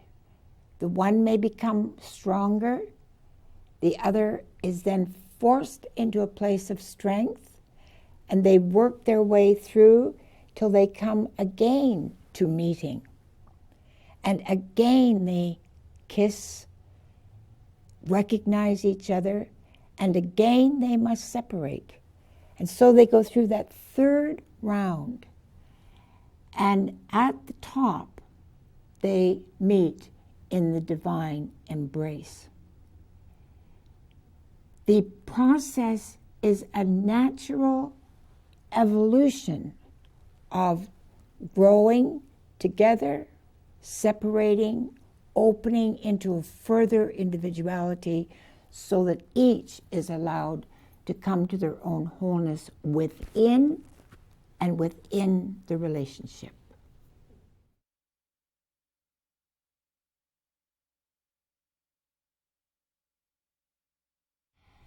And now we are going to look at the structure of a dream.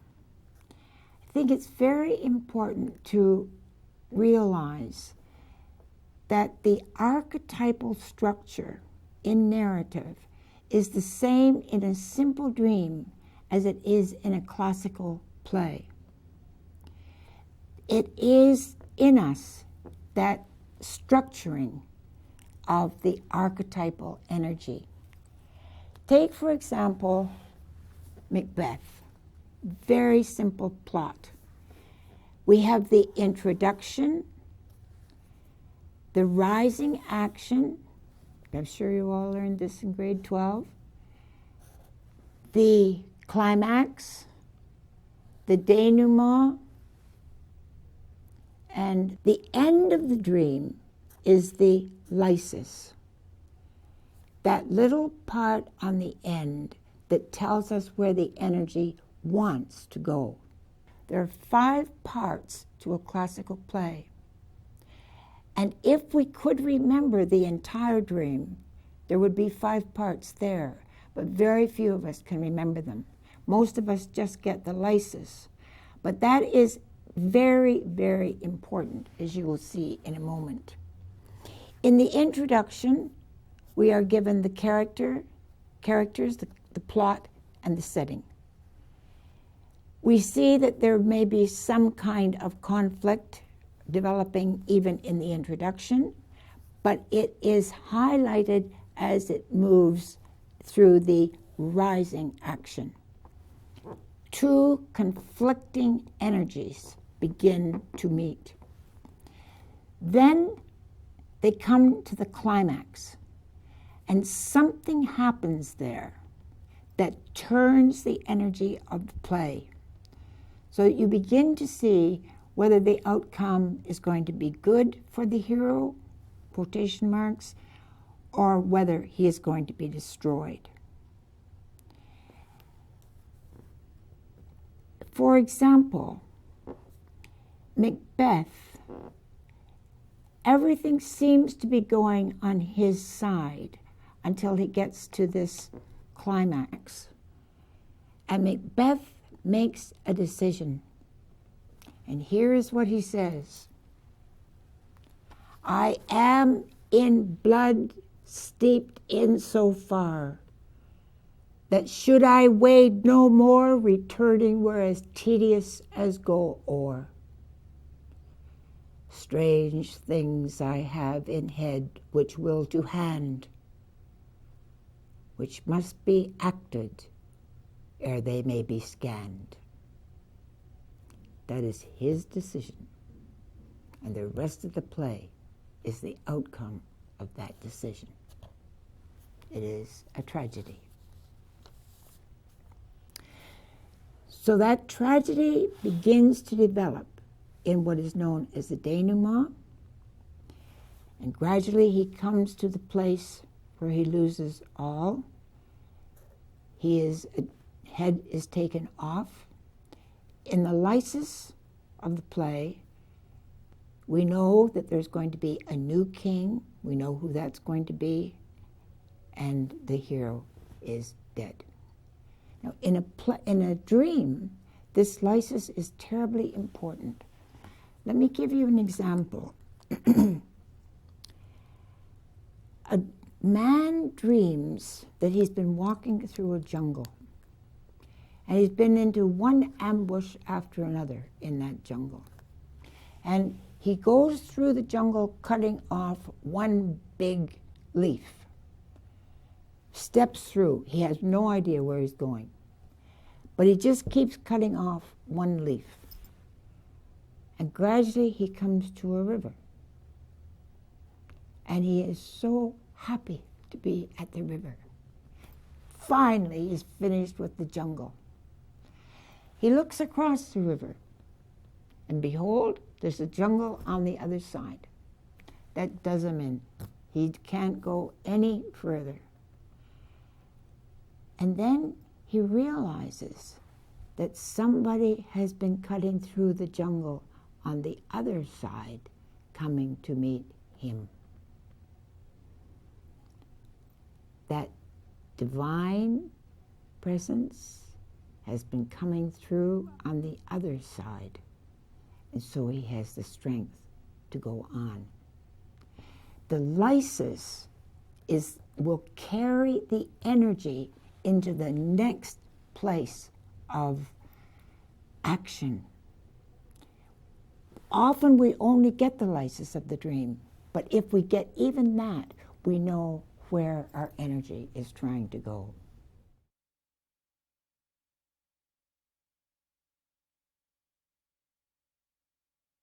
We are left breathless if we follow our dreams and really understand symbol. Let's go to Macbeth again. When Macbeth hears that his wife is dead, he says, she should have died hereafter. He says this about the woman who came to meet him at the very beginning of the play with all her love and passion expressed in one word, my husband. However, after the servant leaves, when he's had the news, he launches into that great soliloquy, tomorrow and tomorrow and tomorrow creeps in its petty pace from day to day to the last syllable of recorded time. Out, out, brief candle. Now, any of you who have watched a loved one die, take their last breath, understand brief candle. The whole body just shrivels into ice. The warmth, the vitality, the light, finished. And you are faced with the enormity of the mystery of death. That tiny little phrase, brief candle, brings together the intellect, the feeling, the imagination, and for one moment you are whole. That Jung says that without the archetypal image, there is no healing, because the harmonic is in the totality of the symbol that can bring you into a wholeness that acts as a tuning fork for where you are going to go next. Our unconscious is often imaged as a vast ocean. Some people go fishing every night. Some catch a minnow, some catch a whale. Some don't go with any fishing gear. They're not interested in fish and not interested in trying to catch one. Other people are very interested in catching a fish. They bring up that unconscious content in order to relate to it, in order to open up their vision into a very new place. The old symbols will not move us into a new vision, a new place in ourselves where we can see life in a new way. And so we live with that symbol that is operating as an energy source in our body. Sometimes we have to remember Keats' phrase, "Heard melodies are sweet, but those unheard are sweeter." It takes courage and faith to try to remember those unheard melodies. I think of a businessman, for example, who is up to his ears in glass and concrete. And one night he has a dream, a compensating dream. This is one of the great things about dreams. They compensate for an over-exaggerated attitude and consciousness. So this businessman has a dream about the pond he used to fish in when he was a boy. And the trilling of a bird brings him into a place in himself where he can hear those songs, those unheard songs. Can he sing that song? Dare he sing that song?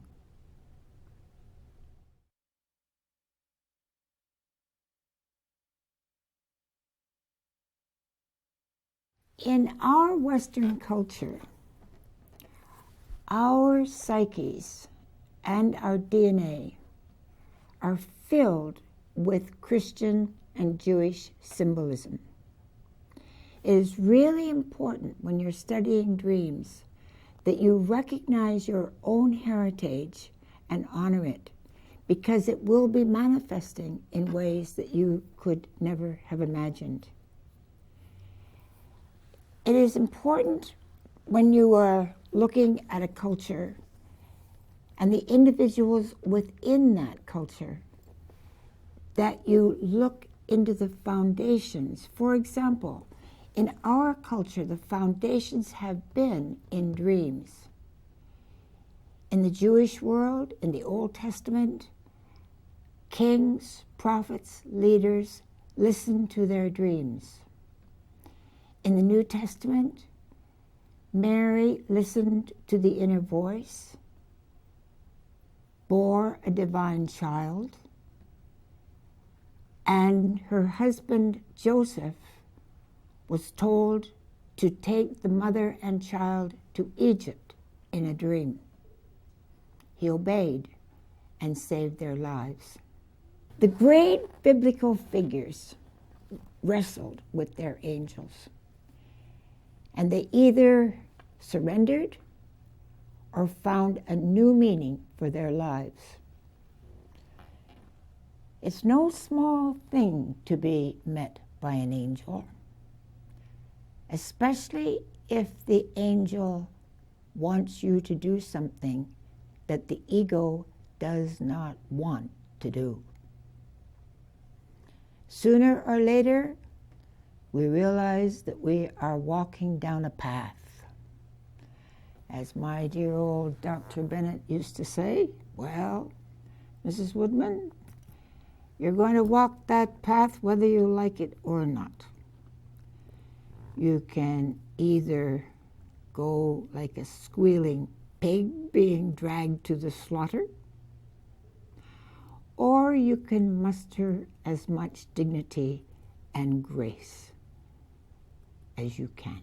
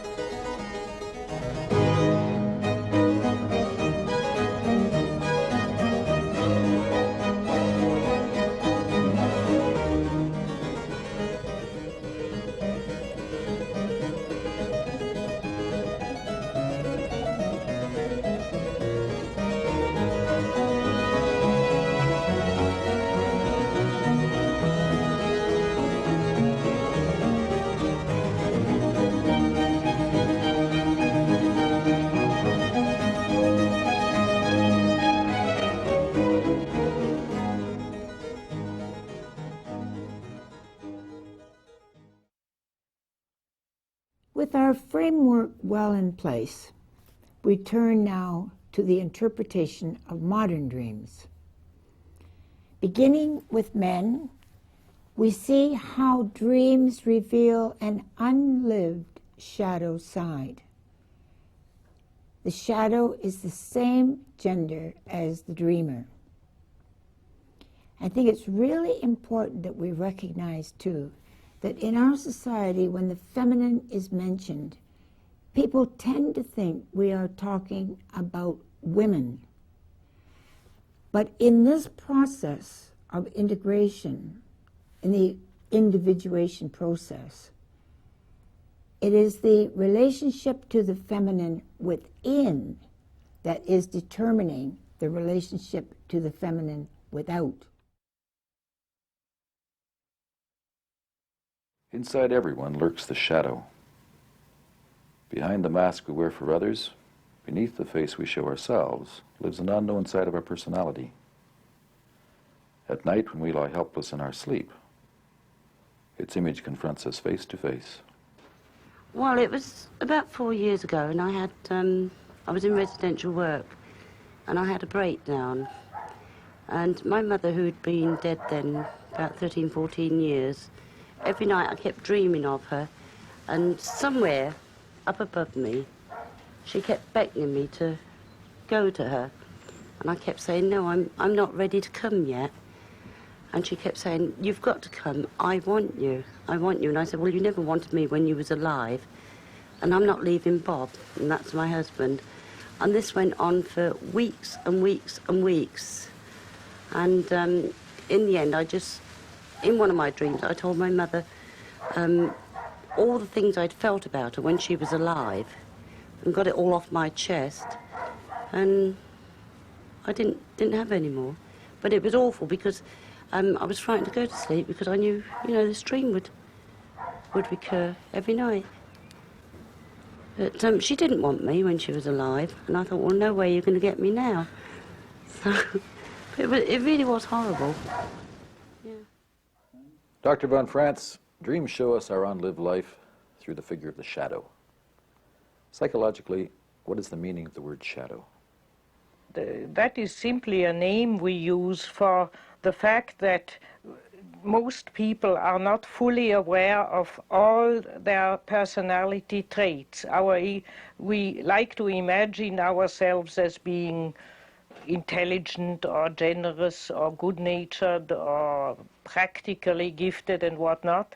And there are other qualities of our conscious personality, inferior qualities, which we know somewhere. I mean, the surroundings tell us about them generally, and in quarrels it comes out. But we tend to push it into the shadow. We don't look at it. And when we think about ourselves, we forget about these qualities. Only our best friends and people we live with, our marital partners, can generally very clearly point out these more inferior traits. I'd like you to interpret a rather amusing shadow dream of a 13-year-old boy. I dreamt I was a huge eagle, and I was flying over the town, and I saw my friend Chris and Mike. They were walking to school. So I swooped down, and I shit right on top of Chris's head, and he had to go home to wash his hair. And then I was sitting on top of his roof, and he was going back to school at lunch. And so I swooped down, and I shit right on top of his head again. And he went crying inside, and I thought it was the funniest thing I'd ever done. In this dream we see again Gilgamesh and Enkidu, so to speak, in another variation. The two boys are friends, but they are also as contrasts. The friend onto whom he shits is more of an extrovert boy who likes collective sports and wants to go out. And the dreamer himself prefers individual plays and seems to be a more reflective character. And in the dream it begins that he flies, he's an eagle and is flying. An eagle in general is, in heraldics, the eagle is always the animal of kings and leaders, And because one thought that, like the lion is the king of the wild animals, the eagle is the king of the birds. So he has something to do with the power drive, but also with spiritual elation, with high flights in thought and fantasy. It looks as if the dreamer has more fantasy, much more fantasy, capacities of fantasy than his extrovert friend.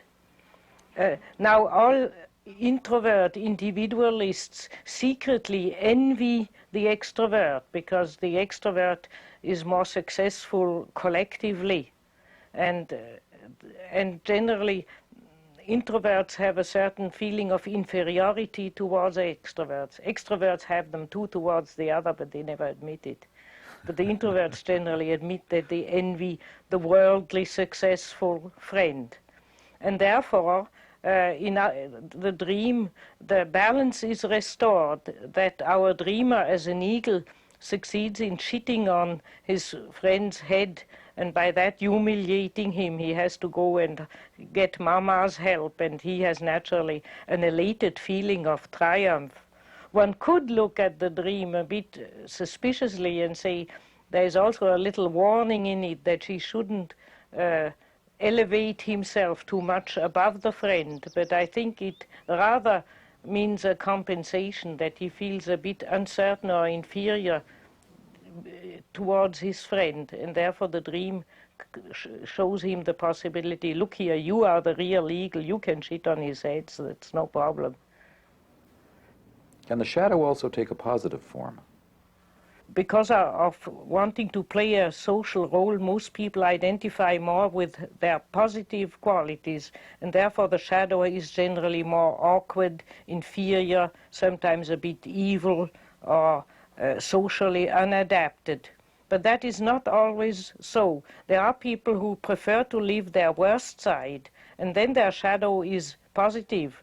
There has been made studies among criminals who live, so to speak, the worst side of their personality, and then they have a positive shadow. They have a well-meaning helper of man as a shadow figure.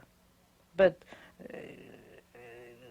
the normal average is that we identify or prefer to identify more with our positive and developed traits of character, and therefore push more the inferior side into the shadow. The most famous example is Mr. Jekyll and Mr. Hyde. That is a literary representation where we can really see how man and his shadow live together and act upon each other. Everybody casts a shadow, so to speak, by the very fact that we are, for instance, if we use a lot of intellectual thinking, our feeling will be relatively inferior or undeveloped because we don't give it enough time. Or somebody who works mostly with machines and technical things tends to neglect his fantasy, his passive fantasizing or his artistic gifts. And so so the shadow, if we repress the shadow, we are only half people.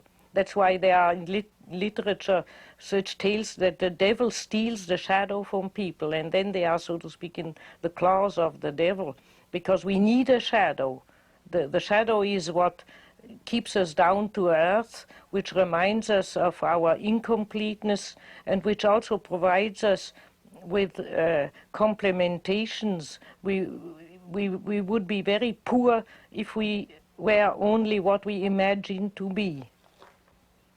Could you give us some examples of where we see the shadow in everyday life? I would say whenever we are tired or under stress, another personality breaks through. For instance, people who are very well-meaning and helpful suddenly become ruthlessly egocentric, push everybody else aside and become very nasty. Also, for instance, when people have the flu or are ill, suddenly you see their shadow side coming through. Or, for instance, you have people who are always in a good mood and cheerful and enterprising, and one day they become suddenly like ill-tempered bears, and you have a feeling, I've never seen that person that way. There's a sudden change of character. That's the breaking through of the shadow. It can take on 1,000 forms. Or for instance, you have a very good friend, and he lends you a book, and just that book your friend loses. He wants to nothing, the last thing to do, but his shadow wanted to play you a trick. That happens very often when people are jealous of each other. Then they play to the person of whom they are jealous. They play nasty tricks. They lose their objects, or they don't keep the appointments, and so on. And they have the best of intentions, but their shadow plays a role and does nasty tricks behind their own back. It's well known that, for instance, policemen and criminals have a shadow relationship to each other. Criminals are very good policemen if one makes them into one. And many policemen fight their own shadow in the outer form of criminals, and would have a criminal inclination themselves if they weren't policemen. And that is only one example which is well known in criminalistics. And we have all our favorite enemy, our best enemy, so to speak.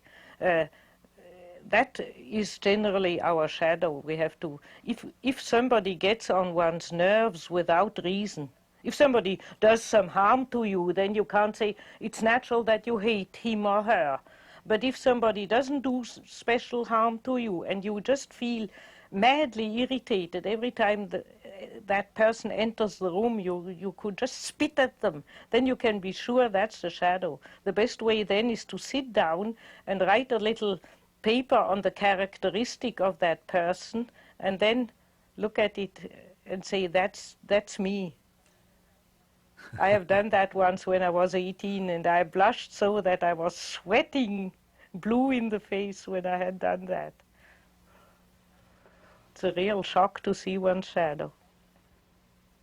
Well, about 3 days ago, I had a dream which involved a tiger that suddenly appeared in my house. And the tiger, I never really actually saw its body. All I actually saw was the head. And in our house here at Eton, we have long passages with doors on either side of our own individual rooms. And I remember being in the bathroom, and this tiger was trying to grab me around the door. It had its head right underneath the door, and its neck was thin enough to actually get underneath the door. And I remember standing there pushing really, really hard against the door. I wasn't particularly frightened. It just appeared to me to be really against me. And I wasn't particularly frightened of it, I just didn't want it to come in. Friends at the other end of the bathroom weren't at all worried about it, and I was. I was the only person that actually had any qualms about this tiger trying to get in.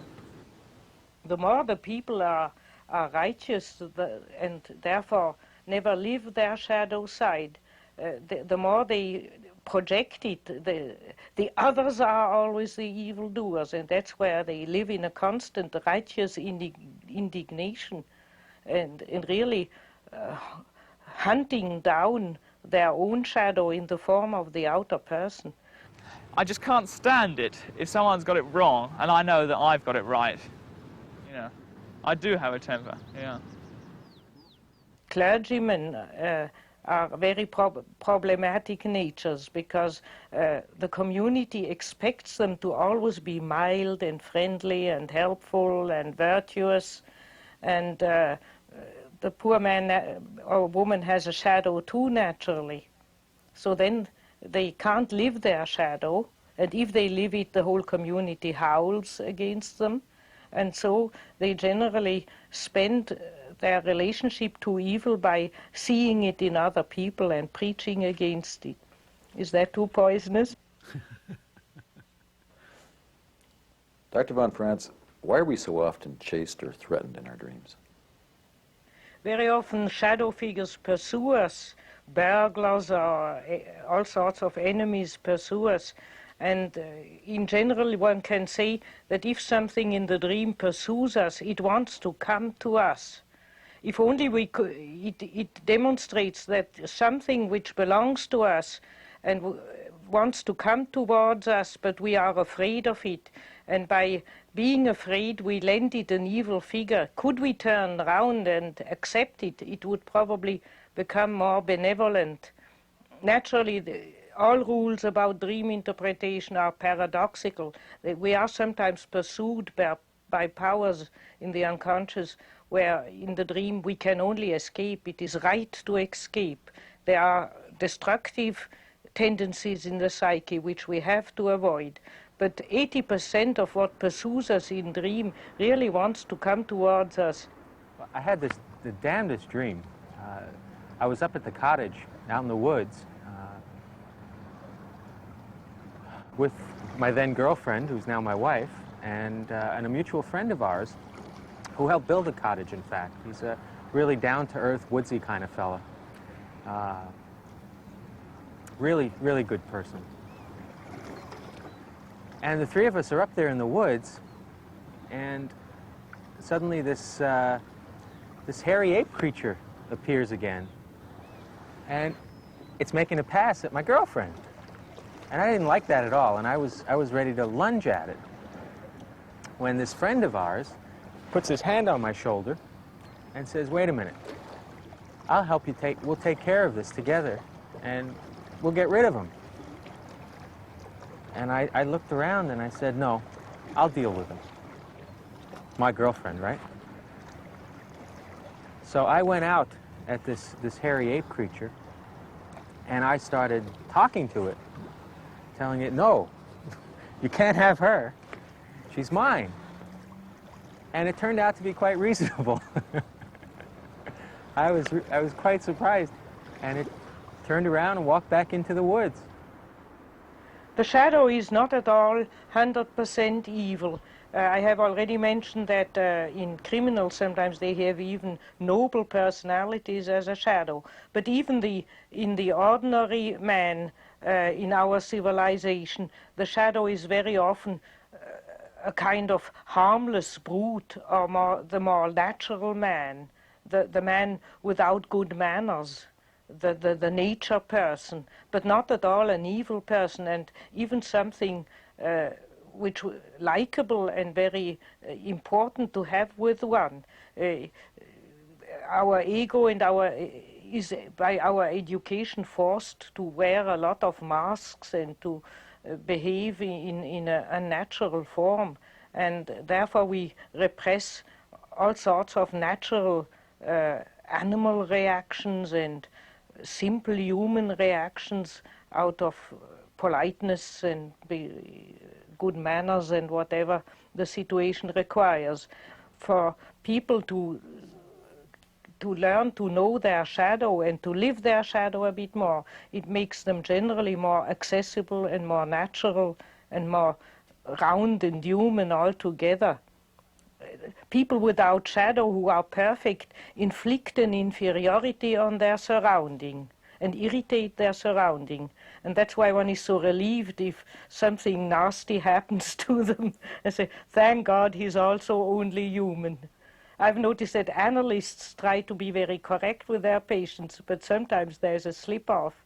And I've often noticed that when I produce a real slip-off in an analytical hour and the patient can make me powerful reproaches, it improves our relationship, because the analysants feel, after all, von Franz is only human, and now I feel above her and I'll pardon her, and that's a good feeling. And then one has a more natural human being to human being relationship. The shadow is really our best social function. It integrates us into the group. With our good qualities, we are above the group. With our shadow, we are man among men. And human all too human. And that is, that's why the shadow is very often in dreams represented as something important, or which one should love or accept or not look not scorn, but fully accept within oneself. I was in a large house, a mansion as it's called, and there's an exhibition of paintings and drawings there, and in a series of large rooms. And the artist is a man called Szabo, and I remember this very clearly, S-C-Z-A-B-O, a name that means absolutely nothing to me. And yet the paintings, the drawings of animals sort of seem familiar. And then I was in another room, large room outside the exhibition. There were a lot of people there. My host was there. It was obvious they were getting ready for a cocktail party. And someone comes up to me, a man, and says, what costume, what coat are you going to wear? And starts to hand me a painter's smock. And I say, no, that's not me. How would you account for the man in the dream offering you a smock? Well, that's probably the costume I should be wearing if I were going to get serious about some of the things I should do. Returning to the idea of projecting the shadow, is that what lies behind the scapegoat? It is well known from group dynamisms that it is so terribly awkward to live and to be aware of one's own shadow that if somebody else within a group, or let's say in a family, does something nasty, everybody is relieved, because now you can say, it's the other who did it. We have a proverb, the good man pays great attention if the other does also evil. So they can say, it's the other, it's not me. And that plays a great role in the so-called scapegoat psychology, and how in certain groups, and mainly also in a family, sometimes one child or one member of the family takes on the role of doing all the evil the other would like to do and don't dare to do. And then the others push that person more and more into that evil role.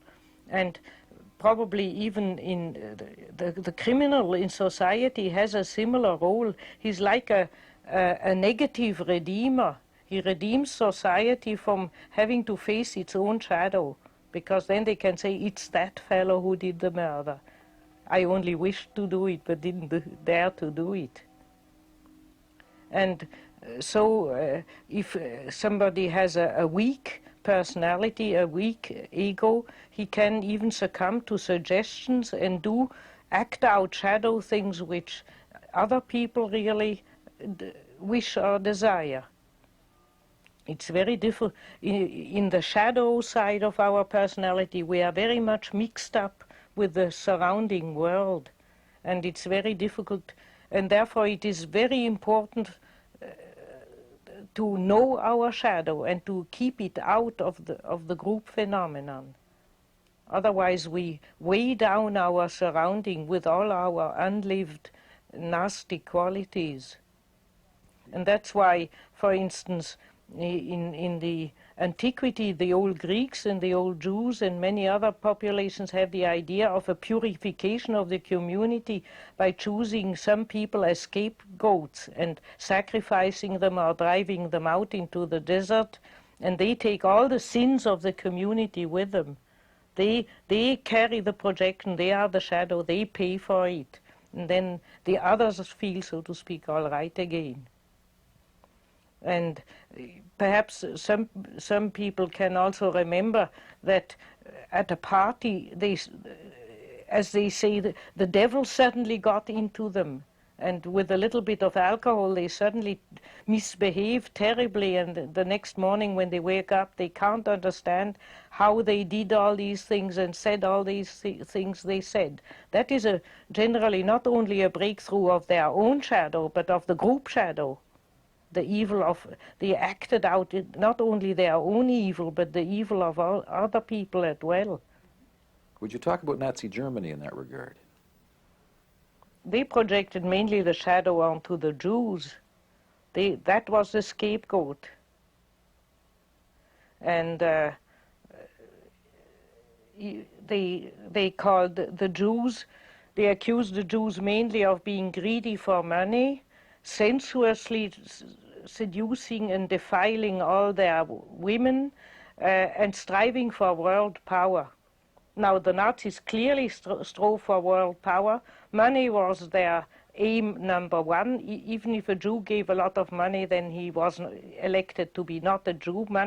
With money, they threw over all their principles, and they defiled their own women by turning them into cows who had to produce soldiers. No recognition of the woman as a human being in Nazism at all. So you can say all these things which they mainly accused the Jews were just what they were doing. Or for instance, at the beginning of the war, Hitler said of Churchill, "That criminal who pulls one little country of Europe after the other and into his powers and ruins it." Tableau, who did that? Could you tell me a dream which reveals the creative side of the shadow? I remember a man who had a great gift in writing and who should have written his thesis for the Jung Institute. And he had always dreams that powerful animals pursued him, and I interpreted that his creativity wanted to reach him, but he didn't accept it. He always said it was sexuality. Now, actually, he had a woman friend and had very satisfactory and lots of sex, and therefore I didn't believe his interpretation. But he didn't want and couldn't write till he dreamt that he was pursued by a bull, and he ran and ran, and the bull was after him, coming closer and closer. And in the last minute, he jumped over a fence, and the bull stood still and went onto his hind legs, and he looked back and saw the erected penis of the bull, and it was a ball point. So I said, now there you are. After that, he wrote an excellent thesis.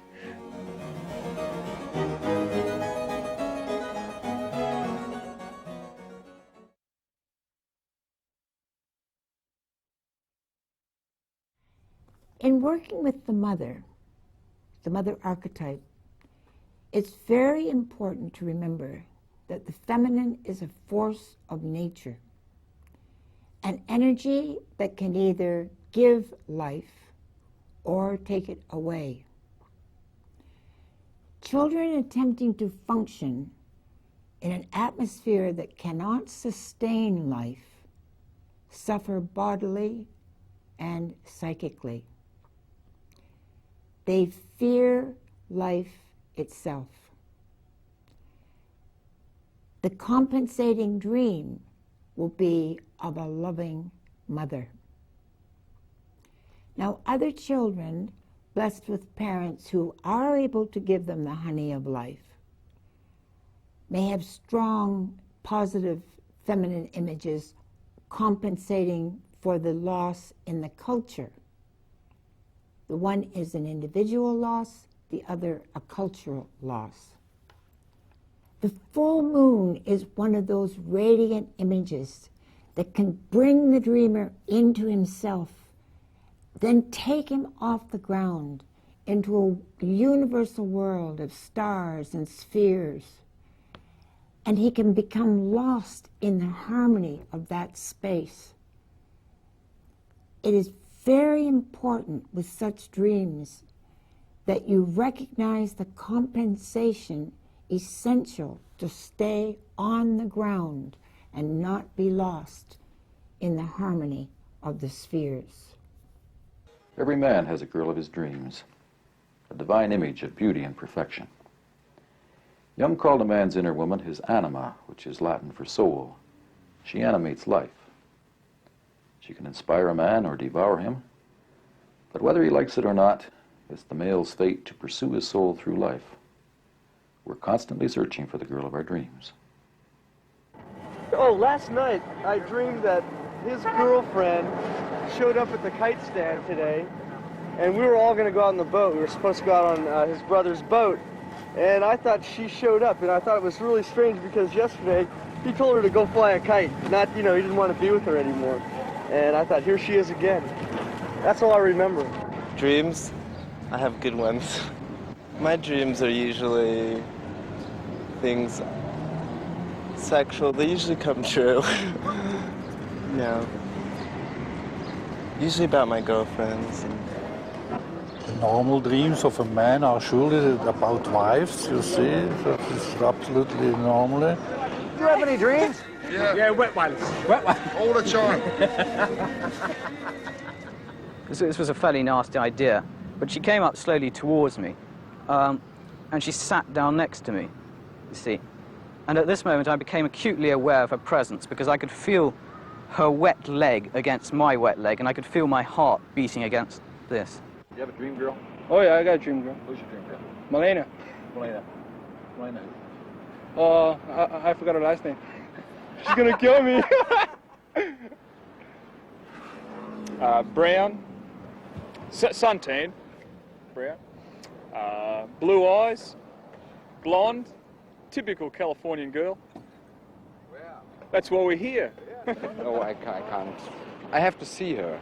Then I know what kind of girl it is. Have you ever seen her? In California, no. When I'd see her, I'd know her. Other than that, I won't make any commitments. Did you ever see her? No. Not yet. I'm still looking, though. Did you have a woman of your dreams?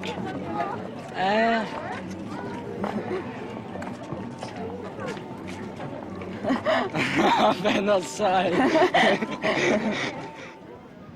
The girl in my dream I'm married to. Oh, she's about 5'5", 130 pounds. Built pretty nice. Measurements is 36, 24, 36. Healthy.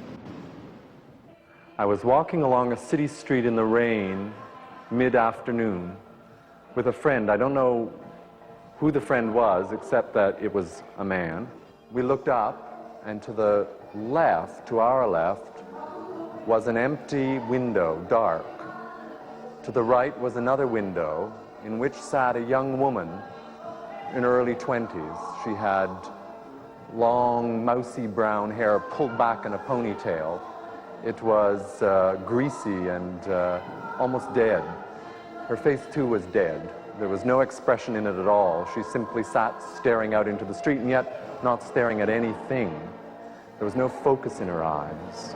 A woman of your dreams? Often. Who is she? I wish I knew. I've dreamt about every kind of woman imaginable. I've dreamt about Marilyn Monroe, the Queen, a beautiful one at a well, my mother, virgins, prostitutes, fat ones, thin ones, black ones, white ones. I've even dreamt about you. How is a man supposed to make sense out of this incredible number of forms that his femininity takes in his dreams? The anima has many stages and embraces a great range of psychological facts. Jung once divided it in four: Eve, Helena, Mary, and Sophia, the wisdom of God. Eve would be the biological woman, and when she appears as an anima, she would be the biological sex, the physical attraction, motherhood, the image of the ordinary attractive female. Helena is on a higher stage. She would represent the hetaira, as the Greeks, for instance, developed a type of their form of geishas, the hetaira, cultivated women with whom one had not only a sexual adventure, but with whom one exchanged poetry and philosophical conversations, where the man had also a spiritual companion in the woman, a companionship, together with romantic sex. The next stage is the anima figure in Christianity of the Virgin Mary, which is the highest form of spirituality, but a bit one-sidedly too high up. The Virgin Mary is lacking the dark Eve side of woman, the earthy side of woman. So it is a bit a too lofty ideal. And when the church abolished the cour d'amour, they forced the knights to worship the Virgin Mary instead. And at the same time they began the witch hunting. That means the dark side, the shadow side, or the more biological and wilder, more natural side of the animal is too much excluded from the ideal of the Virgin Mary. And therefore the fourth stage is the wisdom of God is, as Jung smilingly quoted, is a come down, because wisdom is not most virtuous spirituality. It is closer to life. It would be when a man knows how to love women and knows how to relate to women but having wisdom at the same time. The wisdom which protects him from their devouring side. The highest form of love is also something with a grain of salt in it. And what do you mean by that? I won't say. And where do you see the anima manifest in life?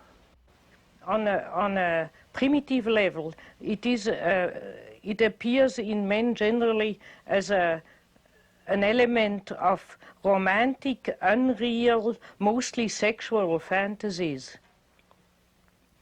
And you see, for instance, in puberty, when young men are very active and then suddenly they become passive and dreamy and they are not there, and their performance in school goes down tremendously, and one has the feeling, where is that? Where has that young man disappeared? He's in the clutches up to the neck of daydreaming sexual fantasies. In that age it is a normal transition, but if a man gets stuck in indulging in wishful sexual fantasies, he literally falls into the hand of a vampire. He loses his capacity of taking his own life in hand, he loses his willpower, he loses all his male efficiency, and he just daydreams all the time about women and their curves and would-be romantic adventures and so on. He lives in an unreal life. I saw once a man who was 43, still living with his mother, who had never approached a woman. I asked him, what on earth are you doing with your sex? And he gave a secretive smile and didn't confess. He just masturbated wildly every night. And then he dreamt that he was in daytime living an ordinary life, but in the nighttime he was living on a luscious island where he had wild sexual adventures with women. That was the fantasy world into which he had disappeared. In a primitive tribe, one would say such a man has been bewitched. He's bewitched.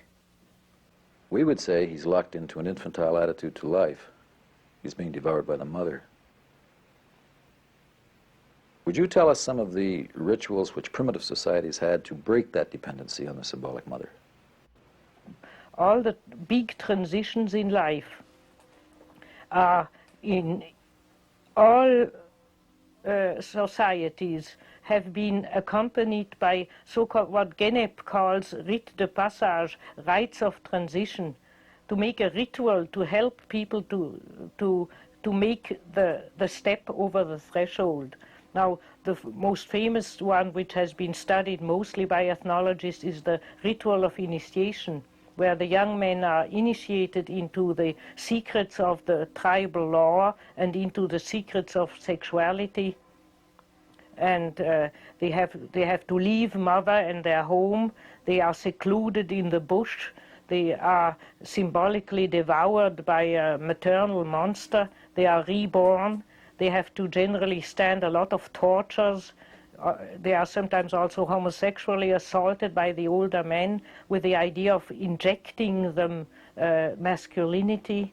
And then they are generally at the same time instructed with the secret law of the tribe and the religious traditions. And if somebody, and a young man has undergone all this ritual of transition, then he is afterwards a full member of the tribe, he's a man.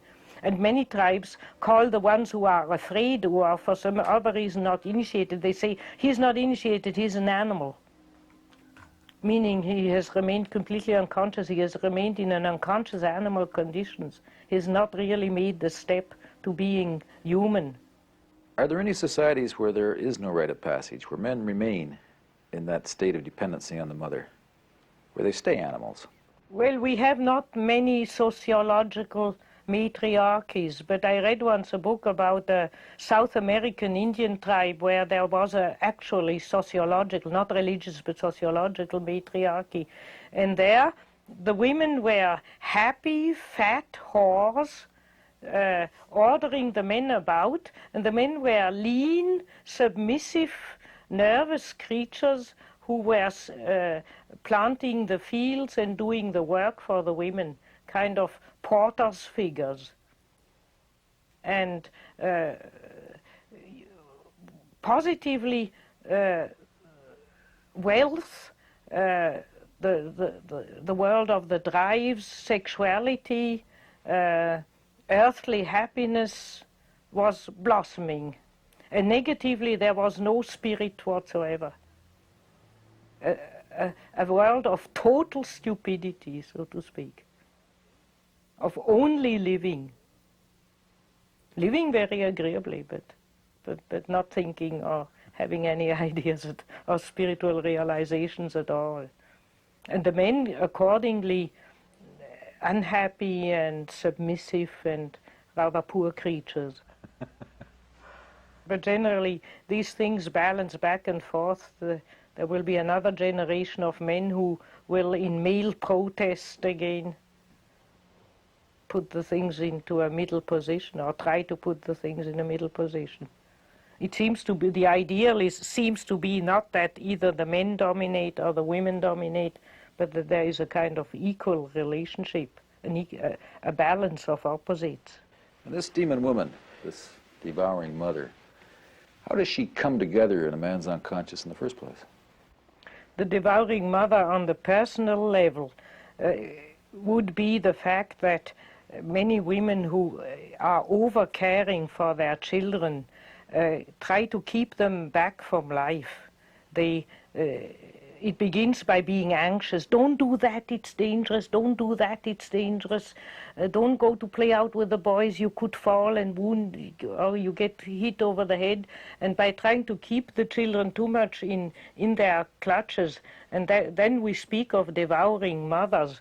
And such mothers also have trouble when their sons and daughters begin to date girls or boys. They say, I'm very much wishing that you married, and I'm very glad, but that girl you bring home now, no, that is not the right girl for you, or that's not the right boy for you. So they keep the children in their clutches, but that is only the foreground of a woman who has exaggerated her maternal protective qualities. There is also an archetypal background. When a man idealizes a woman and projects his anima onto her, he gives her tremendous power. Why is it dangerous for a woman to identify with that projection? Or like Marilyn Monroe, to become the love goddess and live out his desires? Because, as we know from the life history of Marilyn Monroe, she did not live her own life. She acted all the time the anima of men.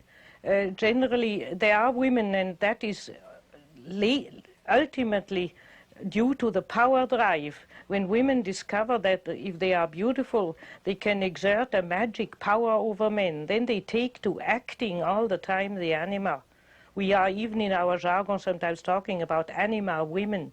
Those are women who find out how to act the anima to men.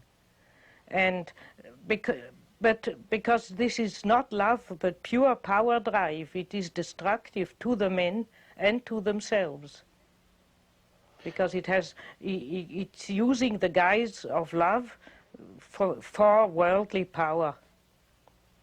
Such women want to rule the men, they want the men to be all at their feet, and then they naturally are unhappy because they don't feel loved.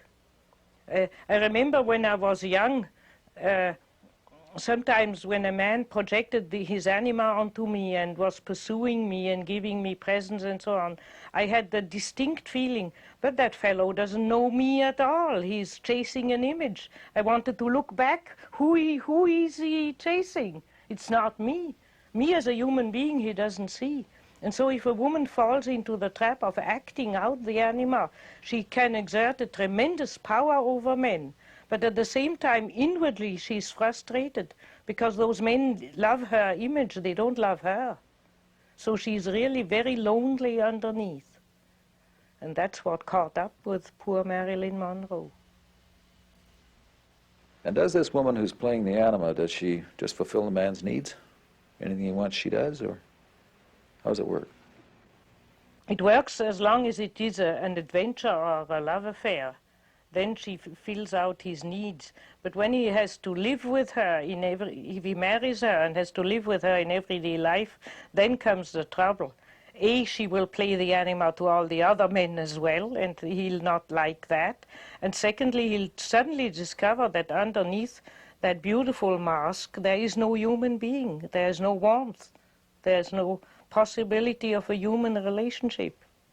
So to marry an anima figure is most disappointing. And that these women who play that are called by the French femme fatale, women who ruin men. If a man has this mother complex, then how does he experience women in real life? If a man has a too close tie to his mother, then he, especially a positive one, then he tends to idealize women. He sees in every woman the Beatrice of Dante, so to speak, or the Virgin Mary. And then such men cannot approach women again with their lower parts, with sexually and in ordinary human life. Or they have a split anima situation. They admire a very unapproachable, lofty, beautiful girl from afar and satisfy their sexual desires with prostitutes and cannot bring the two ends together. They cannot put the princess and the bitch together, so to speak, in their psyche. And that is generally due to a too close tie to the mother in the man. He has to free himself from the mother.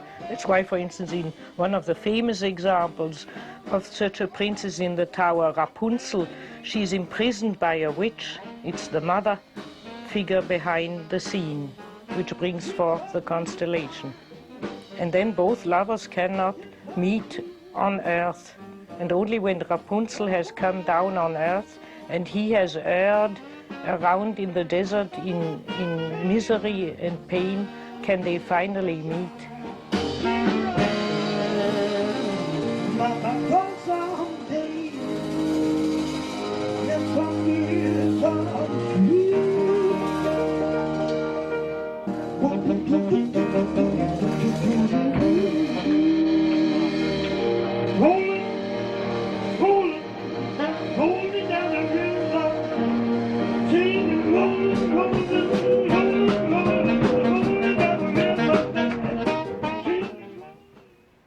Some men find their devouring mother out in life, in corporations, universities, or institutions of some kind. I think one element of the devouring mother archetype is what one could call inertia. All big institutions have the tendency towards a certain inertia. They are not flexible. And therefore they are, so to speak, material blocks, situations which are just so. And as far as men have a mother complex, they feel, well, the universities are even called, were in the past called alma mater, the benevolent mother. And we see that whenever you have an institution, people tend to be infantile and to suck that institution for money, to ask for loads and stipendia, and to use them as benevolent mothers. And so the mother can easily be, the devouring mother can be easily projected onto a plant or a big organization or an institute or a university. They have even feminine names, and if in former times when one represented them, one represented the alma mater as a fat woman, and America is still represented by a fat woman holding up, at least she's holding up a light, that's making it a bit better. But is there a light on top of that fat old woman? Everywhere I look, I see the principle of mother-relatedness is breaking down. The institutions that once contained us, the church, family, marriage, even the economy, no longer provides that security. Where do you see the light? Well, I would say through the panicky feeling of the danger of a nuclear war. For instance, you see that people, and through the suddenly realizing the problem of pollution, there has been a basic change in many, mainly the young people, but also I think already my generations was fully aware of that we will have to basically change our way of life in some way. There is still a lot of quarreling and discussing how and why and in what form and so on. But I think everybody agrees we have to find some way of peacefully live together and not destroy each other by a nuclear war. We have to deal differently with nature than we have done up till now. And we have to change our too rational mode of life. I would say that is going through. If you think of a book of Marilyn Ferguson, The Aquarian Conspiracy, you see that there is, this book only gives the absolute surface of things, the only superficial aspect, but you see that everywhere there is a parallel change of attitude, which with the German word one expresses as Zeitgeist, as spirit of the time. In history this is well known. For instance, if you look at the art of the 13th century as compared to the Renaissance art, you see how much the spirit of the time has changed. In those few hundred years, suddenly, as if collectively the whole mankind has a different outlook.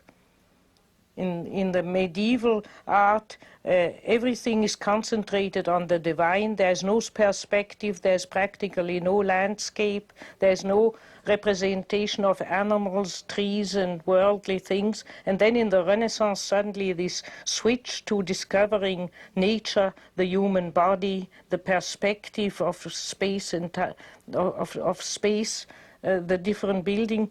Now that is only a very striking change which everybody knows in retrospect, but such a striking change seems to me to be constellated again today, and that's why naturally keenly interested intellectual people cannot avoid asking the question, what is the change of our time? What is our situation? Especially under the threat of a nuclear war, which preoccupies practically everybody's mind. There is a kind of desperate look at the sky. What does it mean to? How could we change? What is coming? What is ahead of time? This kind of anxiety is everywhere. We are still living in an age, or at the end of an age, where the opposites, Jupiter and Saturn, good and evil, spirit and instinctual physical drive, are in great opposition. We are torn apart by opposites, which in political terms, would amount to any minute having a war. You have even on one side of the Iron Curtain an anti-Christian principle ruling, and on the other side officially still a Christian outlook ruling. So the Iron Curtain is dividing Jupiter and Saturn, so to speak. That's only the earthly image of what is happening on a much deeper level in the human psyche of every individual.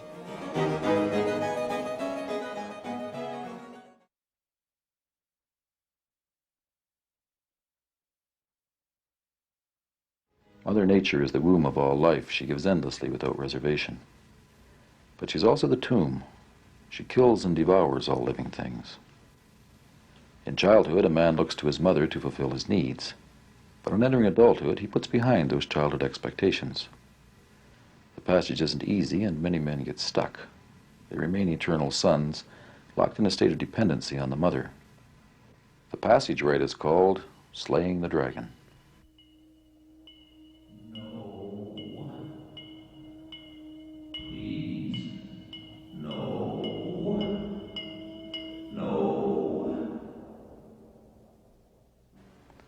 Dr. von Franz, what are nightmares?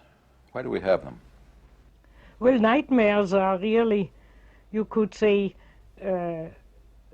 most substantially vital, important dreams. They wake you up with a cry, and they are the electroshock nature uses on us when nature wants to wake us up. The word nightmare comes from mare, and the idea was that an evil ghost in form of a black horse or so on was riding you in the night, and then you woke up with a cry and woke up completely exhausted. The waking up point of a dream means the bang with which the unconscious says, now that is it, now attend to that. And so the nightmare is really shock therapy. It wants to shock us out of a deep unconscious sleepiness about some dangerous situation. When we have nightmares, it means we are in a psychological danger of some sort and much too sleepy and unaware about it. And then we have a nightmare to wake us up. The nightmare has a characteristic of a certain urgency, as if the unconscious would say, look here, that problem is urgent. For instance, they are naturally the incubus or succubus, that means the male partner attacking a woman in the dream or vice versa, shows the sexual problem is urgent, has to be attended to, has to be made conscious. One cannot just push it aside and pretend it doesn't exist. We filmed a dream that presents precisely that problem. The animal is very seductive, but she's very dangerous. Well, this was a most unusual dream, in my way of thinking, because it brought me in contact and also to realize that certainly within the mind there exists, most certainly, a vampire, or vampires as such, but certainly they do exist in the mind, let's say. And the dream began very strangely when out of the rain and darkness appears this very beautiful Brazilian lady, and she had a woolen, it may have been a very dark green woolen coat down to her ankles, very thick and heavy, and her hair was black and she was beautiful, and her hair and coat were wringing wet as a result of being out in the rain. And this didn't seem to bother her, so she came towards me, towards my right, and she's standing in front of me. And that moment in time, something told me that I'd met this woman before. In fact, something hinted to me that maybe she really was a vampire and not so beautiful as she appeared to be. And I was hesitant to do anything about her, and she smiles and beckons that I come towards her. But I was resistant, and she opened her coat finally, and she had a beautiful bikini on, and her body was very black and beautiful and shiny in the rain, and I was very tempted. And finally, I went over to her and I put my arms around her in an embrace. And I looked at her mouth and I noticed that the two front teeth were missing, which gave me a clue that maybe she really was a vampire, but I wasn't absolutely positive. And she says, John, she said, I don't want your hand, I want your penis, I want you to make love to me. And I said, oh, no way, because if I do that, then I'll be lost. Once I enter into her, she'll become into a real vampire, and then I'll be finished. And so I decide to withdraw and resist the temptation, and I move backwards towards the door of my house. She's very angry at this, and somehow or other, she's so angry, I seize hold of a screwdriver. I want her to go away, I don't want her around me, and I rattle her teeth with this screwdriver. And at that point in time, it's then that I notice that the side teeth have in fact grown and extended themselves down to about here. And they are really fangs. In fact, she really is a vampire, and I wasn't mistaken. And I'm even more afraid. So I turn to my right and I run into the house and I attempt to lock the door. And somehow or other, the door doesn't seem to lock very well. And I don't know whether I'm locking the door or whether I'm unlocking the door. And then something tells me that the mechanism of the door lock, is in fact faulty. Then it suddenly occurs to me that no matter even if I lock the door, this vampire has the ability of transforming itself from whatever person to whatever position it wants to, so there's really no escape. The anima is the archetype of life, and it is, when the anima is negative, it is the impulse to dream about life and to make wishful fantasies about life instead of living life. And that's why vampires and Draculas and the creatures alike always suck one's blood. The blood is the emotional, active psyche in us, the affect psyche. And such people have no activity left or no life activity left. They just sink into a passive, wishful dream.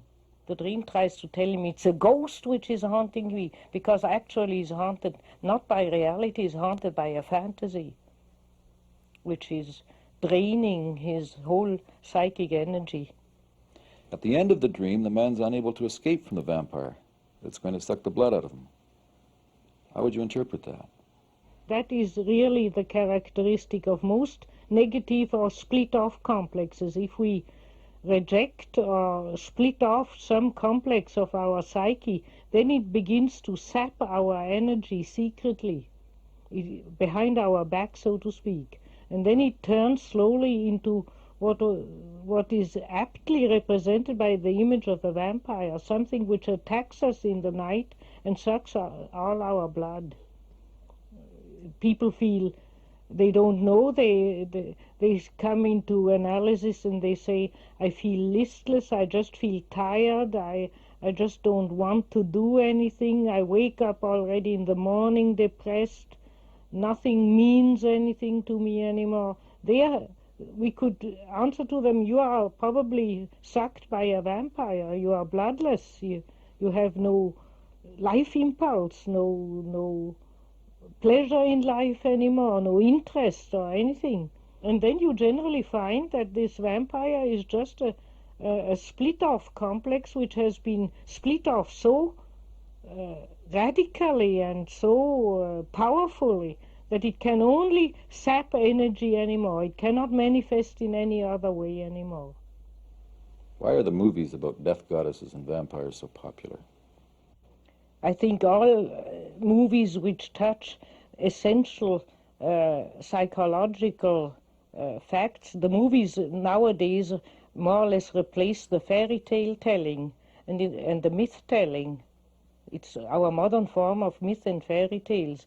And therefore, movies which tell about the inner world, like fairy tales do, are much more attractive to the public, because we really need myths to have an orientation or to have mapping out the dream world or the unconscious. And in past time, there were the innumerable myths of vampires, which fascinated people. tales retold all over the world. In China, for instance, you have a whole host of ghost stories where a man meets a fox, and then the fox is really the ghost of a dead and turns up as a beautifully made-up girl, and he has a marvelous life with her till one day he discovered that she's an evil demon, she's a skeleton. And then sometimes it ends bad, she pulls him into death, or he can, with the help of priests and magicians, free himself from the demon. And we, for instance, in the Swiss Alps, we have stories that our cowherds high up in the mountain who have to live there the whole summer alone without having women. Every night the Dockeli comes, that is a female ghost, comes through the door invisibly and rides them all the night, and they have sexual pollutions, and in the morning they wake up completely exhausted and can't practically move anymore, overwhelmed, so to speak, by sexual fantasies and by the unlived life. If the man's feelings are locked in to the mother complex, if his life is being sucked away by the vampire, then how can he transform those feelings? How can he get free of the mother complex? I once met the dream of a young man who was living still with Mama. He was 29 and had never had a girl in his room.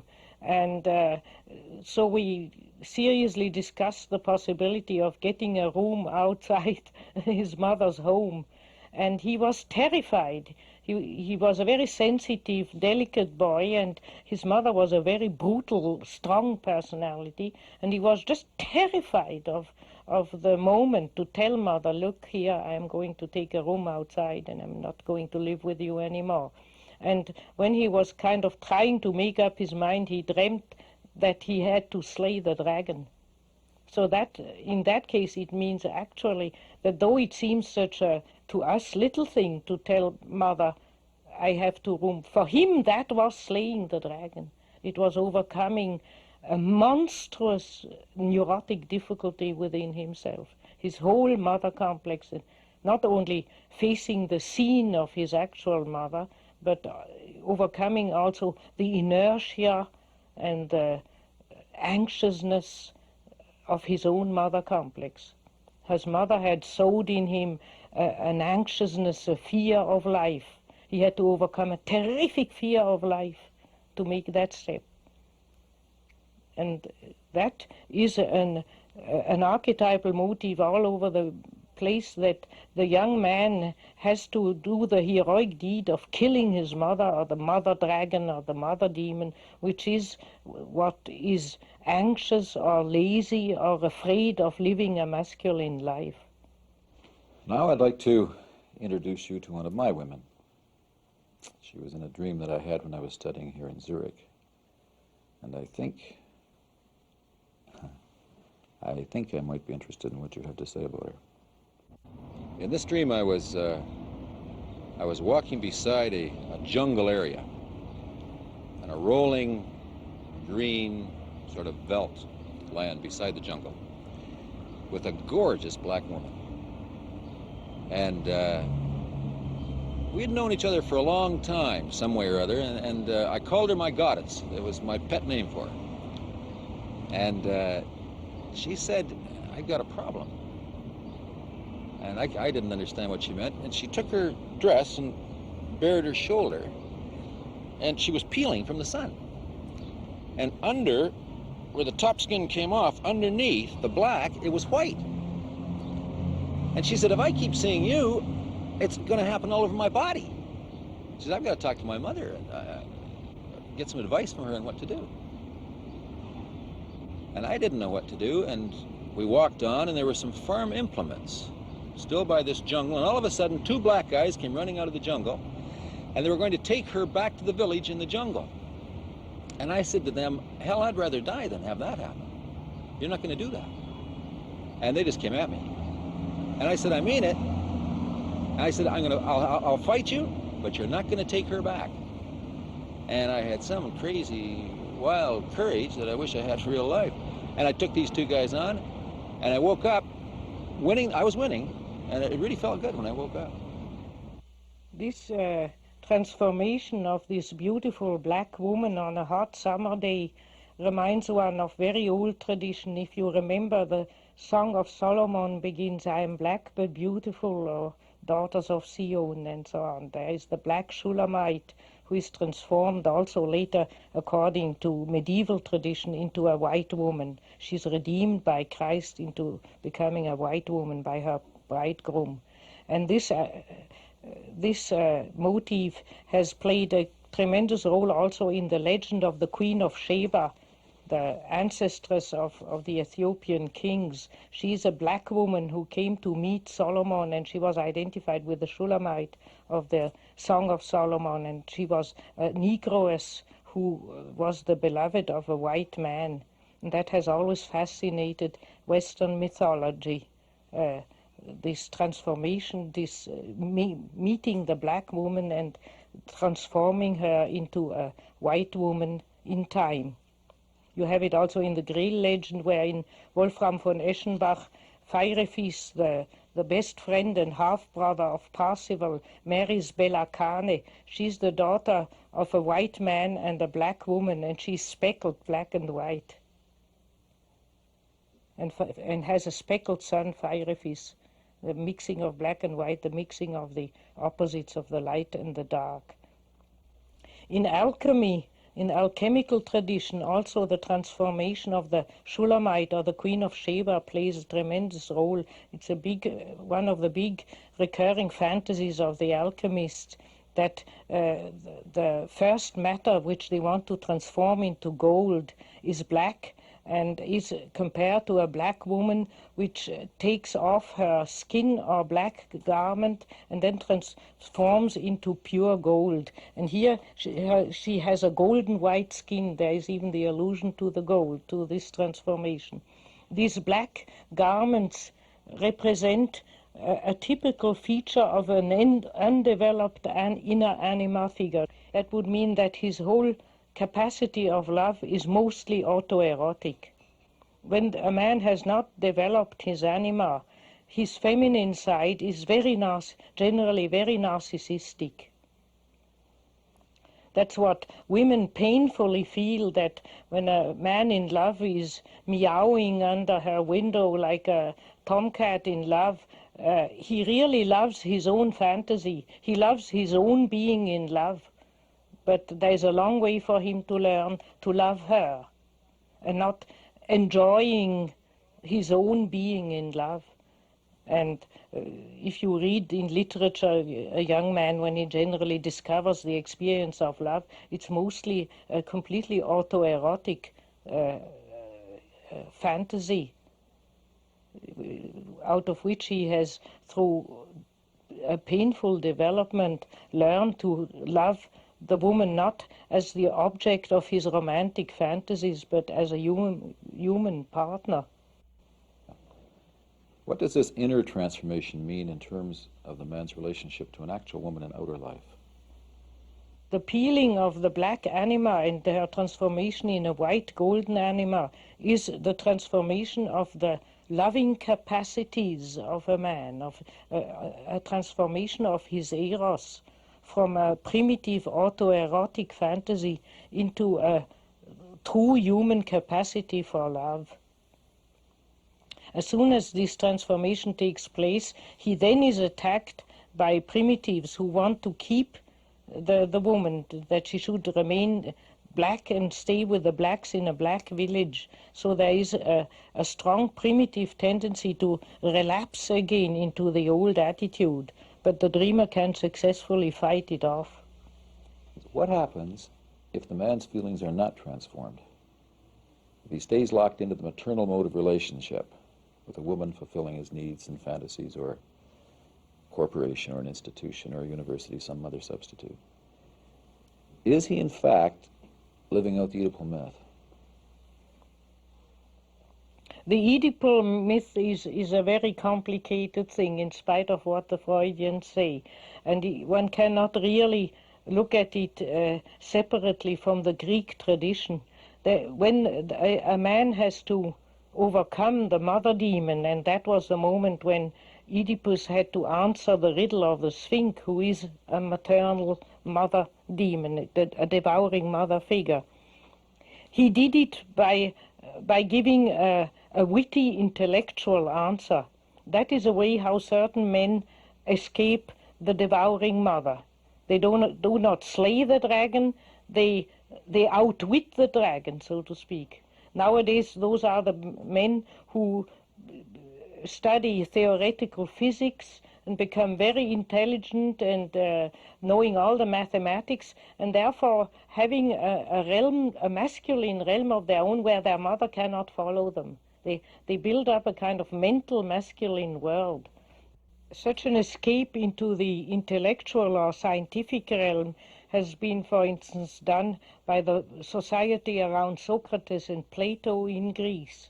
That was an escape into a pure men's society of philosophers and scientists among themselves. And we know that they were mostly homosexual, or that Socrates didn't get on with his wife Xantippe at all, had a very unhappy marriage. In other words, the problem of the feminine and the getting away from the mother is only seemingly achieved. There must be another round in the battle with the Great Mother. And that is what the Oedipus myth mirrors. Oedipus thinks he has answered the riddle of the Sphinx and happily goes off having outwitted her. And she, in her evil witch-like behavior, pretends to commit suicide. So to give him that illusion, now I've overcome the mother with the powers of the mind. And he just runs into marrying his own mother, with all the tragedy and the divine punishment which befalls him on account of that. So this myth shows that the masculine intellectual overcoming of the devouring powers of the unconscious is not enough. It has to be done by the way one lives, not by the way one thinks.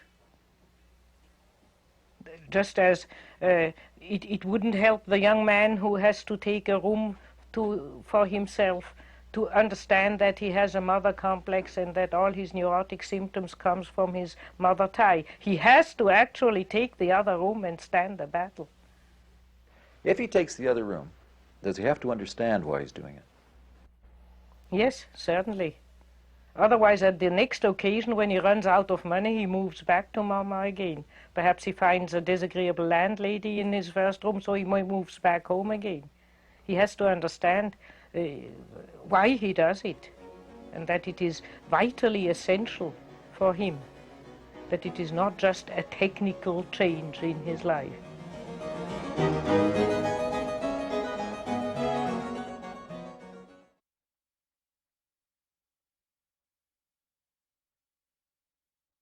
The feminine side of a man's personality is his feeling relationship with himself and with life.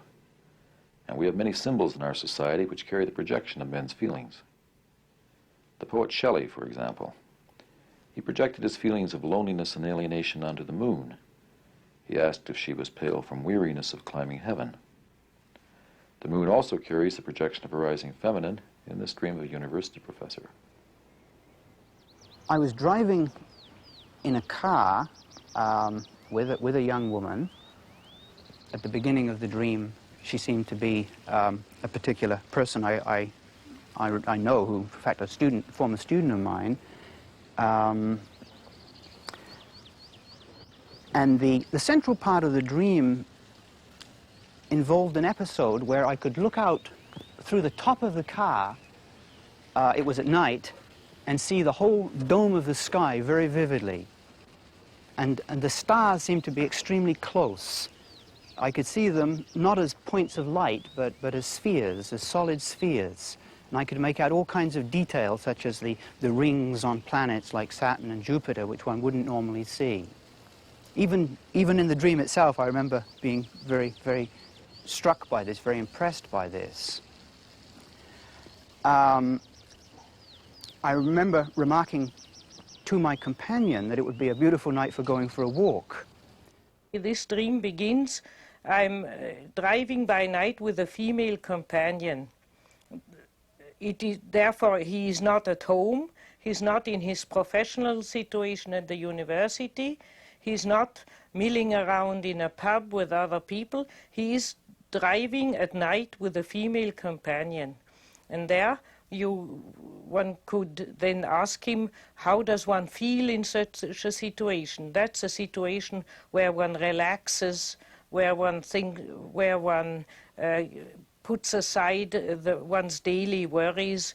One is open to nature, one is open to seeing something new, or it depends on the relationship to the feminine companion, what else one has in mind. But it suggests also possibly a love situation, or at least a situation of positive companionship, in contrast to intellectual effort or social amusement or so on. And it is night. Then we have to say, well, ask ourselves, what is it in the night? Again, in the night we are inclined to be more open, more romantic, more reflective, because our attention is not drawn away by telephones and outer things. It is a moment of relaxed reflection in general, where also the feeling and the repressed other sides of the personality come up. And now he looks up to the sky. The sky has always been one of the most fascinating sights for mankind. And if we go into the history of mankind, the stars have always been divine figures, gods. Even the Bushmen in the Kalahari Desert see in every star constellation the great hunter or the great god in each constellation. And the stars is the realm where, according to myth, our soul comes from, and where it returns after death, in the stars. And if you think of the history of astrology, and astrology has been spread not only in the West, but also in India, China, and everywhere. In all high civilizations we have astrological traditions. There the stars always served to prognosticate the future, to find out the future not only of a person but of mankind. In China, a whole group of astrologers had to watch the sky day and night and report to the emperor all signs in the sky which were interpreted as relating to the fate of the Chinese Empire. And in a similar way, in antiquity, everything was seen in the sky. Do you feel that the destiny of individuals and societies is related to the constellation in the stars? The constellations in the sky represent the background constellations of great historical events. As if in our deeper unconscious we are not isolated, we are linked up with the whole of mankind. And mankind is dreaming a dream along, which amounts for the changes in politics and religion and everything. If you think only how much the outlook of mankind has changed in the last 30 years, you see how such big collective changes take place. And to look at the sky could therefore be seen, he's looking at the deeper constellations. Constellations comes from the word stella, star, the togetherness of stars, the deeper constellations of collective and of his own personal life. Why does the dreamer try to find the constellation in the stars? He needs an orientation. Where am I in this time? What is my task? And so he looks up to the sky and sees especially this combination of Jupiter and Saturn. Now Saturn, as is well known, is an evildoer. Scorpions, serpents, the donkey and so on belong to his realm. He is a dark, destructive spirit. And Jupiter is in general the star of the kings, of the king of justice, of worldly expansion, of a royal personality, of magnanimity, and all the positive qualities of a royal personality. So what the dream tells the dreamer is that when he looks for the constellation of time and naturally also of his own life, there is a combination of extreme opposites. It's a moment of change, of where destructive and constructive forces are constellated simultaneously. He's only in the first part of the dream, only impressed by the beauty of the nocturnal scene and proposes to go for a walk, leave the car and go for a walk. This is a big step forward. He gives up the mechanical way of moving through life. And when you walk, you are in much closer touch with nature, but you are also very much slowed down. So you go step by step and you feel the country, you feel the earth, you feel the trees and the air around you much better. So that is the positive change which comes around from this vision on the sky. This idea of finding his orientation in the night sky is repeated in the second part of the dream. I was standing outside my parents' house, which was in Dover in England, and looking up at the sky at night, and I could see a moon. I think it was a partial moon, a crescent moon of some kind, with 3 very bright stars grouped underneath it, more or less following the curve of the moon. This configuration struck me as very, very unusual, and I wanted to see it more closely. So I looked at it through some kind of lens arrangement. I think I had a simple lens in my hand. When I looked through the lens at the moon and the stars, I then saw the moon as full, and the stars were visible behind the moon through the actual substance of the moon. There were still 3 stars there, visible through the full moon. Then, as I continued to look, I could see the moon divided.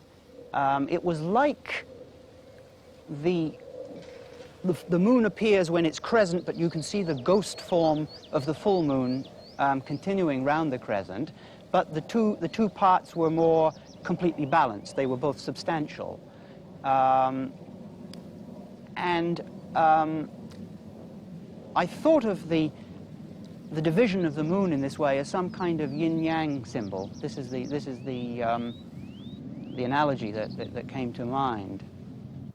The moon in historical tradition was always looked at to dominate the transient, changeable world. Above the moon in antiquity, one thought, were the eternal constellations, the realm of the Platonic ideas, so to speak, where nothing changed or only in very long historical processes, while the moon is an ever-changing feminine constellation.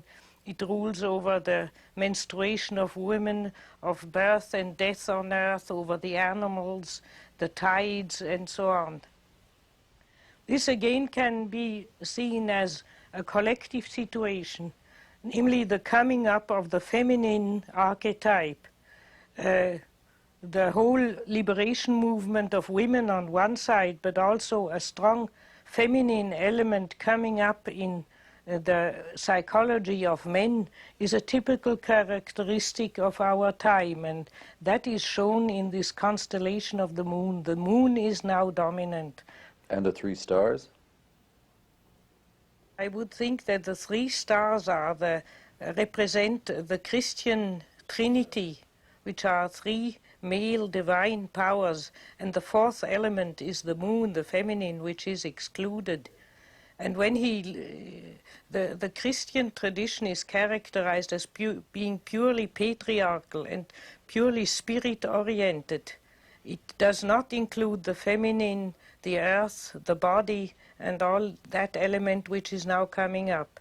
when he looks at it closer, he sees then that the 3 stars are behind the moon, as if they had disappeared behind the moon, and the moon is now covering. They are still shining through, but the moon is now in the forefront, so to speak. And that would be a message that now the feminine comes in the forefront. It's not the Christian Trinity anymore.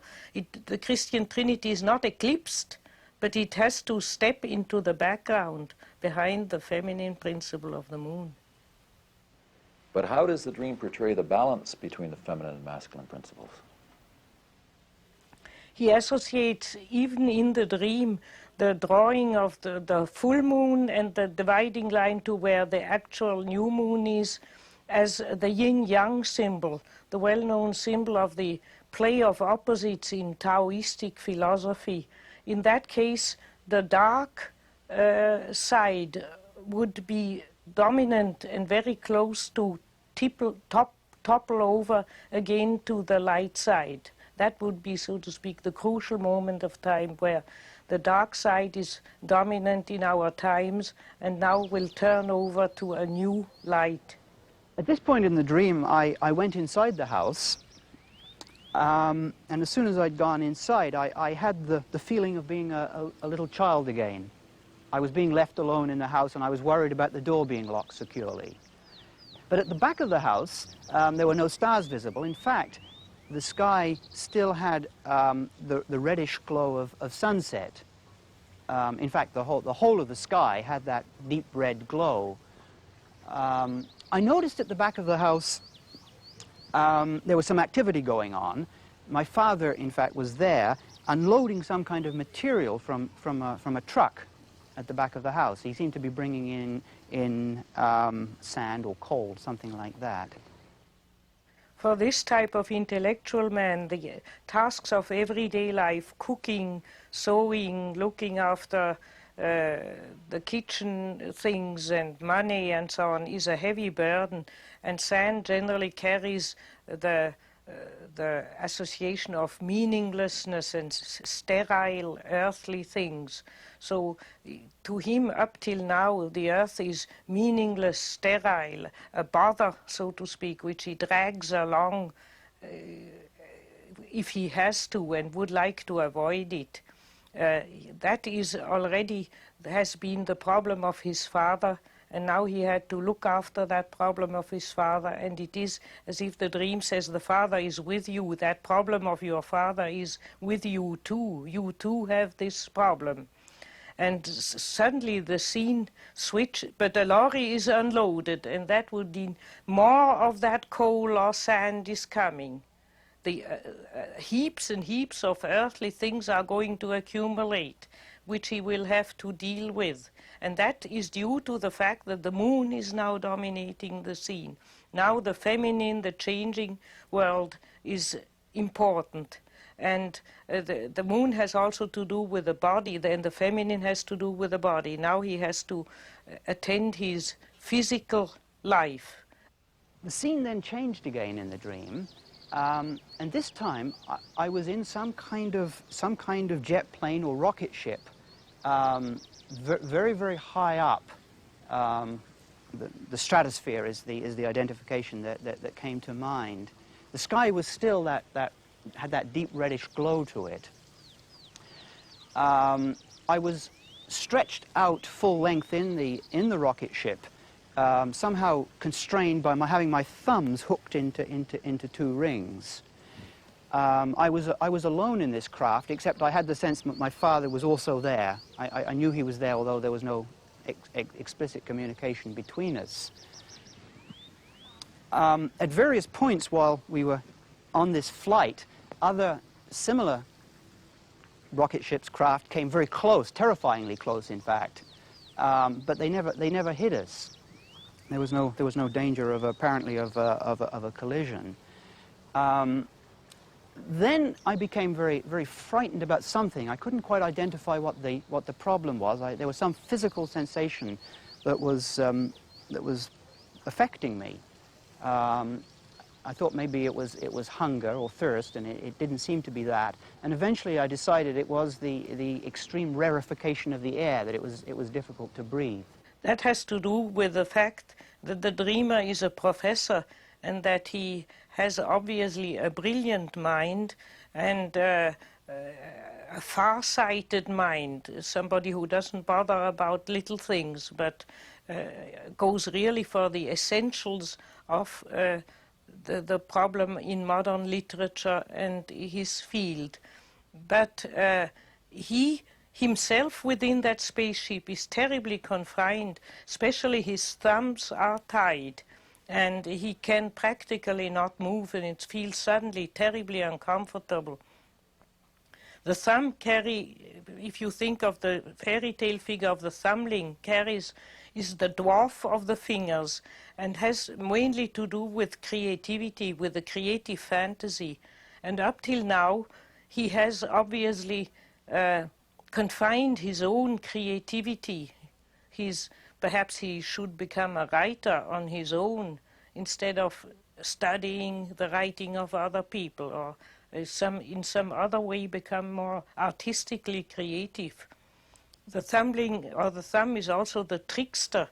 It is a spirit which plays tricks to the dominating bourgeois world and enjoys its freedom.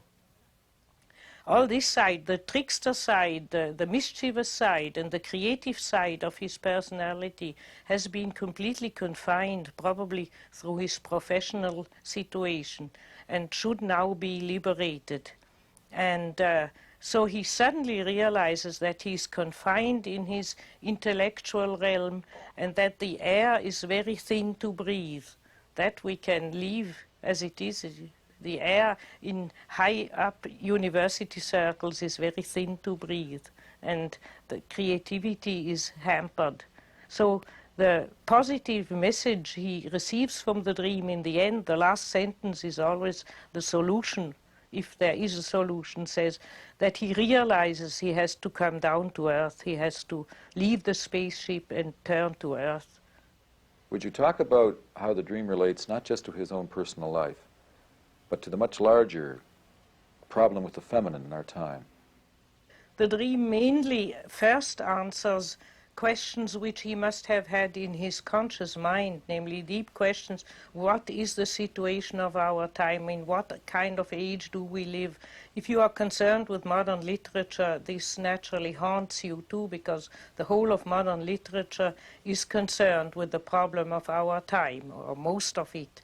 And poets have also always been prophets, so there's always a secret longing to read in modern literature the signs of the time, so to speak. And it answers that, and only towards the end of both dreams it returns to his life situation, as if the dream would make a big excursion into the situation of our time is that the feminine, the body, the earthly, the ever-changing material world is now becoming important and has to be lovingly attended to.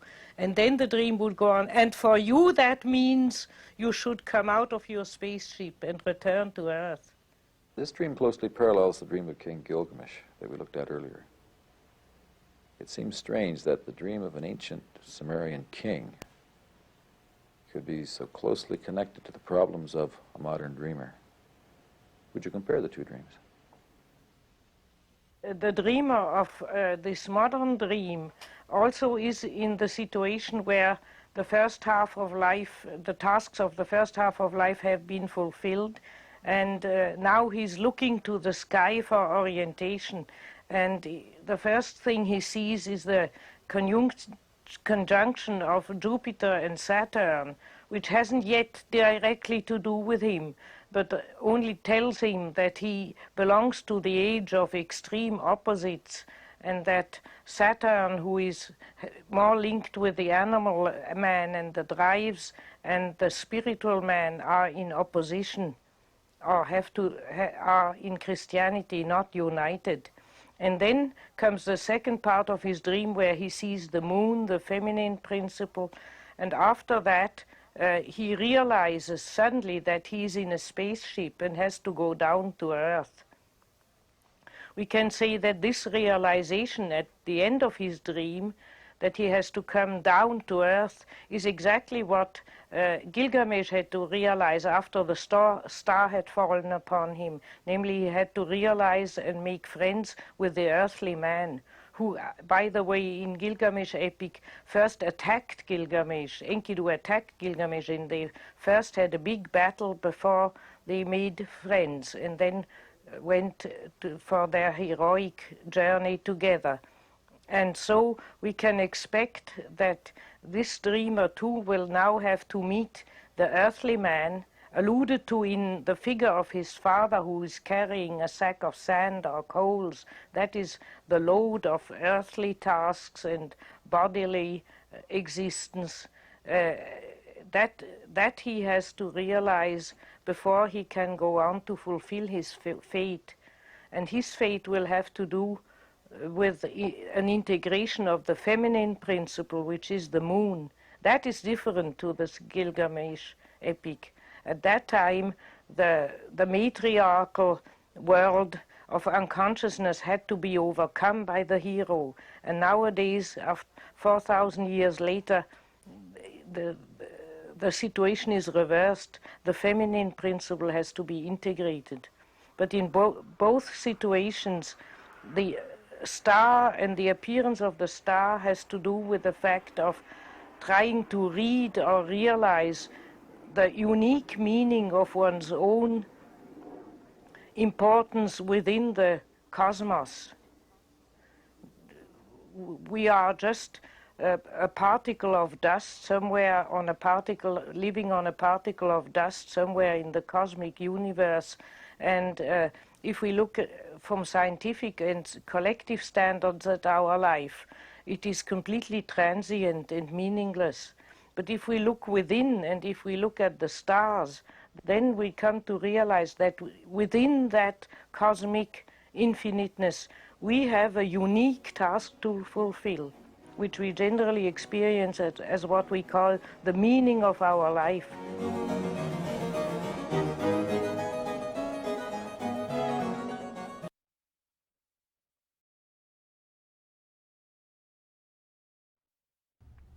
Now, we've been dealing with the shadow as the same gender as the ego. We're going to move now to the contrasexual in the man. This, of course, is going to be the feminine, the anima, as Jung called it, the Latin word for soul, that part which Jung calls the archetype of life, that brings creativity, joy, the value of living into his life.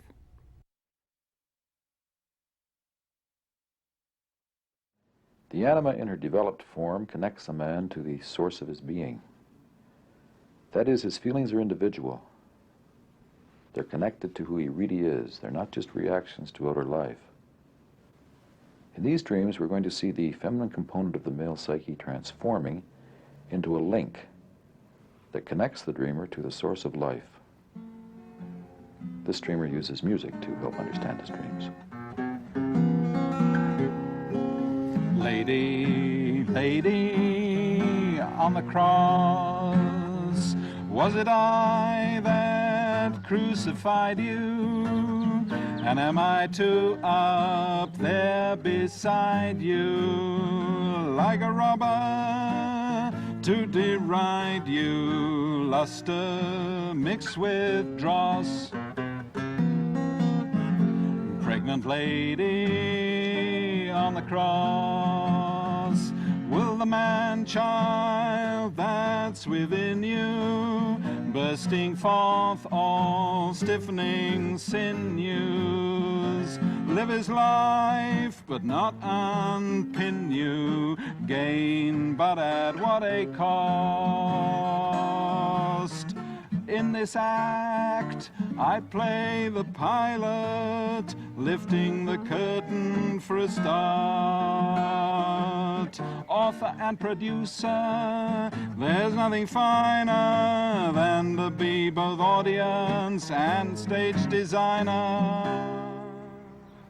This is one of the most striking dreams I ever had in my whole life, and it's lived with me ever since I had it. I dreamt of a crucifixion in a medieval mystery play. They were rehearsing the play in a church in modern times, and two actresses were nailing the Christ figure to the cross. The cross was lying flat in the transept of the church in the middle, and you could hear the sound of nailing, which was terrifying, and yet somehow they weren't really nailing the person, they were tying onto the cross. And then, when that was finished, they raised the cross up in the church, and the figure on the cross was very high. It was extremely dangerous for that person. And then the scene changes, and it's the actual performance in the church. The actor who will play the Christ comes solemnly processing down the church, and to my amazement, it's a woman. And not only that, but it's a woman who is my wife, although not my actual wife in reality. She comes down the church, she's dressed in just a simple grey cloak held at the neck with a brooch, and she's heavily pregnant.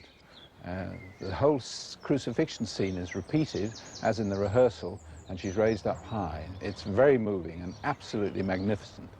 Then the scene changes again, and it's after the play, and we're walking home with a number of other people whom I don't remember. I look across to my wife, who's standing, walking on my left-hand side.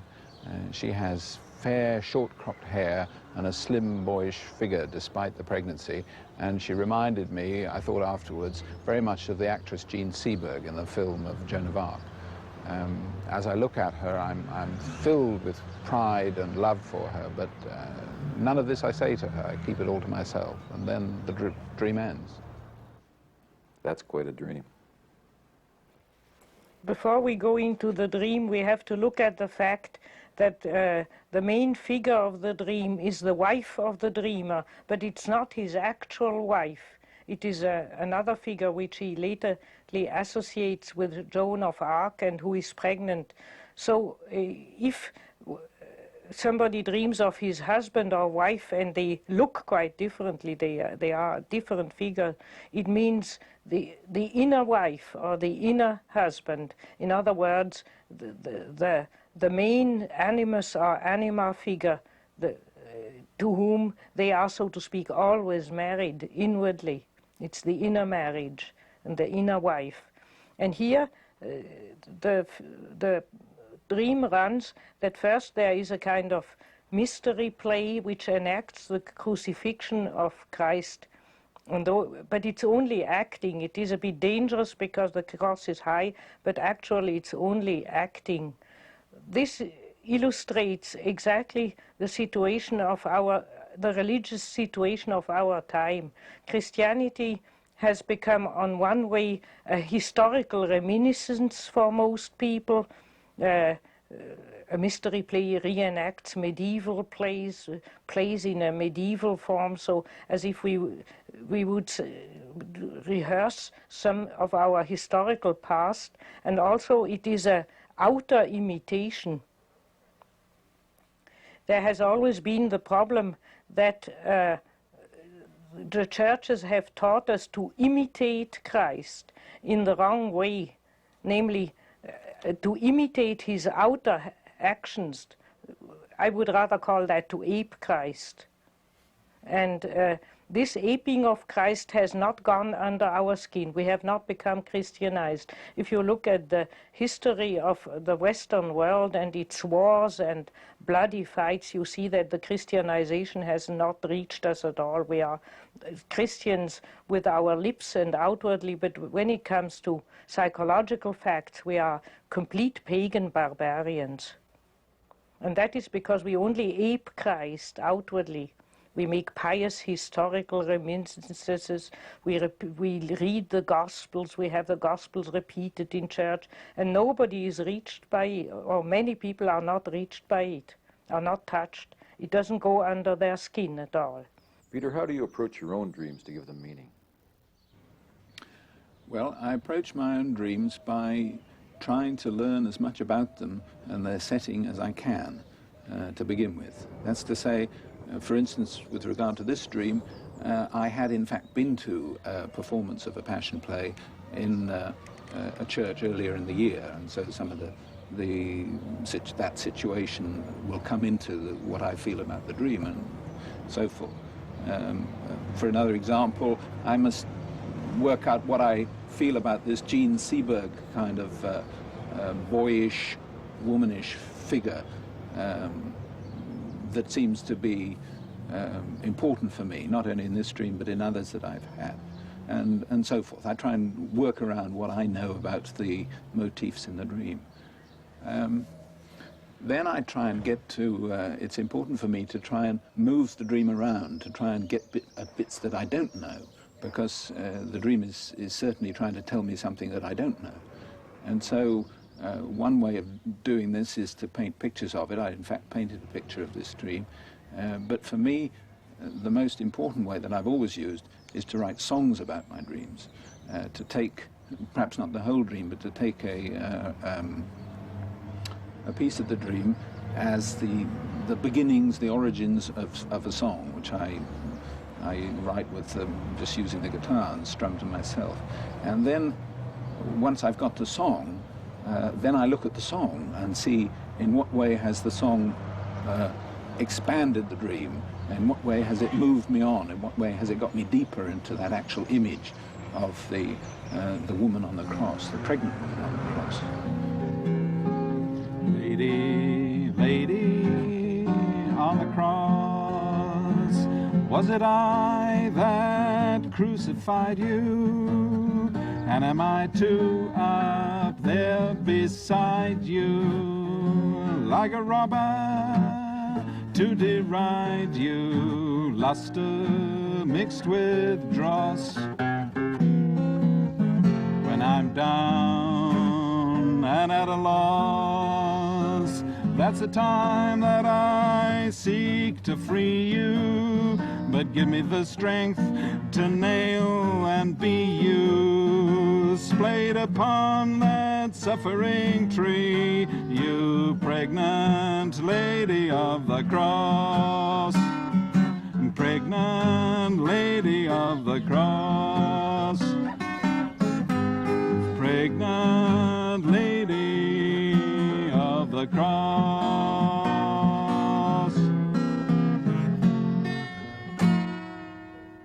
You always talk about the essence of a dream message, right? The dream's got an essence. What's the essence of the dream message for him? This dream tells the dreamer that now something unusual is going to happen. Namely, this mysterious wife, pregnant wife of his, is going to be crucified in the place of Christ. And he trembles in realizing the solemn performance. That is the solemn and crucial moment where we can see that the Christian teaching or the mystery of what Christ represents reaches his own soul. This dream told me a number of things. The initial thing it said to me was that the feeling of being crucified, of part of me being crucified, was not just a negative one, but that it was creative. There was a pregnancy in it. There was a pregnancy involved, of which I, the dreamer, was proud. As it says at the end of the dream, I was very proud of this performance that had been put on. So it told me that no matter how I felt in real life, there was something of value in that feeling, and that I should try and look for it and search for it. And that was, at the time, as I remember, tremendously important for me. It was, it actually made me feel better about my songs. It made me feel able to play my songs to other people, because I felt there was something in value that I could create. At a later time, something else came to me, which was that one could also say she didn't belong up there. That's a dangerous place to be. And she's going to have a baby. And if she had a baby when she was on the cross, that wouldn't be very nice. So the dream is also saying she's got to come off the cross. She's got to be taken down and taken care of and looked after, and in order that the baby can be born. So that was a second thing that came to me, that I had to pay much more attention and value to these sides of my personality. In Jungian psychology, we use the word soul. and usually that word's thought about within a theological context. Could you interpret this dream in such a way that the psychological meaning of the word soul would be clear? This inner wife of his, who is crucified, is the dreamer's soul. It is his anima. And the anima in a man means also his feeling, personality, his sensitivity, his awareness of inner things. If a man has a positive relationship to his anima, he is sensitive, he is aware of inner things, he is receptive to the spiritual processes in the depth of the psyche. That is his anima. And the crucifixion, which is the being extended between the opposites to suffer the utmost clash of opposites. The cross is this, the two opposites clashing together. That's why when Christ was on the cross, he said, my God, why hast thou forsaken me?" He was absolutely torn between the opposites. He blotted out between the opposites. This central teaching of the Christian mystery is now going to be realized by his soul. It will happen in him. And that means he will suffer it, he will go through it, and he will begin to then feel that the Christian teaching is a psychological reality. It's not some gesture out there which we have to ape, or some kind of conventional behavior which is being taught to us by parsons and priests. It is something which touches our and concerns our innermost psychic being. The important thing is that it's not easy, because you can't just say, this is my inner femininity, I found it, I've got it, good, it's in my pocket, now I don't have to bother anymore. You have to, that's only the beginning, because if you're going to take that, you have to give up some of your achievement, and then you're going to feel bad about that. And so all the time it's a conscious, difficult struggle. It's a pendulum that swings to and fro from one side to another, and each time it hurts, because each time it means giving up something that is you. Christ has always been thought of as a masculine symbol, yet the dream uses Christ to represent the dreamer's femininity. It has always been taught by certain Christian mystics that we should be Christified, that the true imitation of Christ is to become Christ ourselves, to be transformed into Christ ourselves inwardly or psychologically. And that is now what the dream predicts is happening to the dreamer. Now he will be a Christian.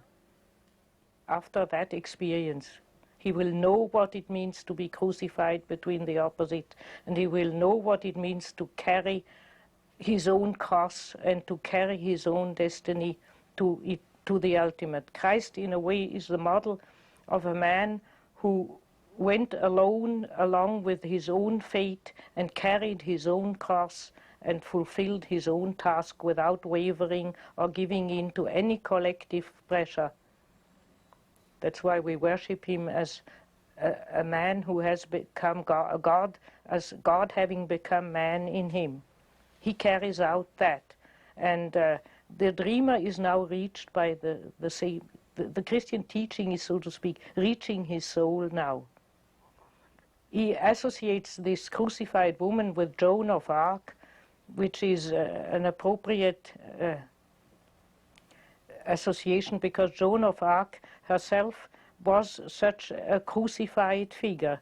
Joan of Arc went also, she didn't ape Christ, she imitated Christ in the right way, in living her own destiny, individual destiny, right through the cross and right through even outer death.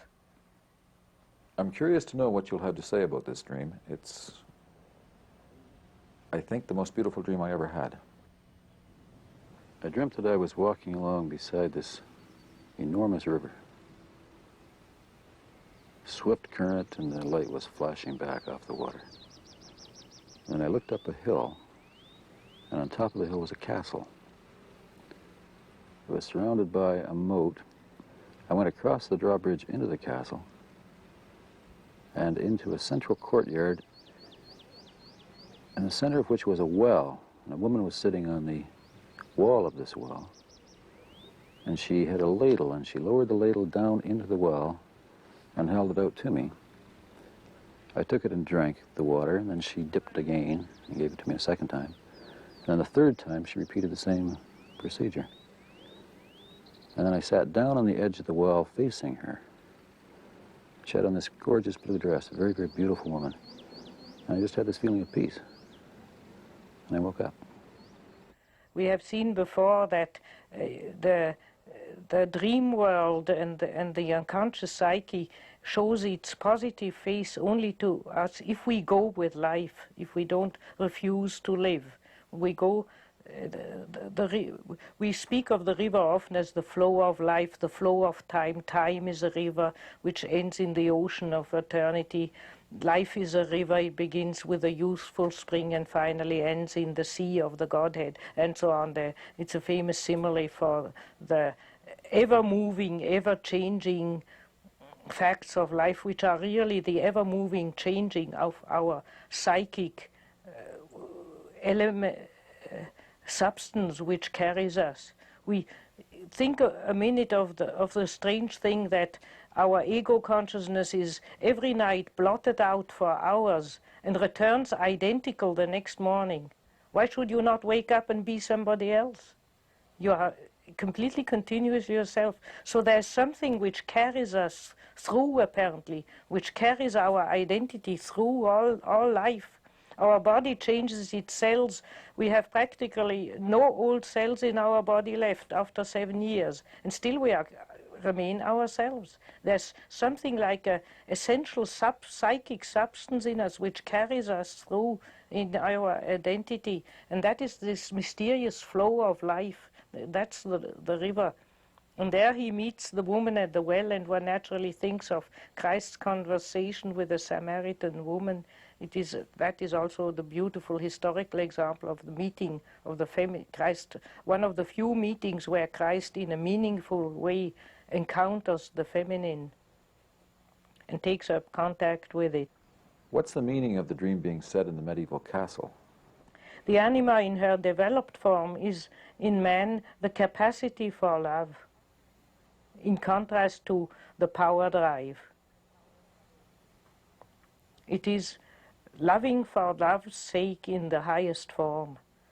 That's why this woman appears in a medieval castle surrounded by a moat, because that, in medieval time, in the so-called French cour d'amour, courts of love, there was the first time in the Western Christian civilization a realization of the anima. There, each knight elected a woman of his choice, which was not his wife, and who represented his beloved anima figure, and he made poems for her, and he did his heroic deeds for her, and he worshipped her like a goddess. And that at the same time was those men grew out of their barbarian warriors' behavior and became cultivated people who, men who could really relate to women, men who cultivated their capacity of love, their sensitivity. And that's why this is the time of the Grail legends, of the troubadours, of the story of Tristan and Isolde, and these love traditions. The church didn't like this development because it led to all sorts of complications, and it made people a bit too independent from her. And so it was suppressed, and interestingly enough, when those cours d'amour were suppressed, the witch hunting began. The feminine became negative, and one began to pursue alluring, interesting women as witches, because one had suppressed a beginning development of love life. That is why when we now are confronted with the problem of renewing the relationship between the sexes and finding new forms of relating between men and women, we have to historically go back to the Middle Ages, to where the problem has been left over in this castle in the moat. There the problem has been deserted and left for a one-sided masculine rational development of the West, and therefore we have to return to that. And for instance, the whole romanticism of the hippie movement was such a first attempt. That's why they were imitated troubadours with music instruments and even revived troubadour music. That was all going back that now the anima development is most important for men, and the animus development for women. And what about the ladles of water that the beautiful lady offers? The only action of the dream, because that dream in first line speaks through its beauty and its feeling value, and needs not much rational explanation. The only action is that the anima figure 3 times give the dreamer some of the water of life to drink. The anima has the water of life, and the water of life is, well, that is difficult to define, but you can say most people experience, sometimes they feel when they feel well, they say they feel alive. Even if they might have sufferings and difficulties in their life, there are times where people feel alive. And then when people are in a neurotic fix or in some trouble, they say, I'm dead, I'm inwardly dead, I don't live. This shows that being alive is not only a physical fact, it is a psychic fact. Being alive is, we are alive when we feel alive. And what makes us feel alive is the contact with that flow of the unconscious psyche. That's why dreams are so important. You can say, you could even refer that deeper with a bit of water of life to say each ladle full of water of life is a dream. That's what a dream is. We get every night, so to speak, a sip of the water of life, and if we understand the dream, then we are vivified, and then we feel alive. We feel in contact with our psychic depth and with our own living substance, and then we subjectively feel that life is flowing, that we are alive. When I'm down and at a loss, that's a time that I seek to free you. But give me the strength to nail and be you, splayed upon that suffering tree, you pregnant lady of the cross, pregnant lady of the cross, pregnant lady of the cross.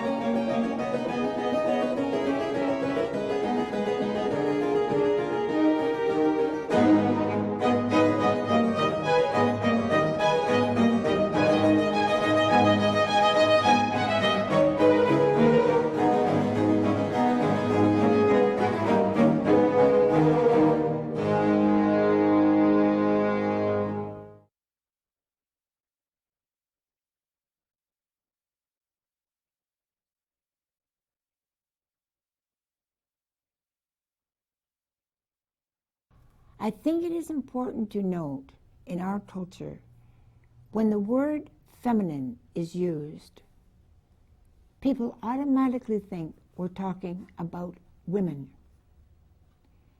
This was not so in ancient cultures. The Indian Hindus knew that they were working towards a balance between Shiva and Shakti in divine embrace. In China, the yin and the yang were always, the attempt was made to bring them into balance. Those of you who do the I Ching, that is the whole understanding behind balancing the yin with some yang, the yang with some yin. In the Christian world, we go to the abstract to balance the transcendent and the immanent. Yes, we do need a new vocabulary. These two words are too tied to sexuality. Masculine and feminine have become sexual words. But the fact remains that in our dreams, the masculinity is imaged in the male, the femininity is imaged in the female. Instead of putting all our energy into worrying about new language, we need also to look at the dreams, where the macho man is raping the feminine in himself, in other people, in the earth, or where the woman, the phallic woman, is doing the same thing, raping the feminine in herself, in her man, and in Mother Earth. What does it look like in a man when his femininity begins to develop? When his growing anima begins to separate out from mother? When that cold cat begins to develop a sweet and loving face? When he is no longer interested in his Don Juan escapades? How does his outer attitude change? When the little boy has outgrown the phallic witch and the deadening laws of patriarchy? What happens when he begins to experience his own values in his own being? Being is the feminine principle. Doing is the masculine principle. For me, patriarchy has become a parody of masculinity. It is focused on power. Power over, even power over one's own body. Masculinity is a focused, discriminating, fiery, creative energy that loves the feminine, cherishes the feminine. If the feminine principle were present at the board table, how would it change our ecological laws? What would happen to modern pig farms, chicken farms, stockyards? What would happen on our whole planet if we could believe that God has a wife? While you are looking at our shadow nose, it is important to remember that the shadow is not always dark, mean, dangerous, evil. Shadow for Jung means those parts of the same gender self that are still in the unconscious, unknown to our conscious ego. These can be parts of ourselves that have been put down since we were tiny children. Parts of ourselves that we were made fun of, bewildered by, kept out of a peer group, We buried these parts and hoped we would never see them again. Forgotten them. Often the sad part is that they are in our unconscious. And like ugly little toads, they come splatting out.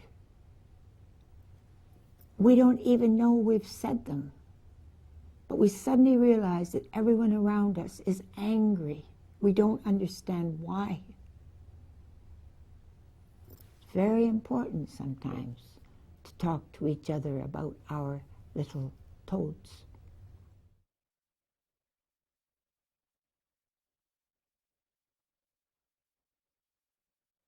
Now the shadow is the same gender as the ego.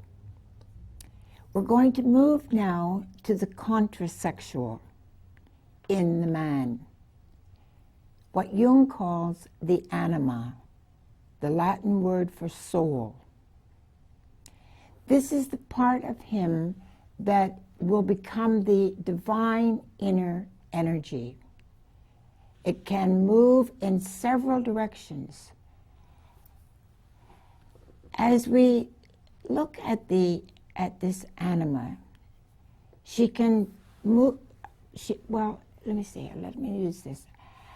As we look at this anima and you see how this pendulum swings, you can see that there is a ratio on both sides, that it does move the same on the one side as on the other.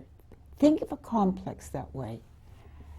Think of a person who is projecting a goddess, a divine goddess, onto someone, and the energy becomes shifting because she is not a divine goddess, she is human.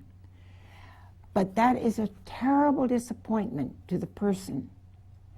So the other side comes up, and she may appear as an enchantress, someone who will not let him go, or even an animal, often a sick animal, who will not let him go, or something that will keep him asleep. The relationship to the mother will determine the relationship to this contrasexual. And one has to always be aware that the more intense on the positive side, the equally intense negative energy. Jung realized that the young feminine would be, as it were, a shadow side of that mother energy. When she begins to appear in dreams, often it's a little girl or a young girl or a little dark girl, and she comes out, and of course the energy may be projected. That's the tendency. What's coming out of the unconscious is projected onto someone. But that's fine, because then we begin to see who that is in us, what we are projecting. Now, she may say to you, if you're a man, that's not who I am at all. But from your point of view, yes, indeed, that is who she is, because that is your projection. We don't project intentionally. It's like an arrow that just comes out, flies directly to the bullseye, and then the two people involved have to deal with that. When the energy becomes that one can really see what's going on, and you begin to pull it back, it becomes an inner muse.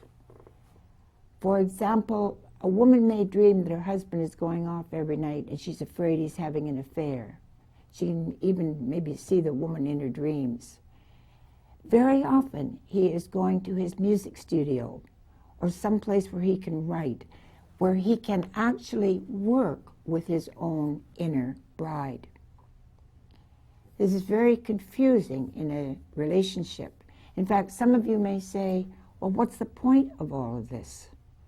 why bother making a relationship with this inner feminine if it's going to upset the outer marriage? It won't upset it if you stay with it. If you are projecting goddess onto someone, that divinity is your hope and your goal, but it's totally an illusion. No human being is a goddess. And the dark side will come out of that projection and turn against the person who is projecting. So to bring that energy in, recognize it as internal, is to bring out your own creativity. You write with that energy, you go into life with that energy, you create music, art, whatever whatever it is that brings you into your full maturity. More than that, in the marriage, the expectation is taken off. You no longer expect her to be who you want her to be, the goddess that you think she is. You begin to see her as she in fact is. And there's great beauty in human love. The anima really is the archetype of life. She is the principle of feeling and love in the relationship, by which I mean a presence that can look at the man and love him for who he is, for what he values. It's not what she is projecting onto him, but she loves what is coming forth in him and can put a love around that relationship that brings out the very strength of all his creative masculinity.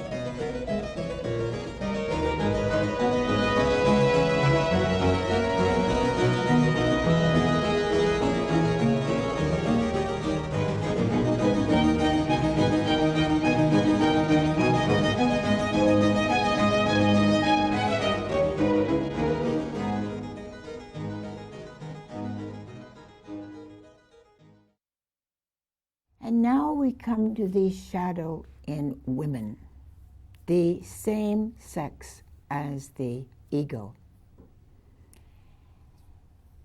We are all of us, men and women, but women in particular have to look at it, if we're going to look at shadow, that we are the children, grandchildren, great-grandchildren of women raised in patriarchy.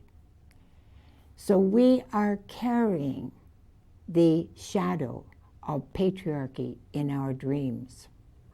The terror of displeasing daddy or daddy's surrogate undermines the ego standpoint.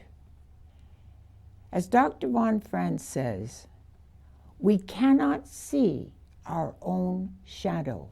She actually calls it our own backside.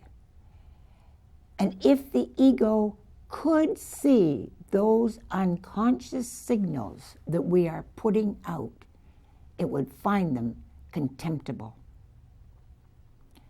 This film is about the anguish of coming to grips with that shadow.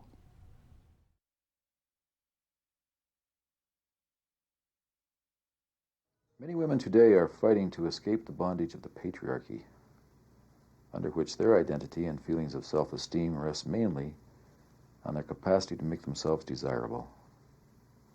They're realizing that the greater potential of life within them is being smothered by this shadow of desire. These dreams show that there is an unlived side of the personality which can be integrated, a creative resource which can give a life a new meaning. Well, I dreamt that a woman was trying to see herself in a mirror.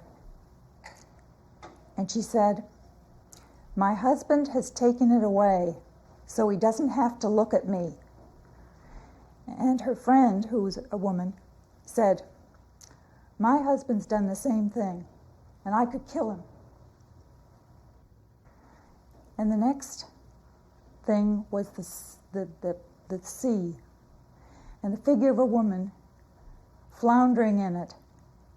And a male voice said, she always used to like to swim naked like this, early in her career. And it was Marilyn Monroe, luminous and white, with her yellow hair all spread out on the waves, very much like the calendar shot, where her yellow hair is out on the red velvet. The only problem was she didn't have any legs or any arms. There was just this trunk, luminous and white and sad looking, floundering in the water. And as I watched her, she became aware and turned, twisting her whole body or her whole torso, what there was of it, towards me. And I caught the expression on her mouth, which was all painted in red, but so sad. And I said, she always turns when she knows she is being watched, hoping to catch desire in the eyes of sailors. First, there is the strange disappearance of the mirror twice, and one would think if the mirror is taken away, the woman cannot look at herself again, but the dream says the husband takes the mirror away so that he needs not to look at her, which is a complete dream absurdity. So we have to first ask ourselves, what is the mirror? In the mirror, the mirror reflects our image, and if you think of the double meaning of the word reflection, it also means to reflect upon oneself. To reflect means to bend back upon oneself, to find one's own identity. And the mirror shows one's objective, true face. Therefore, it's very often a shock to look at oneself in a mirror. And if you think of the mirror in the fairy tale Snow White, the mirror tells the truth to the old witch and says that Snow White is more beautiful than she is, and the witch gets furious at that. So the mirror is also what shows the reflection which shows the true identity. Now, both these women at the beginning of the dream accuse their husband to have taken away their possibility of seeing their own identity. You can say that is what the women's lib people all say. It's always the husbands, they have not their own identity, they feel raped, or they feel that their own feminine identity has been stolen to them, and the cheapest way is to accuse the husband.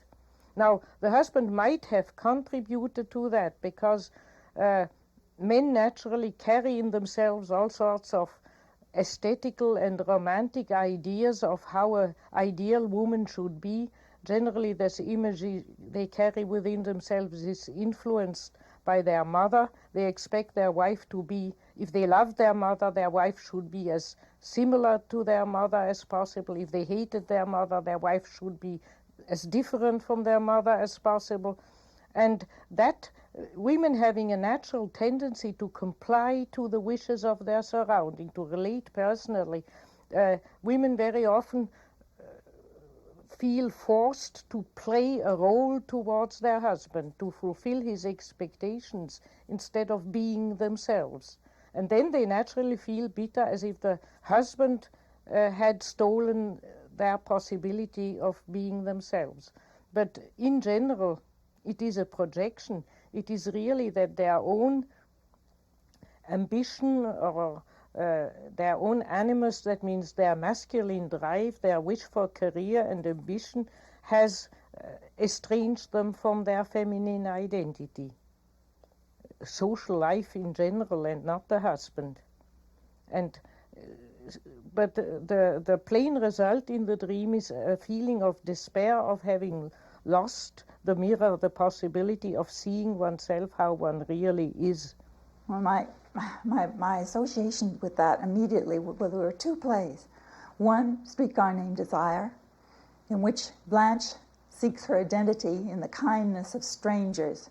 And I saw the eye of the sailor as being that kind of mirror, the same kind of mirror that the kindness of strangers was. And the other was Jean-Paul Sartre's No Exit, in which three people in hell, one woman, the nymphomaniac, does not exist because there are no mirrors in hell unless one of the other two characters looks at her, because she has so little self-identity. And it seemed that when I had this dream, it seemed to me that it mirrored it was a collective dream that mirrored something very wrong with women in our time, some terrible problem of women whose lack of self-identity makes them look for mirrors in the eyes of strangers or lovers instead of thinking of loving themselves. And the fact that she had no arms, she was incapable of love. And I thought of Marilyn. She has been able to play to millions of men the ideal feminine figure, and playing that, and she has trained or was trained by her own mother to play that role from very young on. And so she had the whole tragic fate of an actress who is disidentified from herself and plays a star role and loses the feeling of who she is in her private life. She had an obsessive fantasy in her youth that she was entering a cathedral and the whole congregation was there looking towards the altar, and when she came in, the whole congregation turned around and stared at her.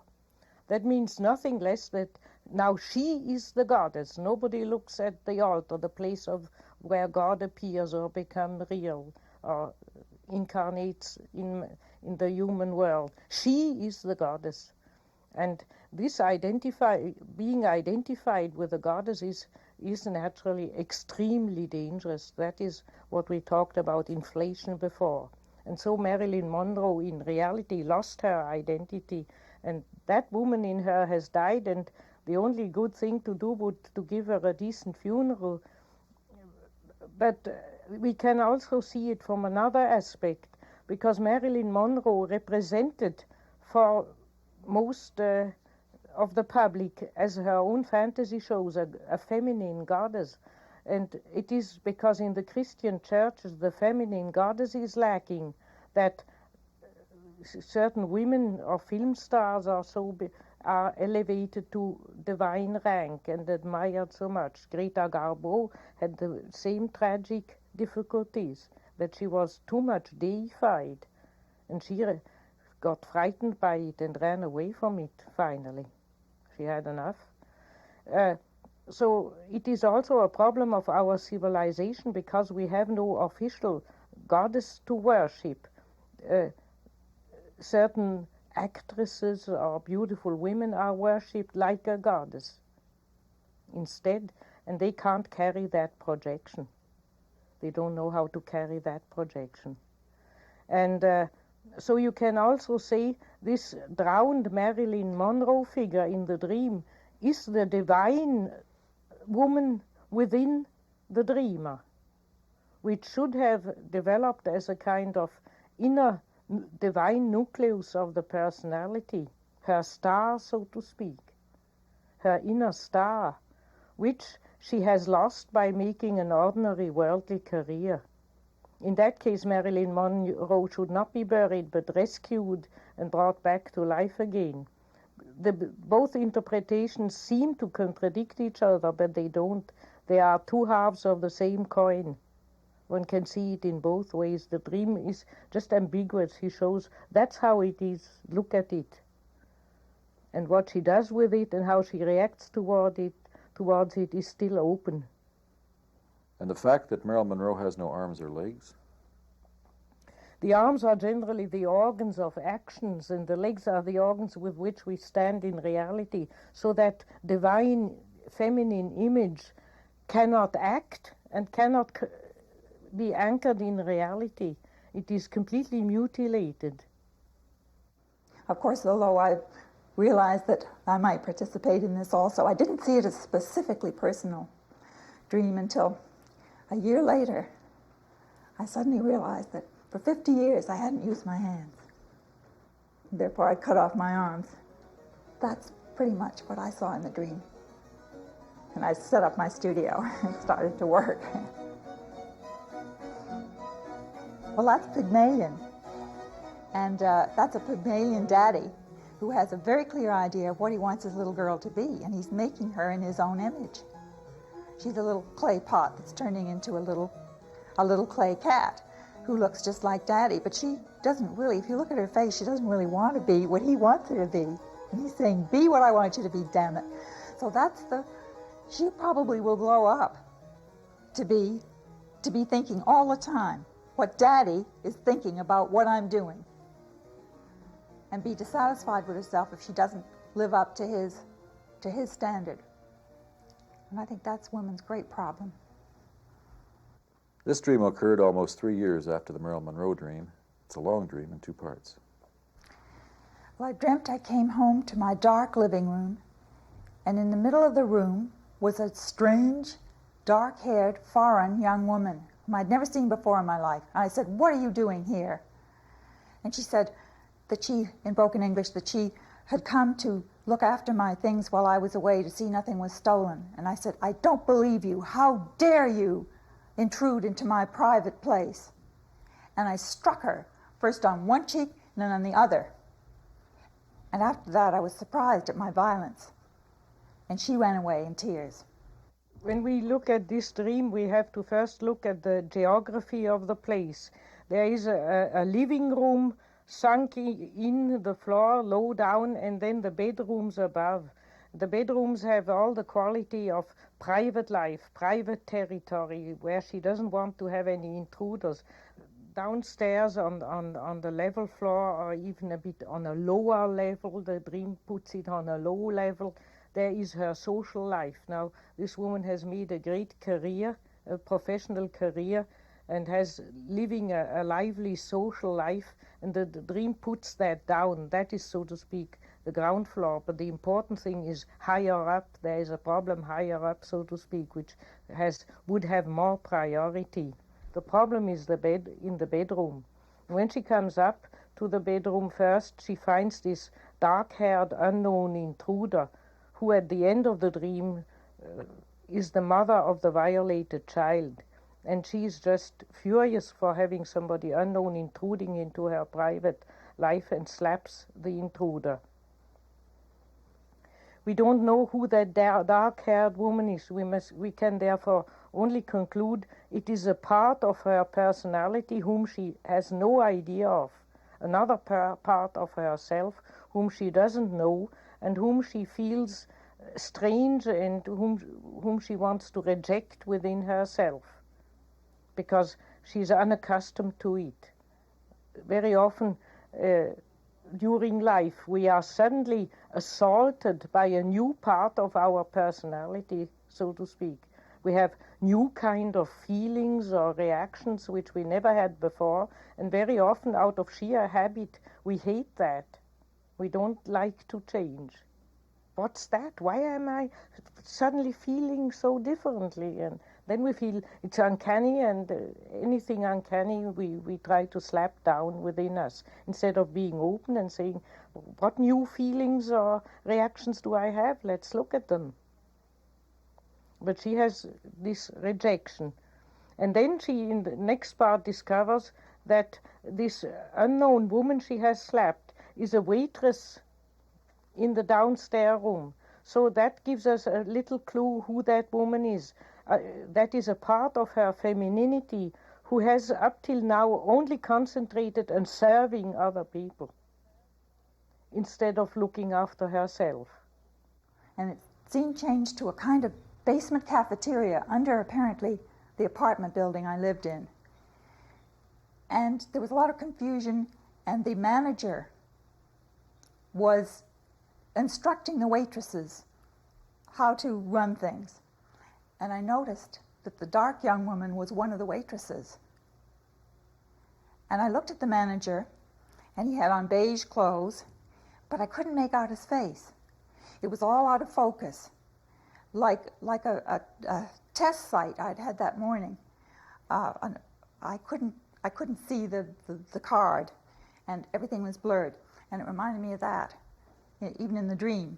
And then I overheard a conversation in which it became quite clear that the manager had sent this young woman to my apartment. And I began to feel rather badly that I had dismissed her so summarily. Then I go to sleep.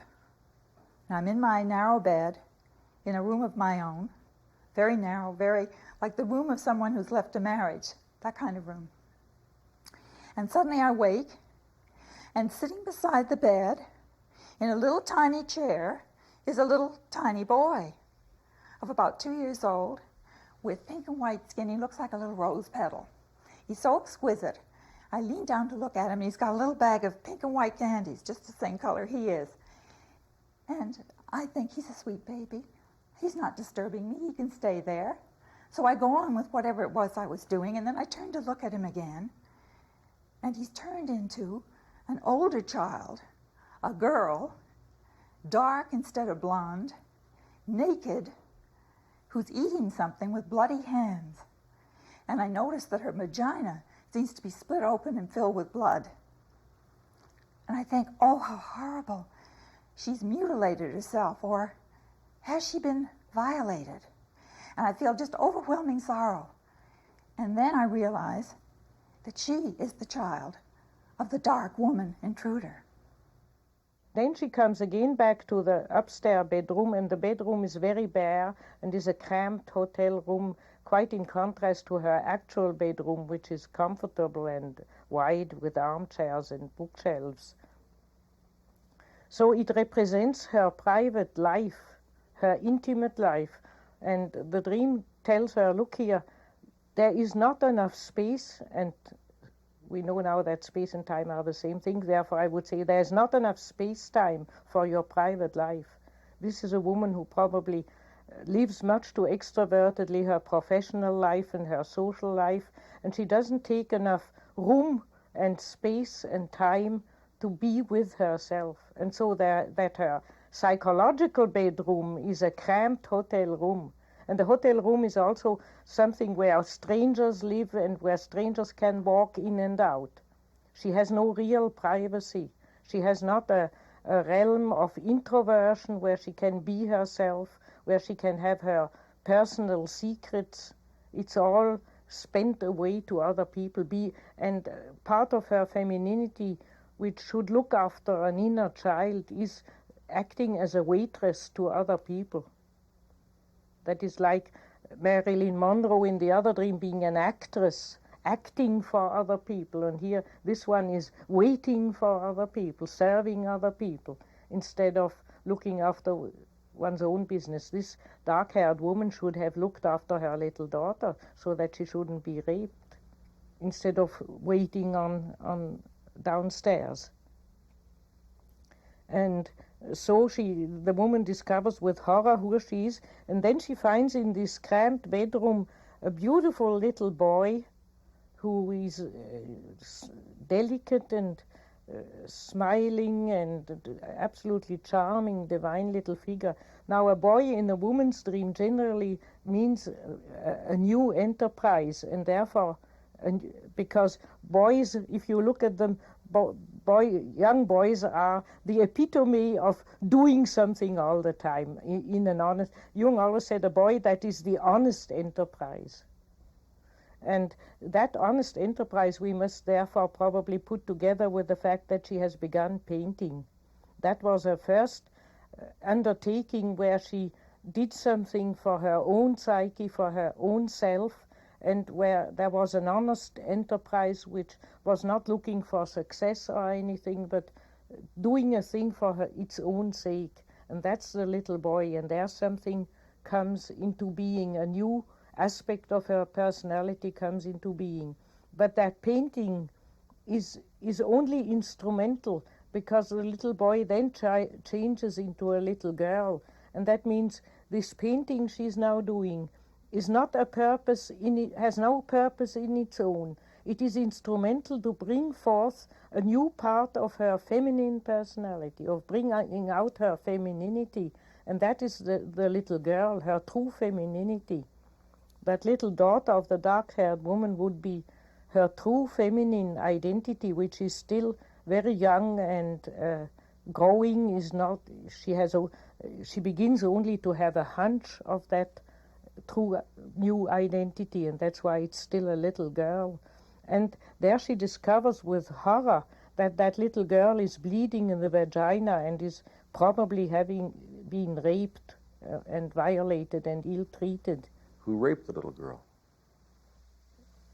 We must probably say she herself, or her animus, her masculine side, her career-mindedness. By her career-mindedness, behind her own back, she raped her true femininity, which wanted to grow within her. But the girl is not dead. The problem can be mended in the dream. The dream only in a very dramatic form wants to show her, if you go on with your social life and your career-mindedness, you rape something within yourself, which is just born and wants to grow within you, a new kind of woman. Well, obviously, there is some tie-in with my Marilyn Monroe dream and the mutilation. And that morning I had had a test and was feeling very sorry for myself because I'd had a second operation for detaching retinas and I hadn't been able to focus, and I'd given up working in the studio and been very morose. And 6 days after this dream, I went in and set up my sculpture studio. So I think that the dream was telling me that I'd been mutilating myself in my self-pity. Dr. von Franz, is there a relationship between this dream and her Marilyn Monroe dream? We see in the first dream of Marilyn Monroe that something is dying or has died within this woman, and in the second dream something has been born. We could even make the assumption that the raped little girl is the reborn Marilyn Monroe in that wrong form of acting and hunting success. This figure has to die, and in its new form of new life, of a new growing personality, it comes back again. There is constantly in dreams, we have deaths and births of parts of our personality. We die during life, parts of our personality die, rightly or sometimes wrongly within us, and others are born.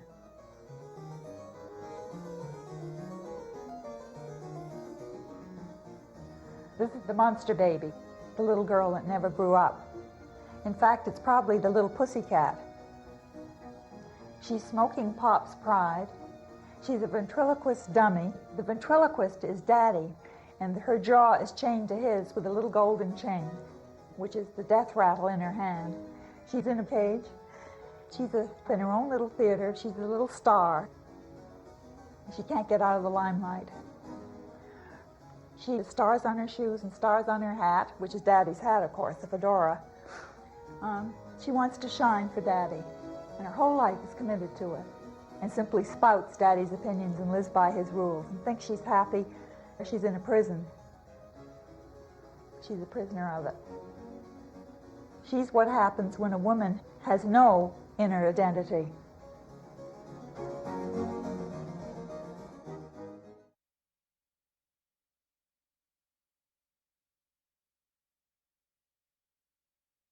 The development of masculinity can be very important in a woman's life. It's her capacity to act on her own behalf, and without it, she can feel trapped and paralyzed. In these 3 dreams, which occurred over a period of 4 years, we see the struggle involved in the development of creative masculinity. This woman left her marriage and established herself in a new lifestyle. In the first dream, there's no masculine figure, just a mother's shadow. In this dream, there's an enormous king-size mattress. I mean, huge. It seems to be suspended. There's nothing else around it. No sheets, nothing. I'm on it, laying this way.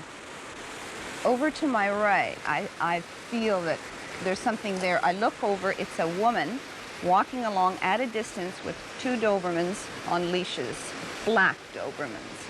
As she comes towards me, I keep watching her. She comes closer and closer.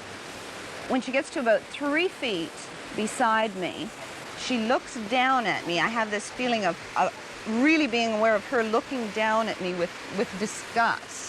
She has a babushka around her head, tied. She looks at me, lets go of the leashes, and the 2 black dogs just zap right at my throat. The whole problem is already told in the first sentence of the dream, where the dreamer says, I was lying on a mattress floating in the air. The dreamer is shown that she has no relationship to the earth. She has not her feet on the earth. She has no contact with reality. And that means she has also no real contact with her own body. And she's living in ideas, in theoretical conceptions of life, in illusions. And then a woman comes towards her with those Doberman pinchers, and those would be the earthly forces, the instinctual forces. The dog represents our domesticated instincts, but they are hostile. They are associated to the Nazis using them. So because she's floating in the air, the instinct turns against her, is resentful against her, because she doesn't attend her own animal instincts. And the woman has a babushka on her head, which reminds her of her mother. Well, I'm Polish, and that's a very common Polish sort of tradition. Babushkas are very it's everybody wears a babushka, either on the head or around the shoulders. My mother wore one. Now, the mother for a woman represents the instinctual basis, the matrix, also the whole area of the uterus. If a woman has trouble with her mother, she has very often trouble with menstruation and with her own sexual functions and her maternal feelings. The mother is, so to speak, the earth from which she lives. And that mother figure lets the Dobermans loose on her a fierce, hostile, negative attack of the instincts. So the dream says, because you are floating in midair, because you have lost touch with reality, the instinctual basis of your femininity has become hostile to you and is threatening you, which goes very well with the fact that she became afterwards ill.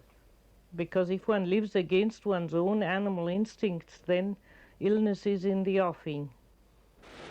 After the 2 dreams, shortly after the 2 dreams, as a matter of fact, within 6 weeks of the second time I had the dream, I ended up in the hospital with a very serious infection, pelvic infection.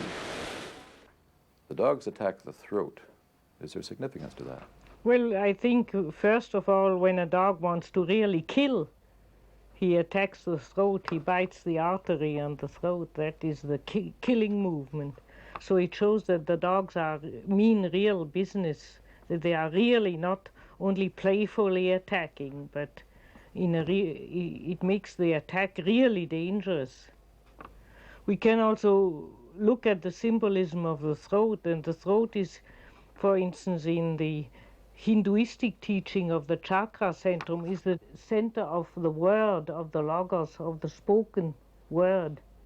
She believes in the world of words. She doesn't believe, she doesn't listen to what her the instinct speaks out of one's stomach or from deeper centers. But that goes together with her floating in the air. She probably mirrors herself in her own reflections as a successful woman, and that is living in the world of ideas and words. And that is the so-called Vishuddha center in the Hinduistic chakra teaching. And that's what is attacked. Is it possible to actually diagnose a disease from a dream?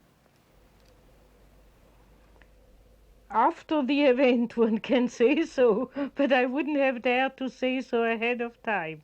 I would have only said you are living against your own instincts, and that will very likely end up in some kind of disease. Because it's obvious if you eat too much or too little, or if you sleep too much or too little, if you do anything against your instinct, you are likely to catch a disease. The next dream, she dreamt 3 years later, after she left her marriage. It's interesting that the shadow figure of the mother changes from the extremely negative figure to a positive figure that brings her down to the ground. In this dream, I'm in a room. There's my mother and a male with me, okay? It's a very tiny room. There's hardly any furniture in it except one bed on one side. There's not too much going on, and we're just kind of standing there. Then I get this feeling that there's a body outside the door. I walk over to it, open the door, and sure enough, there's a body. It's like a central hallway with doors going in. I look down on the ground, there is a body there. You can't see the body. It's wrapped in a sheet, but I know that it's a male. I shut the door, and now we have to leave. The three of us have to go. So we go to the back door, open it, and to get down, it's an incredibly steep staircase, wooden, and just an unbelievable sort of drop. The stairs are open, they're not closed in. It's really dangerous. My mother goes first, me and the male go behind her. She starts walking down, she takes a couple of steps, and I'm being very, very cautious. And then all of a sudden she does this beautiful leap from way up high, lands flat on the ground, both feet, excellent jump. I'm just in awe. It's just wow. Then everything changes. I'm by myself. I'm walking through like a village, a small town. It's quite barren. There's a lot of sand. As I approach the center of the square, there's a platform which is about 3 or 4 steps up. There's stairs leading to it. It's a hanging man's platform, an absolute square made out of wood, an old weathered kind of wood. There's 4 pillars around the corners, and then in the center there's the hanging man's pole. I approach it, look at it, and there's a man hanging there. I look again. He's hanging, but by his feet. I'm not alarmed at it or anything. I look at it, and then I walk by. Though the animus is often spoken of as a nuisance in the woman, he has also very positive and important functions, because a woman whose animus is lamed or is not functioning is too passive and therefore too exposed to the vicissitudes of life. She cannot take her own destiny into her own hands, and therefore the animus really is a very positive figure. This dream here shows that the woman is with her mother, and actually she was very much wrapped up in her mother, and therefore dominantly feminine, and had not developed her own masculinity. And this own masculinity is shown in the dream as wrapped up in linen, dead, lying before the door. That is the part of her personality which has died and should be resuscitated. She therefore has to leave the place where she is. She has to change her life situation. And the path is leading downwards, a rather dangerous step. She has to come on a deeper down level of reality, become more realistic, realizing her practical life situation. And she succeeds in doing so, and then she comes to a village, an old village, old-fashioned village, which probably mirrors the old-fashioned way of life, where women were not allowed to have any initiative of their own, where they had this kind of passive, submissive life of the past. And there she finds that in the center square of the village, a man is hung up. In that atmosphere of old-fashioned femininity, all the positive masculine forces in woman are suspended, literally suspended. They are killed. They cannot act, and therefore the dream shows what is wrong with her. She probably, being in a very difficult outer situation, would be inclined to think that all her bad luck lies in the outer situation and in her negative marital situation. And the dream shows her that the real trouble is that her own masculinity is dead, is not functioning, and has to be rescued and revived again. Would you amplify the image of the hanging man? Hanging is, in general, a kind of negative deification. After all, the god of Western civilization is a hanged man. And it means the moment of being elevated into the spiritual realm and be recognized as a god, but at the expense of human reality. One is, so to speak, hung up in eternity, and the human reality is dead. And that's why, for instance, the old Germans hung up their prisoners in honor of Wotan. And when the wind was blowing them back and forth on the gallows or the trees where they hung them, that was meant that Wotan, the god, the spiritual god, was taking them to them. But it also means what the English word says, to be in a suspended state. Suspended means hanging. So it means that all her masculine intelligence and capacity of action and courage and all her masculine qualities are existing but suspended, in suspense, and not touching the reality. They are turned upside down, where the man should have his head up, which means she should have her head up herself and think her situation over and take it in hand like a man, and all that is suspended and condemned to inaction through a old-fashioned attitude towards life on one side and through a too great identity with her mother on the other side. The next dream occurred after she was rejected by a lover. She had told him that she had strong feelings of love and affection toward him, and he said the feelings were not reciprocated, that he saw her just as a sex object. The dream begins, she's sitting in the balcony of a movie theater. All of a sudden, I have to go to the washroom. I'm looking for a washroom. I get up, I walk towards the back of the theater. There's an usherette standing there. We go to the washroom together. It's kind of a strange wooden door. It's a storage area washroom somehow. We both sort of go in, or she opens the door and kind of holds it for me, and I enter it. Now, to go in there and pee, I realize you can't shut the door. As I'm thinking that, a man enters in a suit, and I'm outraged because this is a ladies' washroom, so I tell him to get out. Then I see another man coming towards me. Now, this is quite short, stockily built, okay? He's coming towards me. I'm outraged at the fact that these men are in the ladies' washroom. He comes right towards me. The stocky man comes right towards me. I look over at the other man, and he says he's a Taekwondo master. And I look over at the stocky man, and he has assumed the stance of, the martial arts sort of thing. And then in a leap, he's at my throat.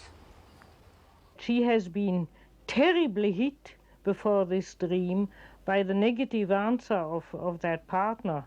Now, the dream changes that hit or represents that shocking hit, but in a different form. First, he shows that it happened when she wanted to pee in a toilet. Now, to pee generally has a symbolism of expressing oneself genuinely. Peeing is one of the few functions man cannot repress. We can repress sleep for a while, we can repress eating for a while, but peeing is just above us. It rules us. And therefore it is an expression of, here I am, that's how I am. It always means to be genuine. And the dream says, look here, for once you have tried to be genuine when you asked this man, do you love me? And inferred at the same time that you love him. That was your true feeling. And you got hit, but you did not get hit really by him, the partner who told you he's not interested in you. You got hit by somebody else. You got hit by this karate hero, by that horrible man who hits with a karate gesture your throat. Now this karate man is within her, as if the dream says you did not get the shock from outside, you got it from your own nature, which reminds one of the fact that Jung once said, there is no difficulty which we ultimately are not to ourselves. We are our own difficulty. And her love difficulty is within herself. She has such a karate fellow in her, and she can only therefore develop further or become herself if she realizes that the terrible shock she fetched herself in the outer world is something, a problem in her own nature, and that she has to face up to the fact that she has such a hard, fighting man in herself who devaluates her as a woman. Now this figure, this karate figure who attacks women when they become genuine with their feelings, will you talk about him in terms of society in general? Well, I would say it is the modern style in the Western societies, and beginning also now in China and in the Marxist societies, is to organize the masses with computers and to discourage every personal feeling. In the West, for instance, it's a rule in big business to rotate men around in different places just to prevent too much personal attachment. Personal attachment is looked at to be forming a clique. Personal feeling is discouraged. You see it also in political debates nowadays. One of the most negative things one can say about an opponent is to say he uses only feeling arguments. He's not logical, as if logic were the only way to argument. One can also argument with the heart. One can also protest with one's feelings, not only with economic logic. But nowadays the fashion, the absolute fashion is to be rational. And many schools of modern psychology are also rational. If something is wrong in the marriage, one has to rationally reorganize sex life, have extramarital affairs, or use practical new positions, Kama Sutra positions, or fix up the thing rationally as if it were a broken down car, and treating man like a broken down car. And that is absolutely destructive to feeling, and it hits men and women equally, but women even more, because women in generally put more emphasis on personal relationship and personal feelings, and therefore they are hit first. And that's why women are nowadays so unhappy and in a general revolt against many things. They feel that they are thwarted of their life. naturally it hits men too, because if women go crazy and become disagreeable and cold, it reverberates on the sons and on the partners and on the men as well. But a man can stand a rationally organized world rather a bit longer than a woman. He's not happy in it finally himself either, but he can stand it longer. There are many movements today to get back into the body. Tai Chi, jogging, fitness programs. This tremendous emphasis on the body nowadays in psychotherapy is a compensatory movement. My feeling is, from my own experience, that that those exercises to get back in the body, Tai Chi and all sorts of group experience and so on, is a bit too technical again. It's too intentional. I think that going into nature and living with nature is a better way of sinking back into the body, a more natural way. But not everybody can do that, and those exercises are certainly sometimes very helpful. What happens when the individual connects the head and the body? Well, generally when people sink into their body, they are first, the bridge between the head and the body are the emotions, probably connected in the brain with the limbic system, the affects and the emotions. And generally when people try to, through exercises, get into their bodies, they first touch on certain emotions. A wild resentment against father or mother or something like that. Generally negative emotions which have been repressed. And the first step is to let those out, to let those come up, not to suppress them with the head. And then generally there is an outburst and tears and sweat and physical reaction, and then a relaxation, and then a better connection with the body. You've been describing a society where the head, the thinking, is over here, and the body, instincts and the emotions are here. And the problem involved in putting the head on top. What's wrong with our society? What is wrong is that the whole collective consciousness doesn't evaluate eros anymore, and eros is personal. It is from one being to another being in a unique and personal way, and that is not evaluated. That is not. That doesn't count for anything. You cannot say, I do that because I love so-and-so I do that against the rules because I love so-and-so. The rules are the rules.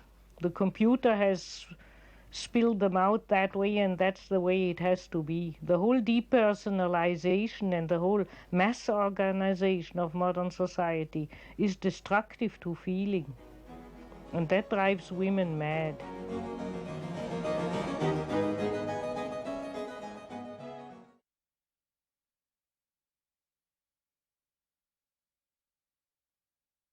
The father complex can raise hell in the unconscious of a woman.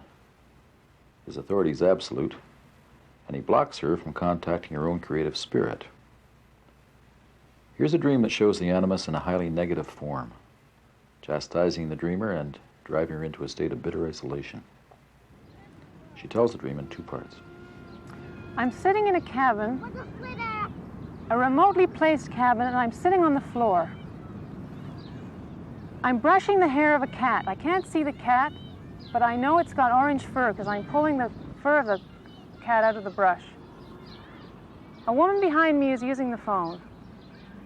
And I'm sitting beside a man I don't recognize, but I know in the dream is my father. He's very tall and strongly built with short hair. He is chief of police, and we live in the police department of a remote settlement. The woman finishes using the phone and hangs it up and leaves, and he walks over to where she has been and tidies up something and turns and walks towards me and says, "They're crazy, they're just plain crazy." She's been making incestuous overtures to whoever she's been talking to on the phone. In the beginning of the dream, she's brushing an orange cat. The cat stems in our countries originally from Egypt, and there it was a divine animal, and there was a cat goddess Bastet, who was the goddess of music, sexuality, pleasure in life, and altogether fertility and life-embracing feminine fertility. The cat also, in contrast to dogs, has never sold its soul to man. The cat has always a kind of egocentric reserve somewhere. The cat says to us, you may stroke me and you may serve me, but it never becomes your slave. And if you annoy it, it just walks out on you. And therefore the cat stands very often in women's dream as an image of something feminine, being independent and sure of itself, just what modern women are so often lacking. That's why the cat goddess comes very often up in them as a positive model of feminine behavior, because the cat is not brutal and displays no masculine features. It is very feminine, and all the same it's very firm and very identical with itself and very true to itself. The cat is not very amiable, but very true to itself. And so the beginning of the dream tells us that she's trying to approach and to look after her own femininity. And at that moment, the father walks up, and it's not her real father, but it is in the dream called her father, and it's a chief of police. And that shows that the image of the real father has become within her a chief of police. That would be that she now this woman tyrannizes herself with rules of behavior. In actual life, she has decided to become a good mother, and she forces herself in a tyrannical, harsh, authoritarian way to be a good mother. Her home, her children, and she and the family life has to be the way she thinks is right. But that's why the dream says it's the chief of police. The police is mainly engaged to look in a very collective, undifferentiated way that things go on orderly, conventionally orderly. And so the chief of police is that animus in woman who wants authority, order, behaving like everybody else, not doing anything shocking to everybody. A bit the opposite of the cat. The chief of police and the cat never get on very well, and that poor woman has both in her at the same time. And then the chief of police declares the woman to be crazy. So that would be a secret voice in her that whenever she follows her own feeling, something says, no, that's crazy, don't do that. You are crazy if you do that. Many people repress things within themselves by calling them crazy. In the second part of the dream, tremendous anger suddenly springs up. I'm standing beside my father. He has found a note that I've written to a boyfriend, and he is in a murderous rage. The kid is standing in front of him. I start to tremble violently and run from the room through a door that is usually locked by a hook high up on the door. I see that it isn't locked, and I run through into the bathroom. There's a man sitting on the floor in there who doesn't pay any attention to me. I'm wearing a parka and a hat, and I vomit into the toilet. As I'm doing this, I can see that my father is going to tie my hands together and hang me from the rafters in the cabin and beat me with a stick. I wake up from the dream shouting, "Harry, Harry!" There again we have the image, naturally, there exist in reality fathers who think they have to anxiously protect the integrity of their daughters and therefore pursue them when they write notes to their first boyfriend and so on. But here, this is no longer the case, as this woman is married and away from home. So she is doing that again to herself.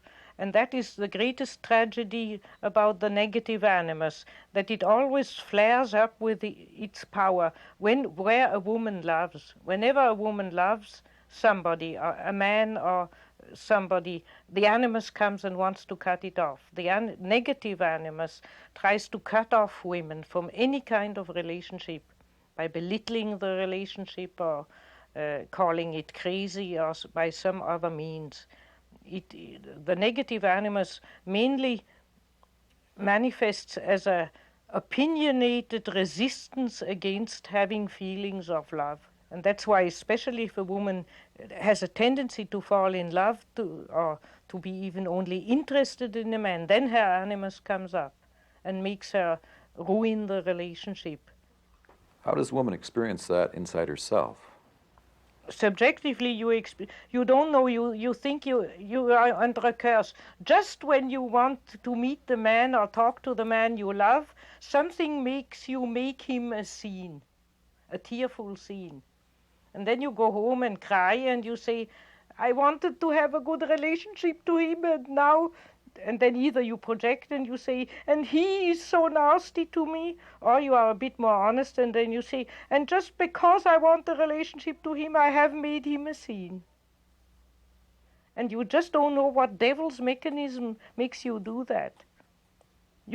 But women always hit, if a woman hits you as a man, you can be sure she's interested in you. And she would really want to love you, but she doesn't know how to do it.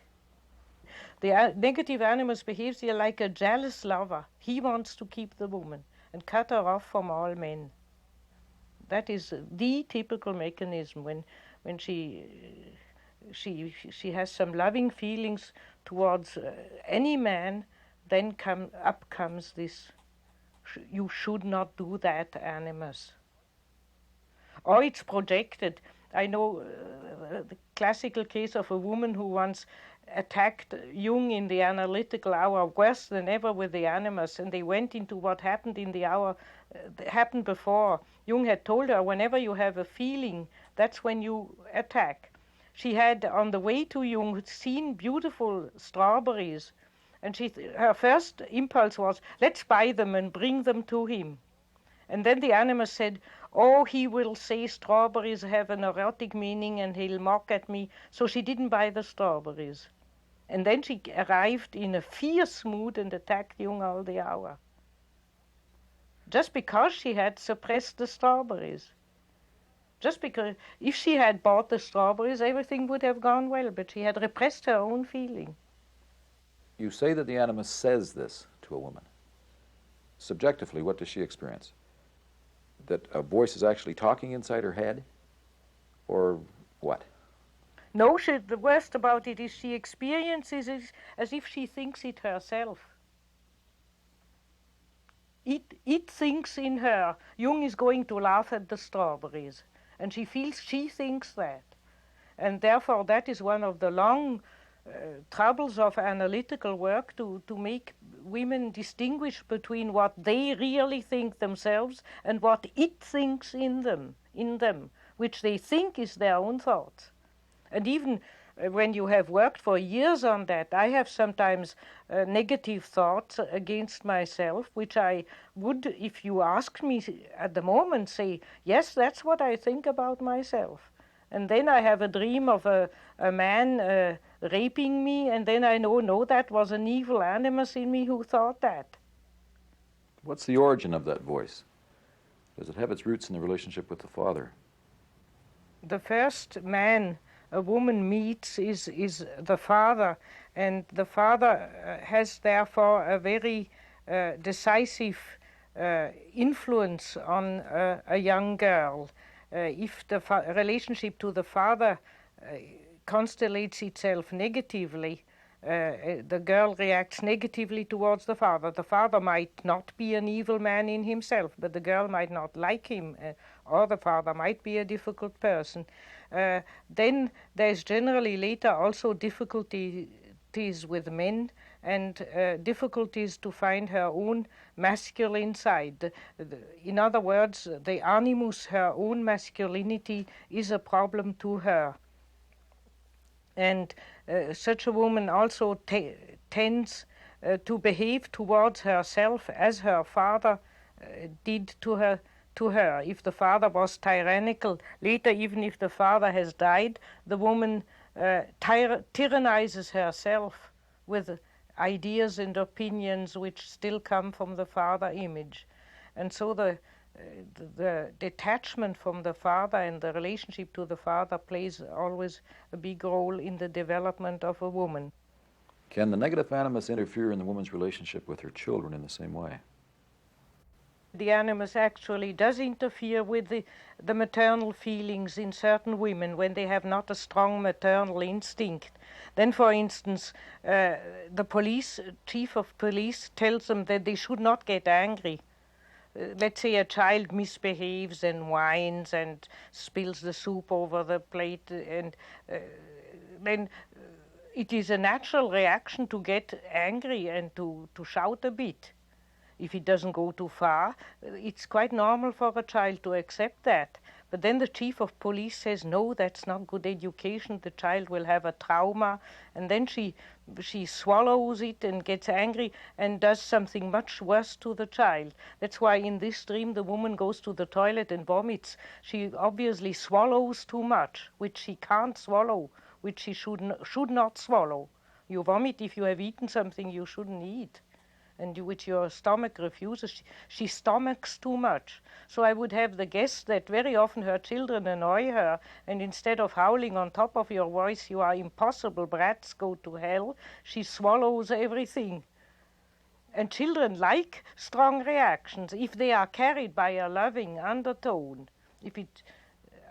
I have known, I was once in an Italian inn where a mason's woman was cooking for the whole inn, and around her were about 12 little children, and she constantly howled at them and banged them in the head, and you saw, I've never seen as blossoming children, because it was all carried on in a warm atmosphere of maternal love.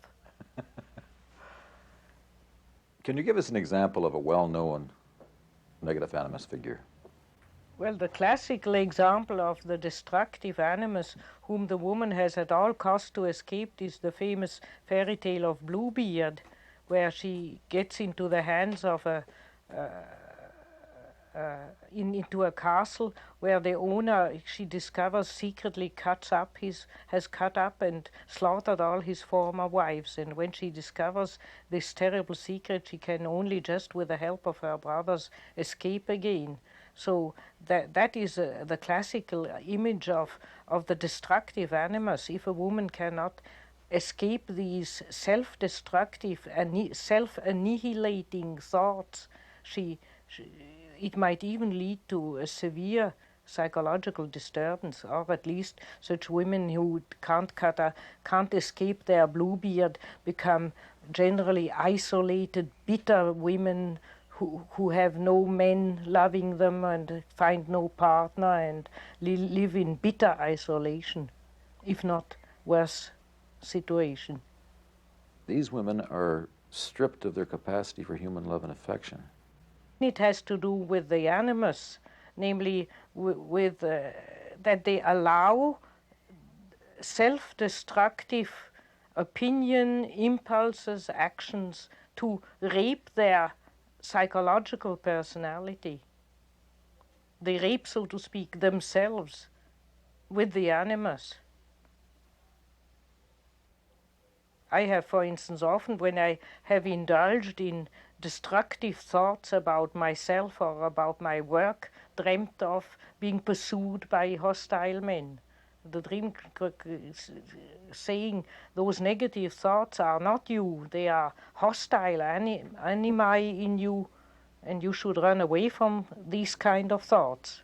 They destroy you if you stay with it. Could you be more specific? Well, for instance, just take the woman who is annoyed with her little boy spilling the whole soup. Her natural feeling would be say, damn it, now you have again spilled the soup. And then the pedagogic animus says in her, you mustn't speak loud to your little boy, that's pedagogically not wise. Then she rapes her feeling. With her opinion that she shouldn't speak up, she rapes her natural feeling. She rapes her feminine reaction by having an opinion that she shouldn't have a feminine natural reaction. Can a woman's dream of rape be positive? I would say that depends on who rapes her. If she might dream that a powerful, healthy, or in any other way positive figure rapes her, then I would still not like it because it's such a passive situation. But you could say then she's overwhelmed by something positive. But altogether, rape, if you use the word rape, I would always say that is a bit too, she's then too passive. She hasn't said yes to it. And so it isn't quite good. It's kind of a psychological happening instead of a accepted situation. So even if the raping partner is positive, it is not quite it. We were talking earlier about how men become paralyzed by women's tears, the crocodile tears when they get hurt. And you use the image of the animus of the woman becoming this great hulk of a man, and then picking the girl up, picking the woman up as a little girl, and holding the little girl in front of him. So the animus then can come from behind and smash the man, but shielded by the little girl, which the man hits if he tries to strike back at the attack coming at him from the animus. Can you talk about that image? Well, that is only a simile because women like to do that double play to a man when they are in the animus. They brutally attack the man, or they viciously, with their tongue, attack the man. And when the man hits back, they say they are such a delicate, frightened little child, and now the brutal man is attacking them again, though they have attacked first. And so I always call that the woman having a gangster animus who uses the woman like a little girl and puts it in front. And one can't shoot down the gangster because he puts the touchy little girl in front of him so that one cannot shoot at him. And that's what women, they play at the same time. The touchy little girl who the man may not say woo to them because they are so uncertain of themselves, and the tyrannical man makes them even more uncertain, and the man doesn't listen to them and so on. And at the same time, they themselves viciously attack by making chiding remarks or aggressive remarks to the man. But say the man is moved by the woman's tears. What's he supposed to do? Mm-hmm. Smash her? Generally, men feel very awkward when women cry, and they feel, and the women cry to make men feel guilty. And so men feel guilty, they feel they are a brute who has made the woman cry, and so they feel uncomfortable and awkward, and they generally react in some inappropriate way because they feel cornered. When Jung describes a woman locked in the animus, he says that she's possessed. She's animus possessed. That word is usually connected to religion, to witchcraft, or to primitive tribes. There you have wonderful states of possession when, for instance, certain mediums go into trance and then they are possessed by a certain godhead. You have that, for instance, in Hawaii. Certain people go into trance and then certain godheads, female or male, enter them. And then they speak in a changed voice and the god speaks through them. Then they are possessed by a god. They call that they become the horse and the god becomes their rider. And I have a book on Hawaiian states of possession, and there is a photograph of 3 different male mediums incorporating the same god, Legbe. And they make exactly the same movement. Though they are, as human beings, different, when they are possessed, they behave all in the same way. They are possessed, we would say, by an archetypal figure, by a collective figure. Now, in waking up, these mediums sometimes don't remember what they have said in the trance state. They have been entered by a spirit. Now, this is an extreme of something which is normal in every human being. The whole day long, our field of consciousness is entered by autonomous complexes. You can notice that if you watch your own trend of thoughts, then, for instance, you are in a friendly, loving mood, and then you suddenly think of something negative, and then hatred and bitterness enters the scene, and a quarter of an hour later you muse revenge about something which has been done to you, and then your inner scene changes again, and you think of something else, and you get again in. We constantly switch moods, and therefore, if we watch ourselves, we are many people. I could give you a whole list of what kind of persons I can be. I can be an old peasant woman who thinks of cooking and of the house. I am a scholar who thinks about deciphering manuscripts. I am a psychotherapist who thinks about how to interpret people's dreams. I am a mischievous little boy who enjoys the company of 10 years old and playing mischief to adults, and so on. I could give you 20 more such characters. And they suddenly enter you.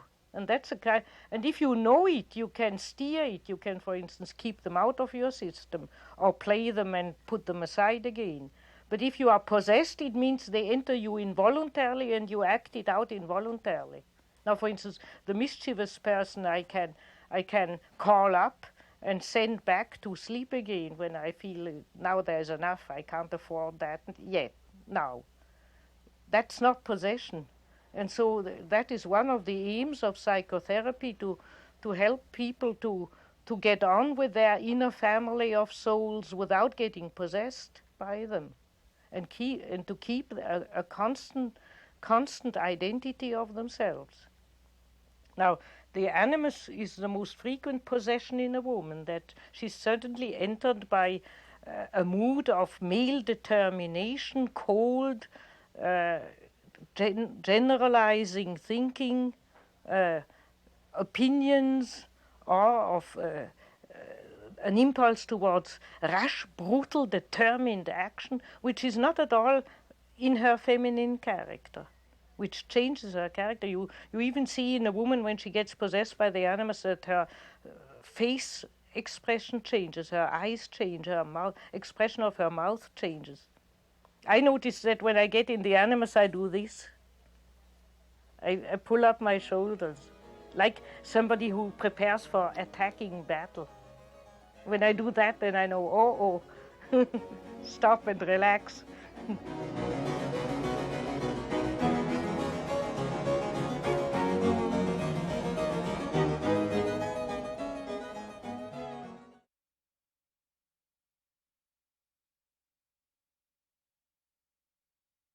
I was once told that it didn't matter if I understood a dream. What was important was that the dream understood me. That my attitude toward the dream would determine its attitude toward me. It's a living dialogue. When we listen to dreams, we change. And when dreams are heard, they change. Here are 4 dreams of an air stewardess that demonstrate what happens when dreams are listened to. Okay, I had this dream about flying, that I could fly. Sort of like Samantha and Bewitched, just straight through roofs, just disappear. And I was flying through the roofs, up into the clouds. Could also produce a gray mist. This would encircle me so that nobody could see me. I could still see through it, I could still see other people, but nobody could see me. And I went up to about cloud level and just sort of sat there, just weightless, and sat there and had tea with somebody else. This dream is difficult to interpret because the outer situation of the dreamer is flying, so that the flying has a double connotation. It means what she actually is doing, and it also has a symbolic meaning, how she is psychologically behaving. But naturally, one can also say it is not by chance that she has chosen that profession, so it in a deeper sense, naturally, the meaning is one. And she's flying in midair, and she can even veil herself in a gray mist which she produces.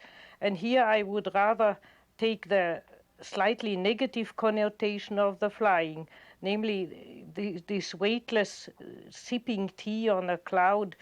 All the connotation shows a very light and unrealistic attitude, a delightful but unrealistic attitude. There is no earth anywhere.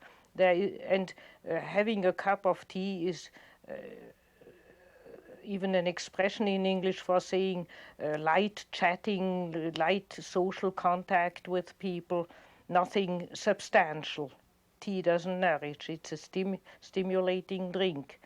And the grey mist, you see a stewardess has very much to play a role. She has to be the charming geisha waitress of the air, and nobody is interested in her private life and in her as a woman and a human being.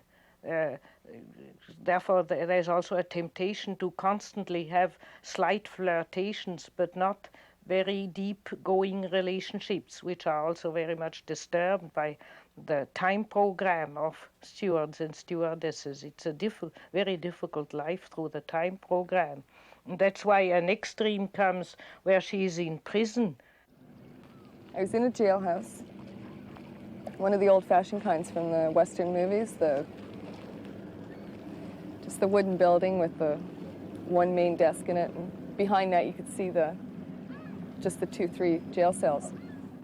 And the guards were talking about how there'd been a lot of jailbreaks recently. There was also 2 prisoners. One came out of his cell and went to take a shower, and he escaped. And the 2 guards were discussing this, and they said, well, it was very strange that there'd been 2 jailbreaks in one evening. And then they all turned around and looked at me, and they thought it was very suspicious, and then I woke up. That prison I would take as the timetable in which she is imprisoned. It is a very difficult profession because, let's say the stewardess, the dreamer meets a man she likes. Well, she can stay with him 2 hours at airport so-and-so, but she has to take the next airplane back evening so-and-so. She is constantly in prison, and except for short holidays, she cannot break free from that. And also suffering from the jet lag, there is generally a big physical discomfort in this profession. An irregularity of sleep and physical discomfort, which makes these people even more uprooted and not connected with their body and with their own depth. Even the dreaming business is difficult for a stewardess. She sleeps once a daytime, once early in the evening, once late in the night, and when has she time to record and think over her dreams? So it is a very difficult profession, and that's why also in aging, it's good for young people who like the spirit of adventure which is connected with it. But generally in aging, there's a strong wish comes up to retire from it. And therefore, to break free from that prison and have a life where you can more give it a creative form, your own life, so to speak, your own private life. And form your own life. The unlived part of this dreamer's life becomes obvious in the next dream. Her friend Sue raises mischief because she's neglected and bored. She dreamt that she lived with her friend Sue. I had this dream about my friend Sue, and the 2 of us were sharing a 2-bedroom apartment. It was a large apartment, and she was out of work though. And quite often when I came home from work, I'd find the place disorderly and messy.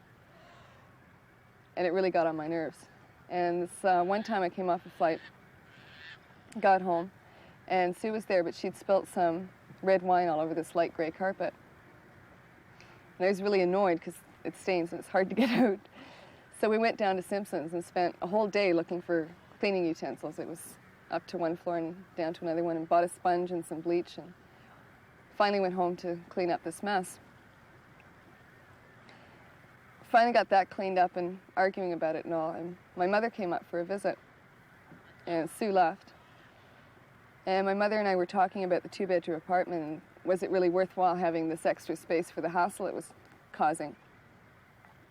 So we talked about it, and I went downstairs to see her one bedroom, because she lived in the same apartment building, to see if maybe I shouldn't go back to living by myself in this one bedroom.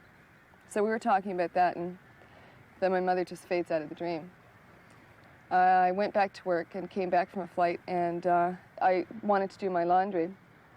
And for some reason didn't do it in the building, but I packed it all up and took it with me and went way up to this girlfriend's place that lived at Yonge and Willowdale. And got it up there, but her and her husband started arguing about the fact that this was kind of silly, like why was I there doing my laundry? And I really shouldn't have been there at all. Then they started having this party, and there was people dancing, and I was dancing with some, it was a woman, but she was weightless, and I had to keep holding on to her. So the laundry must have been finished because I left, and I went back to the apartment. But as I was walking towards the apartment, all the apartments were on this balcony, sort of, and you walked along this whole outside railing. And then you opened your own apartment, or went right into it. We were about 12 floors up, and hanging on the railing just outside my own apartment was my brother. And he'd been tied up, and he was unconscious, and he'd been tied up for quite a while. And it was a trick to untie him without letting him fall. So I went back into the apartment, got scissors and stuff, and started untying him really carefully. And while I did so, I pulled him off the railing and off the balcony and dragged him into my apartment, put blankets all over him, and knew he was going to be all right. Cleaning and washing is mostly a woman's connection with the earth, with the body, with the material world. It's an expression of love towards matter, devotion to the principle of matter, and all that in her flying condition, psychologically and outwardly, she cannot do. If the dreamer could live the Susie side of her personality, there wouldn't be such a difficulty, but because she cannot live the side which likes to be doing the household, which quietly lives introvertedly daydreaming while washing up. Washing up is a marvelous creative recreation where one can hang on one's own fantasies and thought, or a woman can think over her dreams and such things. And all that she cannot do. And so Susie is cantankerous and makes mischief and all sorts of trouble. And in the end, we'll see that she even hangs the brother of the dreamer. Then the dreamer goes to do laundry, but she doesn't do it in her own house. She goes to some friends further away in town and washes the dirty linen there. And what's the significance of her doing her laundry?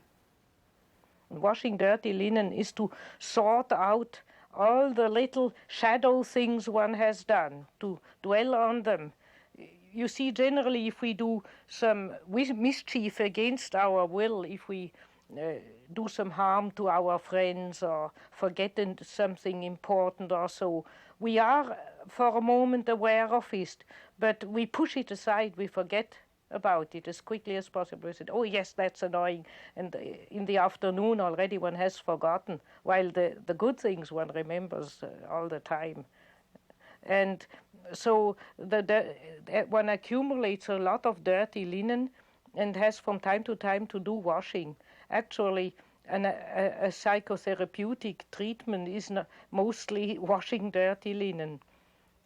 People say, my friend said that and that gossip against me and I got angry and so, and then you find out that there is a shadow projection upon each other. Both project the shadow upon each other, and it comes out in petty little quarrels and jealousies and so on. That's dirty linen. Isn't it interesting that at the very moment that she's doing her laundry, she suddenly starts dancing with this peculiar woman that she has to hold up?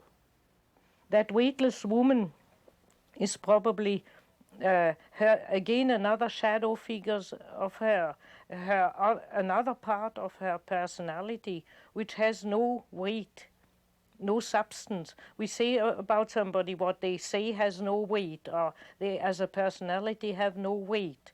And that is somehow they have no psychic solidity, no substance. One doesn't feel the other person as somebody substantial. And that comes because she doesn't. What gives us substance, strangely enough, is our shadow. Our shadow is the positive thing. That girl's shadow is weightless because she does the washing of the dirty linen outside. That means probably she enjoys a lot of gossipy, criticizing other people among colleagues and so on, but never takes it home. She never takes it home to herself. She never asks, and me, what am I doing to the others? She hasn't realized her shadow yet, and therefore her other personality is weightless in a negative sense. In the last part of the dream, she's surprised to find that her friend Sue has hung up her brother. Her association with the brother was that she's supporting his education. We can take the brother Jan, who is hung up, as her own possibility of studying and making a mental career, probably her mind personality. That is the masculine side in the woman, her mind, somebody who goes for a university career in herself. She probably neglects that, or rather perhaps she cannot live it in her present profession, and therefore it is projected onto her brother. She gives all her money and devotion to the brother that he can make a career, and kind of vicariously then enjoys the brother studying, while she actually should do that herself. By that she quits developing her own career further. Obviously, she is a girl who should not stay in the hostess business, but has a good mind and should go for a change of profession. But her Sue shadow hangs up that brother, and her Sue shadow would be in her that mechanism which projects onto the brother the man who makes a career, the person who makes a career, and sees it outside instead of seeing inside. She has therefore to take down the brother, and then he might drop 12 floors down. The great danger is that if she would realize that she herself has to do what she's paying her brother to do for her, she might drop. And to drop in a dream has generally to do with a sudden disappointment and giving everything up. To let oneself drop into nothingness, so to speak. That would be a reaction in her to say, oh, I am hopeless, and nothing will ever come out of me, I can't make it, I give up. And then just throw herself away into the street, literally, and not make the effort to build up her own personal life. And that is a dangerous moment of transition when she therefore takes that brother down and brings him in, to bring him into the flat. Her flat is in the 12th floor, would mean to bring home, instead of saying, well, why am I paying the career of my brother? Is it not me, myself, who needs to do something more than being a hostess? That would be bringing home the brother into her own inner realm. And that is a dangerous enterprise she has to, which is recommended at the end of the dream, and which she seems in the dream to succeed to do so. What about that section of the dream in which the dreamer is discussing with her mother the possibility of leaving Sue and moving into a one-bedroom apartment with her mother? The mother is a down-to-earth, practical person, therefore would probably represent in her somebody who suggests always a shortcut, practical solution. Now, the shortcut, practical solution, if your shadow annoys you, is to avoid him, to go away and have your flat on your own, to not live with Sue. That would mean the most practical thing is to repress the shadow. You see that when you want to talk to people about their shadow, they just switch conversation. They say, oh, by the way, I wanted to tell you, and they talk about something else. That's the practical way of getting rid of Sue. But it's not really practical. It's practical at the moment, but one pays for it later. Why is it that dreams tend to use close friends to reveal the shadow side of the personality?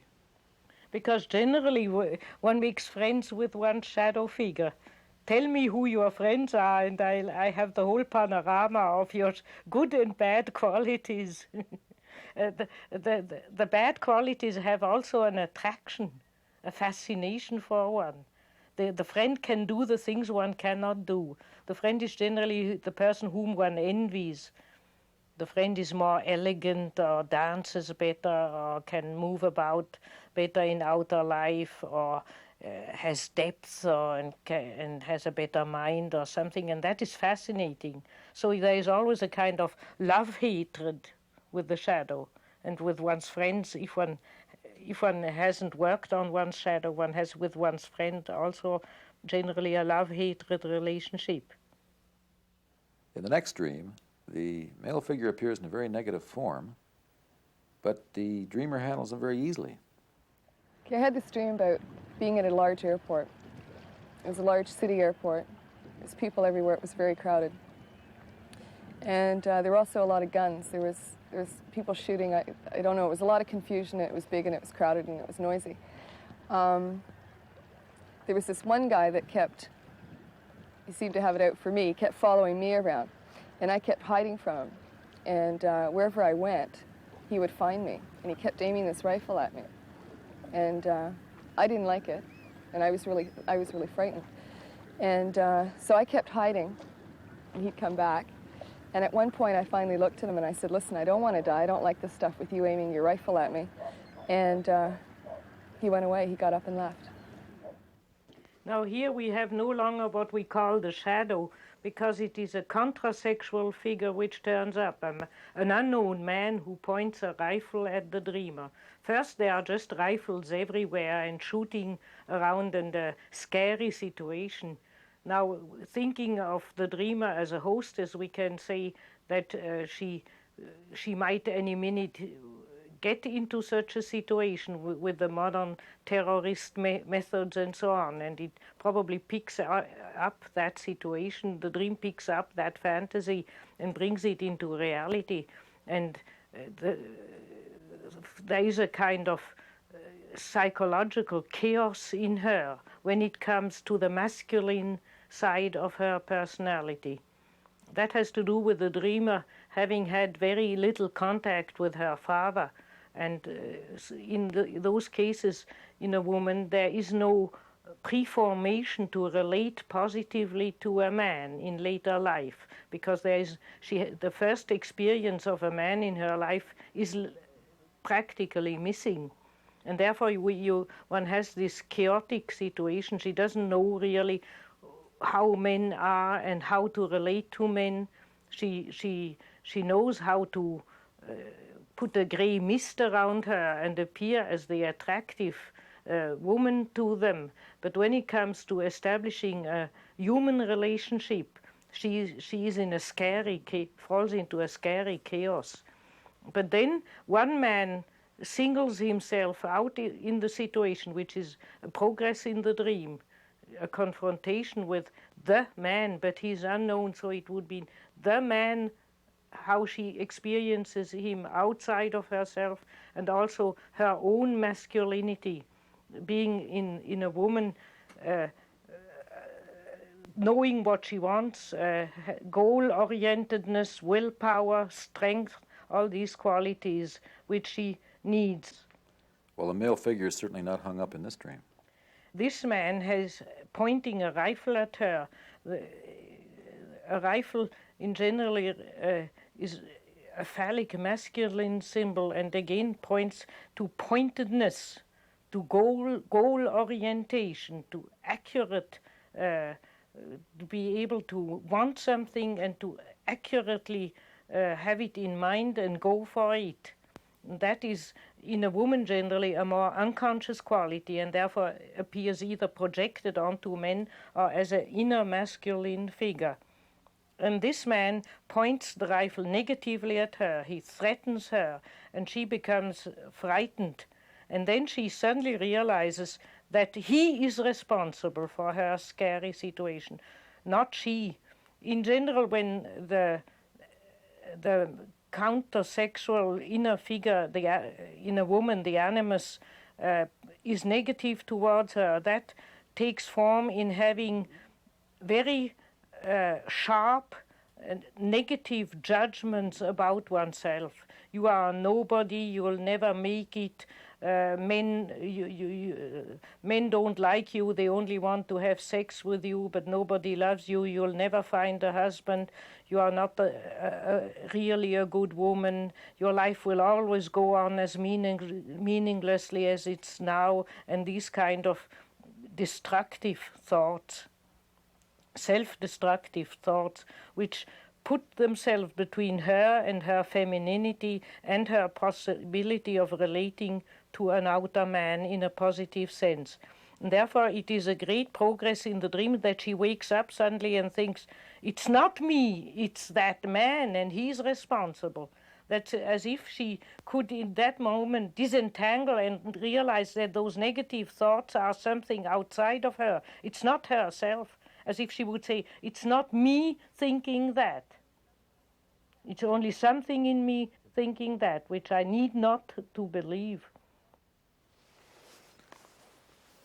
Can the animus be transformed as easily as that? Just by bringing it to consciousness?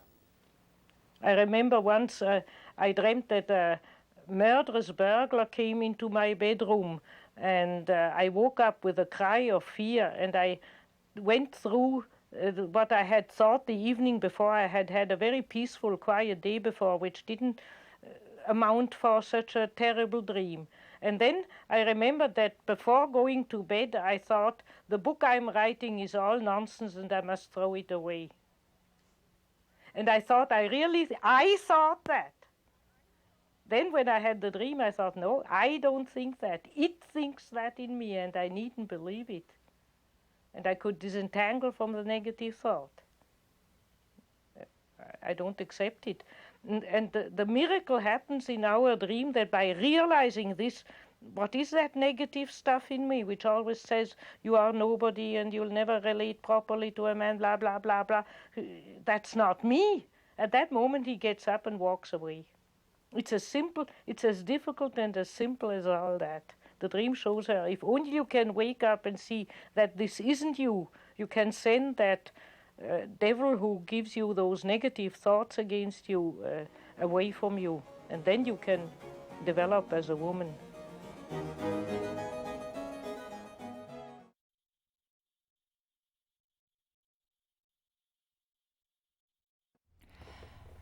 Von Franz has emphasized that the face that we turn to the unconscious is the face that is reflected back to us.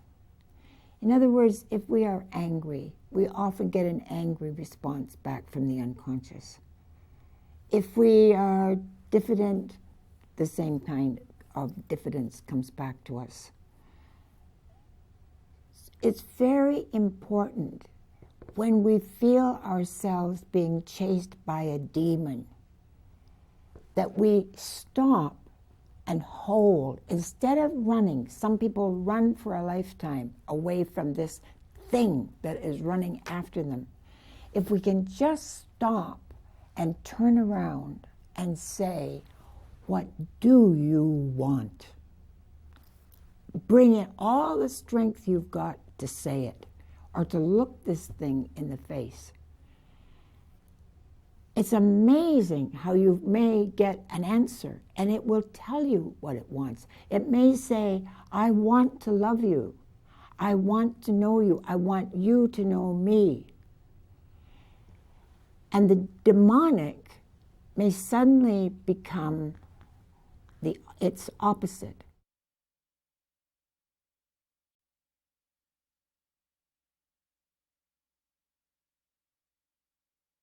A band of cowboys shoot pregnant women and children. An ex-husband and his friends stop a woman from swimming a river. Christ appears as a furry dog with golden eyes. A woman's inner man can make her life heaven or hell. In his negative form, he's a seductive swindler who cuts a woman off from her feminine identity. But in his positive role, he brings her spiritual strength and connects her to the self. In this sort of open stretch of river, in the water, a group of people, including my nearly ex-husband and a colleague of his who I was quite fond of. And I found that they wouldn't let me swim. I really like moving when I swim, and every time I started, I found that they were restricting me. And this made me feel very unhappy, and I woke up at that point. Many men say that the day they got married, the relationship was over. Put the ring on the finger and the woman disappeared. Is there any truth in that? Jung once said, women are absolutely lovely and charming and chase the men till they reach the point of being married, and then they transform into devils and harass the man from morning till evening and so on. And that is because marriage is a being pinned down into a specific destiny and situation, and something in the woman resents it. Before you are married, you can dream about what you could do, would do. You can dream about marrying a film reporter and traveling all over the world, or marrying a rich man and doing this, or marrying a farmer and having your own farm, or whatever your desires are. Your life is full of possibilities. But as soon as you marry that man you love and you want to marry, then you are pinned down to him for better and for worse, and something freedom-loving in the woman resents it. And that's why generally these kind of negative animus, contrasexual figures come up and attack them. And that becomes very often even worse during pregnancy, because as long as there is not a child on the way, one can still toy with the idea one might divorce. But if a child is on the way, then one is really pinned down for the next 10, 15 years for sure. And therefore, the wild, freedom-loving side in a woman revolts and attacks negatively. A few weeks ago, when I was entering my 5th month of pregnancy, I had a very unsettling dream. I've been having quite a few, and other women in my prenatal class have been saying they've been having rather upsetting, nightmarish type dreams, but this one for me was particularly upsetting.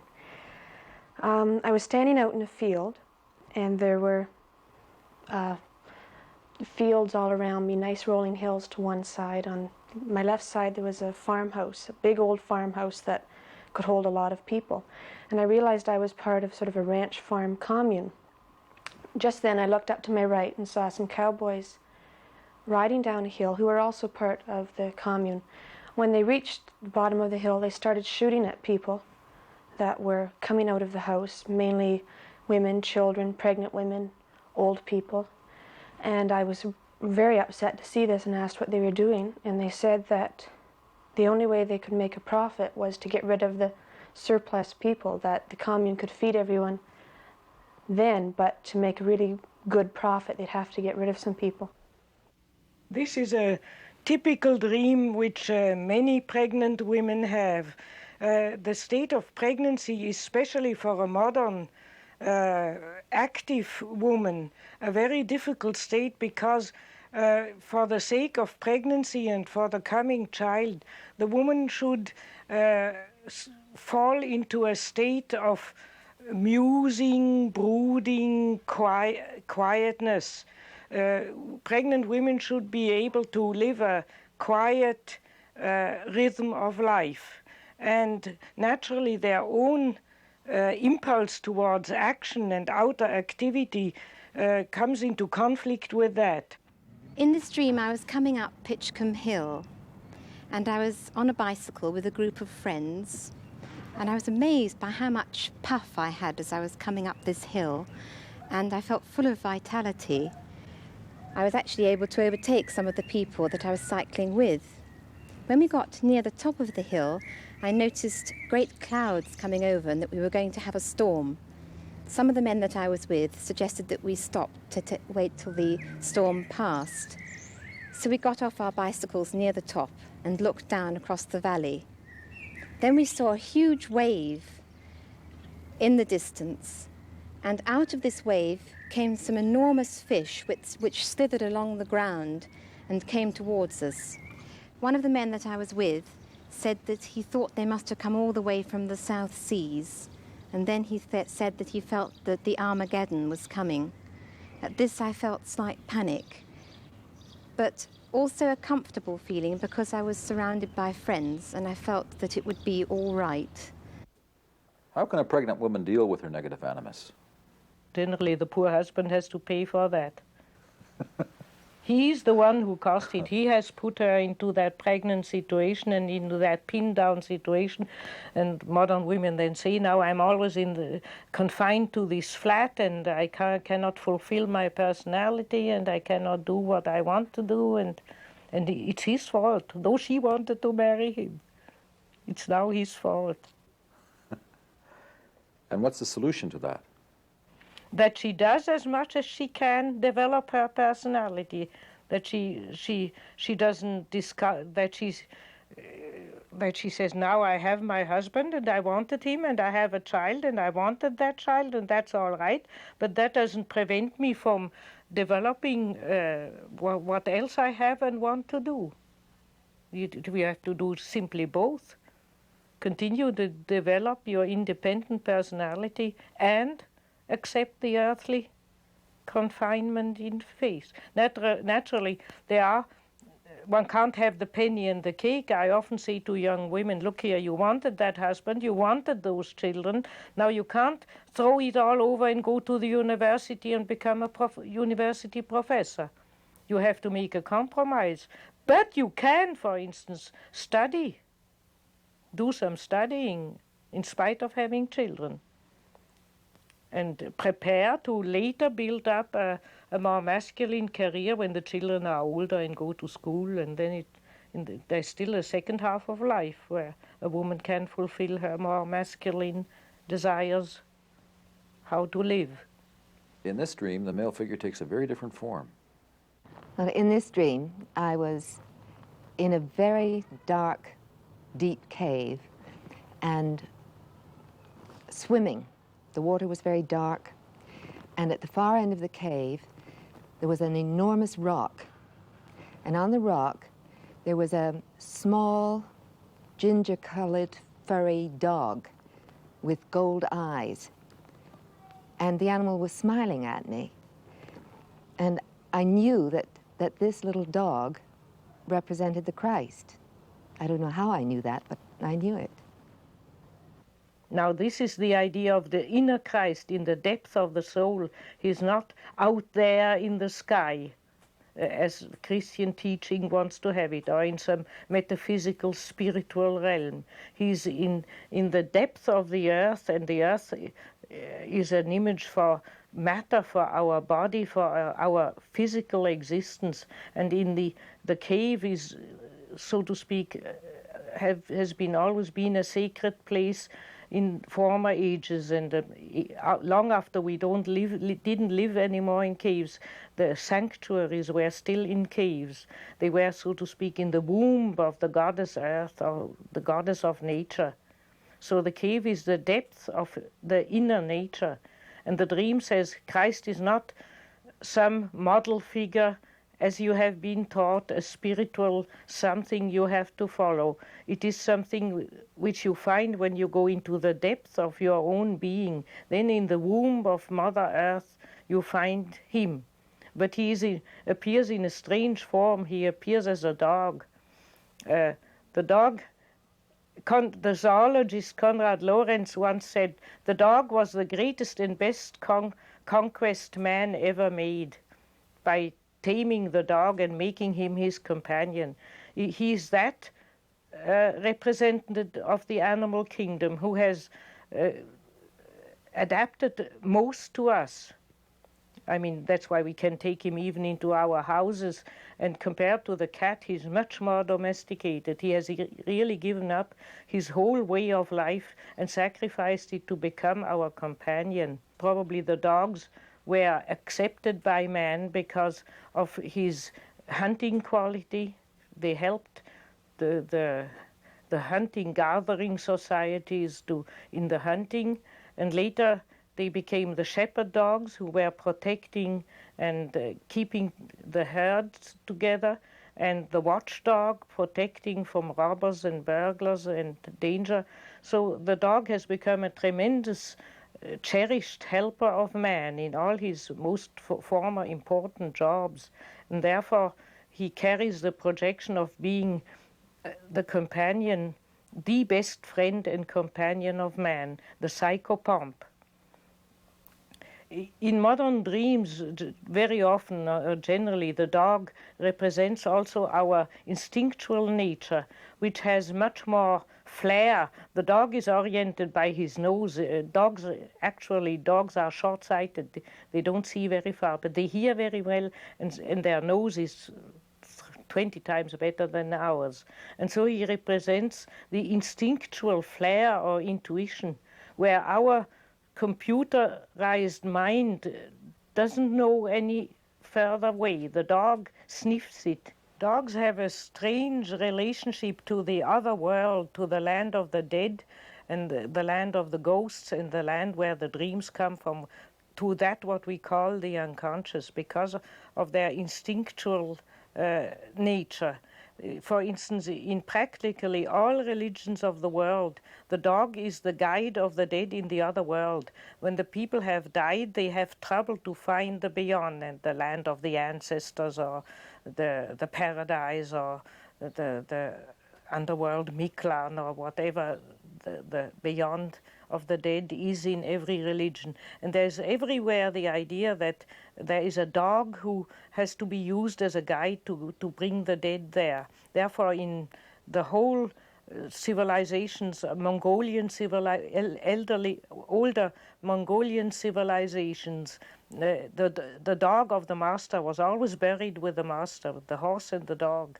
And when a pregnant woman died, one gave her 2 dogs in the grave, one for her and one for the not yet born child, and to guide them in the other world. And for instance, in Persia, in old Persia, when somebody was dying, one brought a dog in, and the dying person had to give a bit of bread or meat to the dog as a ritual, so as to order the dog he should then come and guide him in the other world.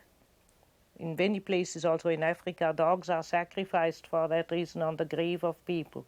So the dog has a strange relationship to the underworld, which we have still in the Greek Cerberus figure, who is a 3-headed dog. The most famous dog figure of the land of the beyond is probably the Egyptian god Anubis, who has a jackal head. He was the god who surveyed embalming, and embalming was transforming the dead person into an immortal divine person, a deification of the dead by a treatment of the corpse. And actually, while the embalming or the deification of the dead ritual was performed, a priest with a jackal head mask was superveying it. Anubis, he was called the agent of resurrection. He was guiding one through the other world. Now, there is absolutely, one cannot draw any line between what we call the unconscious and the land of the dead. What most mythologies and religions describe as the land of the dead is what we would call the unconscious.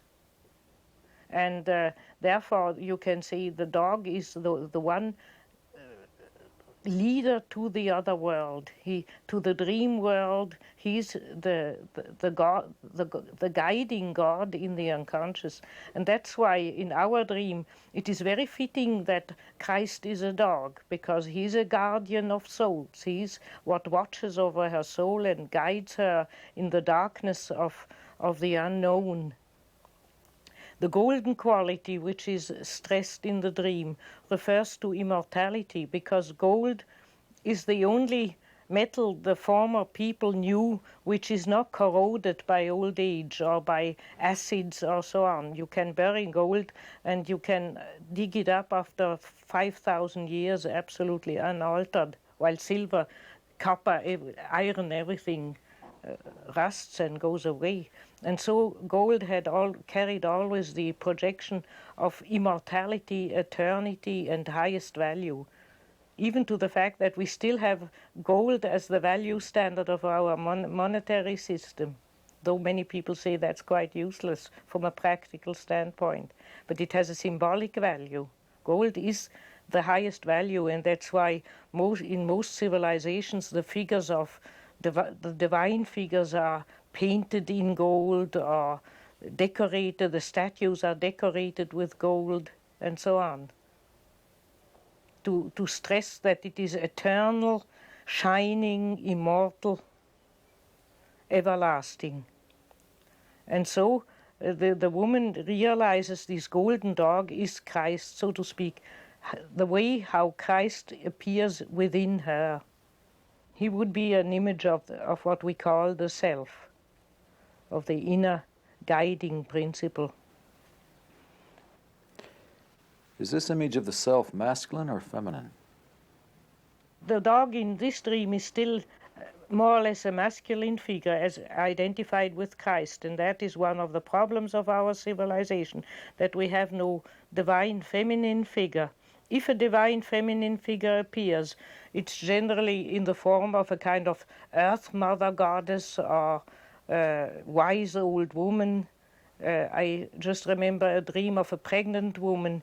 She was very annoyed by her pregnancy.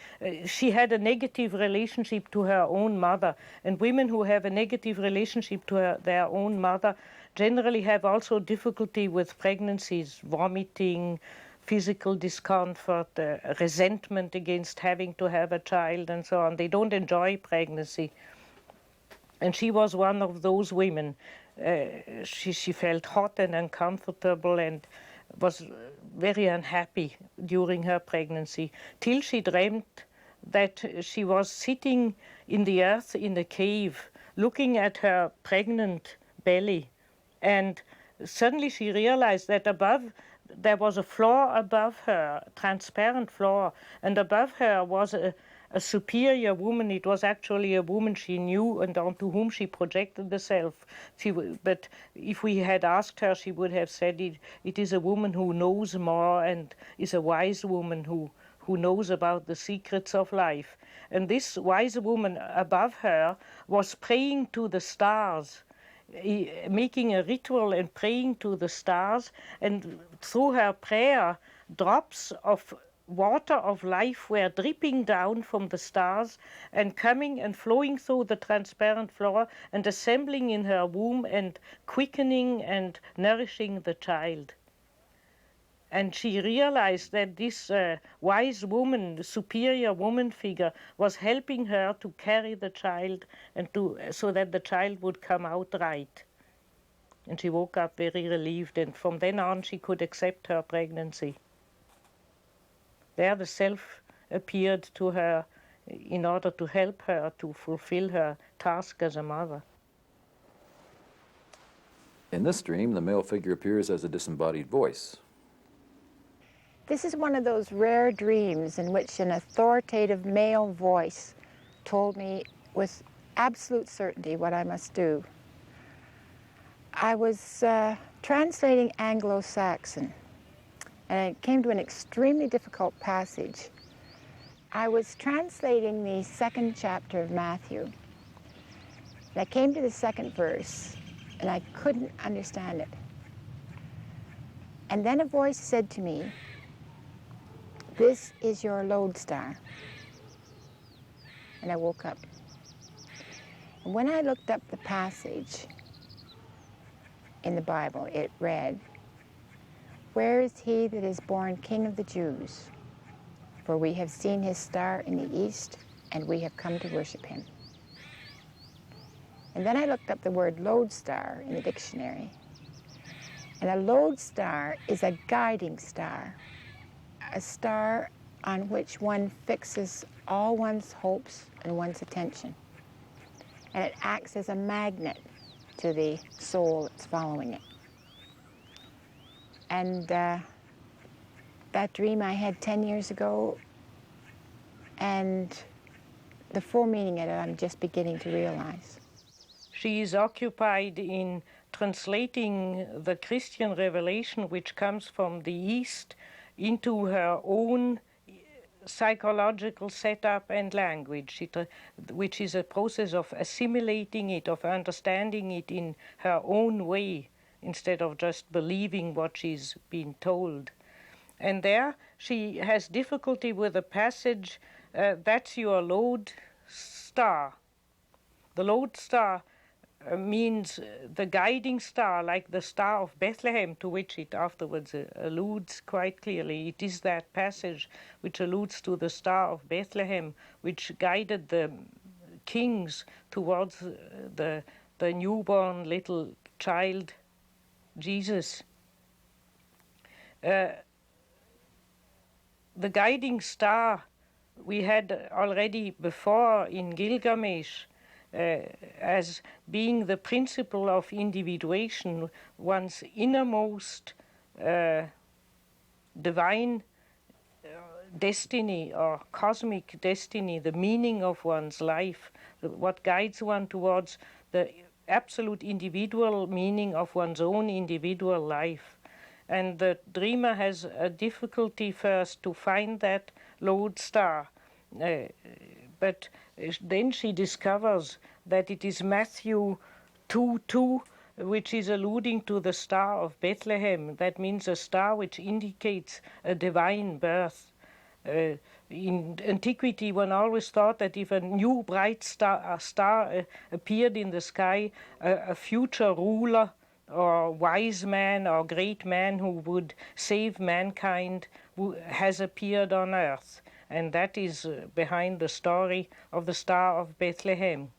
So the dream tells her that just where she has difficulty of still difficulties of understanding, she will in her innermost being find that Christ is born within her own soul. The Christ child represents the saving factor which is born within oneself. We are not divine, but we are the stable in which something divine is born. There's a painting of Holman Hunt's in which Christ is portrayed carrying a lantern and knocking on the doorway of the heart. There you have the animus in his positive function as the guide towards inner truth. You have, for instance, very often in dreams of women, male angels, or if you think of the French Saint Jeanne d'Arc, she was always guided by the Archangel Michael and advised by the Archangel Michael in her political and heroic career. So that would be the positive animus, whom I would call an innermost instinctual awareness of the inner truth, a basic inner truthfulness, which becomes a guiding spirit for a woman towards her individuation, towards becoming her own self. That is the opposite to the negative animus, who is a big swindler. So you don't feel that masculinity in a woman is necessarily negative? The masculinity is just as exceedingly positive as negative.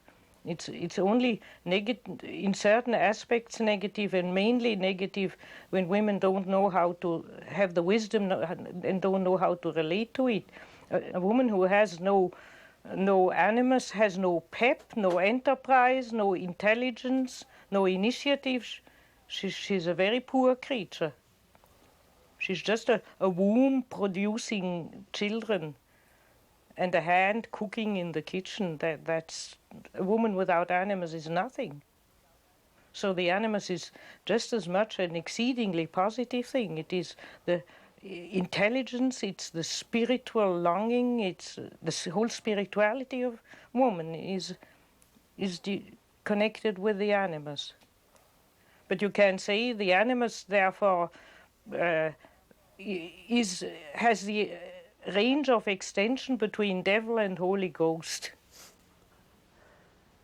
Do you feel a woman should be educated and have a career? A woman should be educated and should have a career, but she should not be possessed by it. She should not be carried away by it. Otherwise she loses her feminine identity. But if she keeps her feminine identity, then it adds to her personality a spiritual dimension of activity, intelligence, willpower, and all positive qualities. Makes her into a personality. Jung was always very much for women studying. He said that women who don't make a career or study or do some profession have generally even much worse animus. They lead a seemingly feminine life at home as mothers and householders, but their masculinity then becomes something sour and negative with which they torture their husband. It's much better to occupy the animus, then he makes less mischief.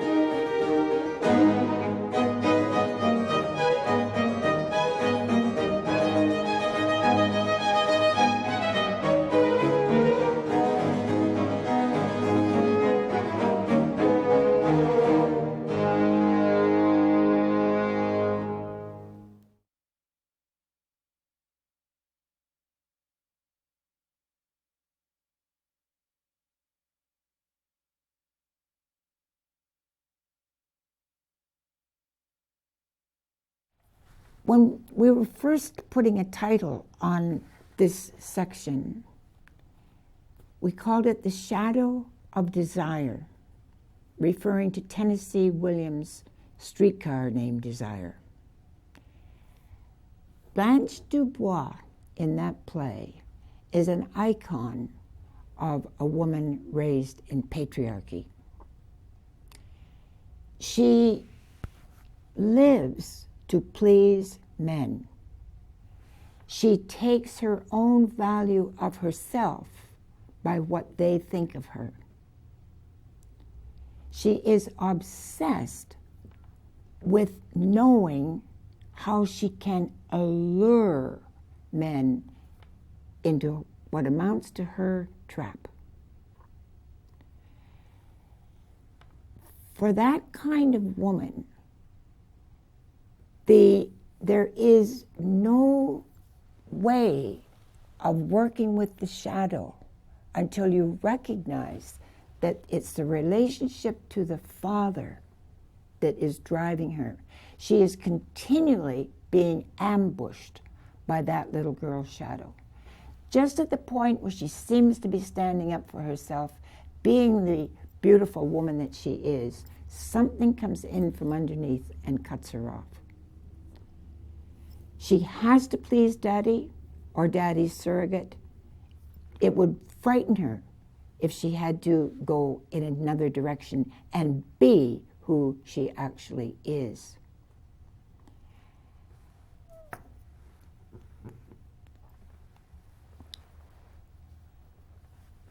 So long as she is in the power of that shadow, she is not free.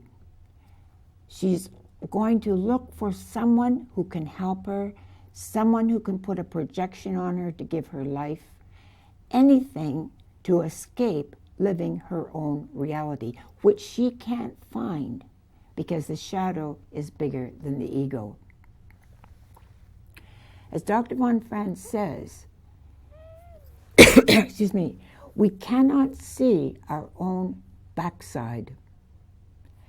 But if our ego could see it, it would find it contemptible. Because you see, we put out signs, unconscious signs. We don't even know we're putting those signs out. And we can see them in other people when they happen, and we can think, how could she do that? That's absolutely contemptible. But in ourselves, we either have to see it in projection or recognize it in the dreams and say, what is this? So to take that energy back, to recognize that this is the relation to the Father that is being lived out, is extremely important. The compounding difficulty is that this energy aligns itself with Mother Nature for the propagation of the race. And therefore it may not show up in a marriage until the children are 16, 17, 20 years old. Then the woman is able to be who she is. But so many women, I remember once a woman said to me, I squeezed the children's orange juice this morning. They just ran out the door. They didn't drink my orange juice. Who am I if they don't drink my orange juice? And she meant it. That's when you have to really deal with this shadow and work it through to the place where the energy can be who you really are. But you look at the energy with the Father. Was it sexual or was it spiritual? Now we move on to animus, the Latin word for spirit. It personifies the logos, the rational thinking function. If a woman is married to him in his dark aspect, that is, she may be married to him in fact, she may also be married to him within herself, probably both. It may make her rigid and opinionated. She thinks she knows everything. When she's alone, she thinks she knows nothing. Her aloneness feels like ice and glass to herself and to others, because her ideas are not her own. She has not bitten them off, chewed them, swallowed them, stomached them, digested them, and evacuated the waste. They are not part of her. And so there is an emptiness. She dreams that her teeth are falling out. We know these shadow figures well. We buy a new dress. We're going to a party. We look in the mirror. Not sure. Our partner or husband comes in and says, "Oh, what a beautiful dress, darling. How lovely. How lusciously buxom you are." And that's enough to get Negi really going. Negi? Who is Negi? One has to have voices for these other little creatures inside. Negi is the negative animus. And if you have a word like that, you could say, that is his voice, not mine, and I'm not going to be put down by it. If that voice gets going, it's the end of the party. Because when it's inner, it's far more subtle. It's amazing how the inner animus finds the exact person outside to reflect him. The inner problem has to be worked out in the relationship. Otherwise, we just go out to the same disaster to work it out in another place. Sooner or later, if you are going to mature, it has to be faced. You have to separate the voices in yourself. If we leave empty space within ourselves or outside, it can fill quickly with vampire energy. That figure can literally take hold of the neck, separate the head from the body, separate the feelings that are coming from the musculature, from the inner body, from the thinking. That ends in loss of soul.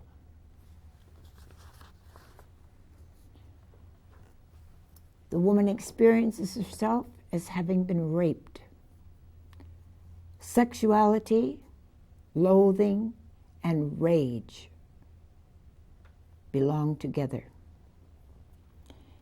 She loathes the man who would make love to a slut.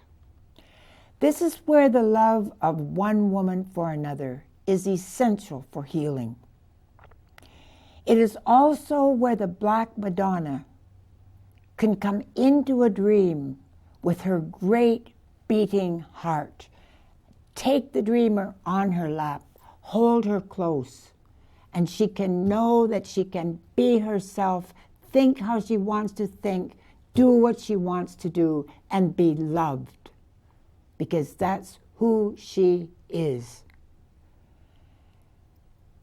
We have to remember that vampire creates vampire. Vampire movies are still very popular, and millionaire survivors are the competitors who can endure the most humiliation. Can anyone care about $1 million for that?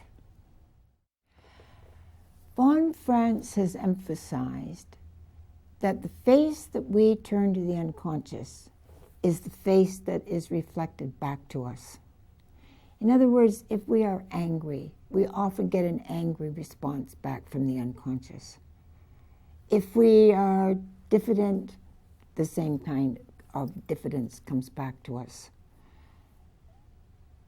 It's very important when we feel ourselves being chased by a demon that we stop and hold. Instead of running, some people run for a lifetime away from this thing that is running after them. If we can just stop and turn around and say, what do you want? Bring in all the strength you've got to say it, or to look this thing in the face. It's amazing how you may get an answer, and it will tell you what it wants. It may say, I want to love you. I want to know you. I want you to know me. And the demonic may suddenly become its opposite. Remember those two energies that are in opposition, the contraries that make that huge energy once it starts to move. So to turn around and face that energy may be to turn the devil into Christ. Remember, Satan and Christ were half brothers. And Lucifer does mean morning star.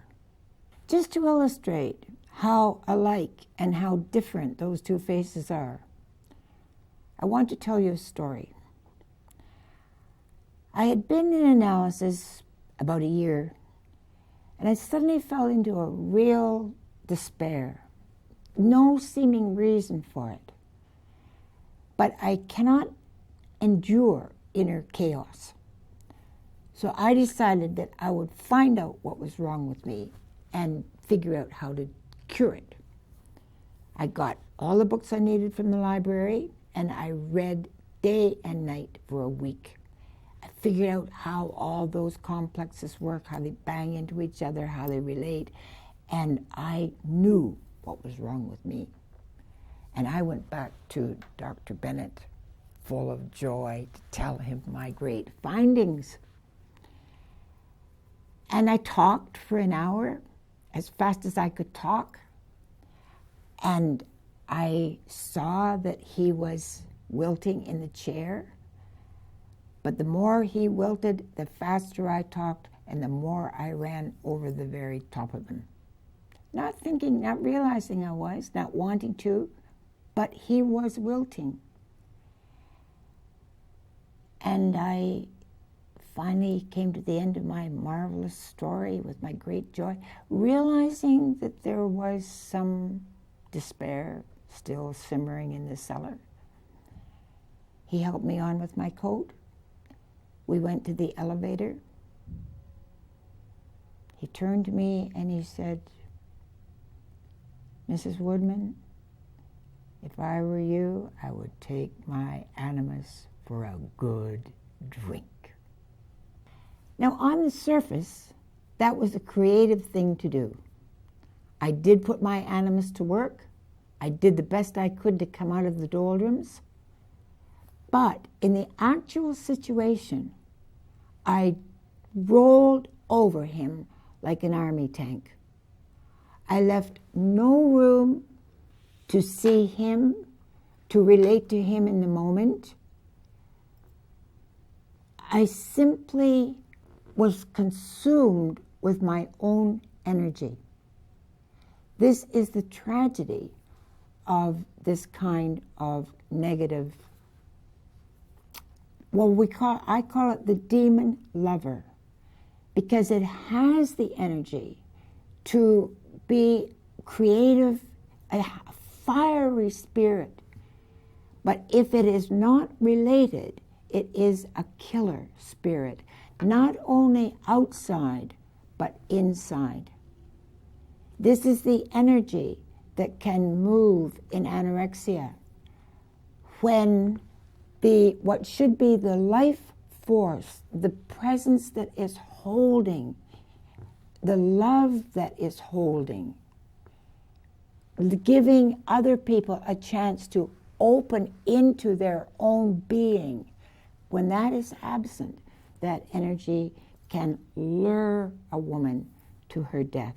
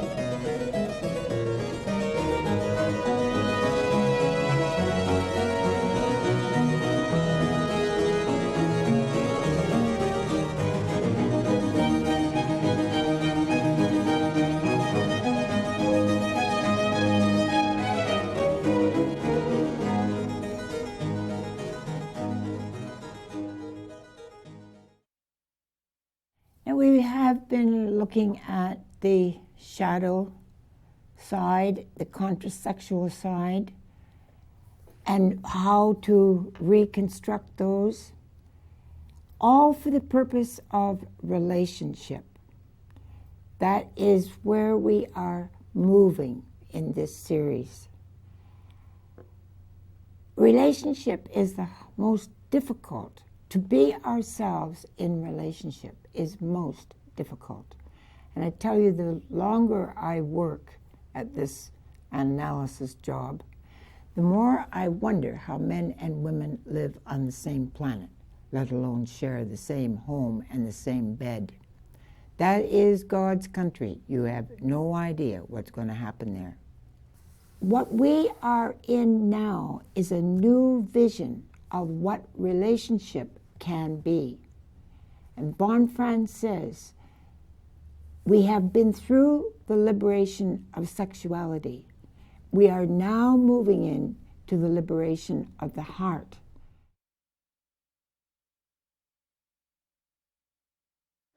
After all said and done, what every human being really craves is simply to love and be loved. We've created artificial hearts and put men in the moon, but no one's ever figured out what makes a human relationship work. It should be easy. We've got single bars, computerized dating, sexual freedom. But there's not a day goes by when a psychoanalyst doesn't see a person with a lonely heart. That can be interpreted in two ways. One can interpret it as relating to the fate of women or relating it to the fate of the anima of a man. I take first the women. If a woman has this tendency of playing the anima to her father's little girl, and playing the anima, she assumes a divine role, because animus and anima are mythological, or in primitive language, divine figures, namely they belong to the dream world and not to outer reality.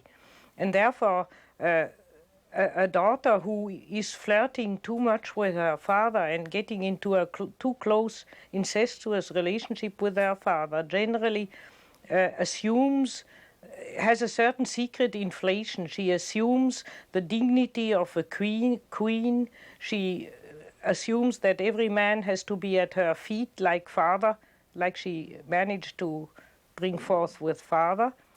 And she develops a certain haughtiness, feeling to be something special above the crowd. And therefore she becomes unapproachable to ordinary men. Men who try to approach her feel she's a princess, but not somebody you can comfortably take into your bed and have an animal relationship with. You can relate to them, so to speak, only on a high level. And some girls who have that father's princess-like attitude, therefore, are in great danger not to marry or to have difficulties in relating to men. In North America, many women are becoming involved in affairs. The basic requirement being that there's no feelings involved. If feelings become involved either way, then it's over. They seem to want unrelated sexuality. How do you see this?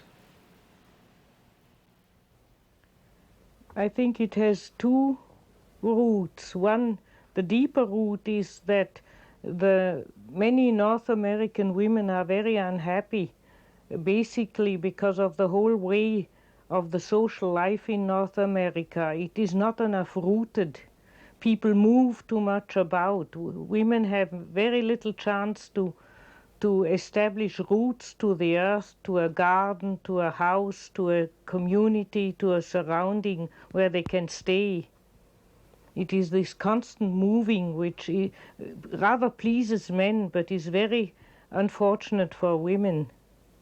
And that damages the women's instinctuality, and then they want to replace it by sex, because that is then, so to speak, the last possibility to have something to do with their own body or to confirm their own physical existence. But it's a desperate move which is a surrogate for something quite different, a surrogate for having no feminine life, no feminine rhythm of life. The whole rhythm of the North American life is too hectic for a woman. It's not it damages women more than men. It's not good for men either, but it damages women even more. And then there is this whole world of advertising and this whole social idea of success, and girls having to date boys and inquiring in, are you dating a boy already, and so on. And it is all, so the whole relationship between the sexes becomes an affair of success, of social achievement, instead of feeling. And if a woman has not a strong relationship to her own instinctual feminine nature, then she falls for that kind of nonsense. Women can run sex with the head, so to speak, completely cool, without feeling, as a means to confirm their self-esteem. I must have a man, I must have an affair in order to prove myself to be normal, and because one should have that, because it is a success to have a man in one's pocket. But it has nothing to do with the instinctual, real feelings of a woman. She overruns those with a theoretical idea of having to have a man and having to have sex. And then the whole thing is a cold power game which leads to nothing. And then she runs a success life with trying to conquer men and putting them in her pocket and boasting to her girlfriends about it. And it has nothing to do anymore with her real feminine feelings. Would you elaborate on the fact that they want sex without feeling? No emotional commitment either way. Because when there is an emotional commitment, there is at once conflict.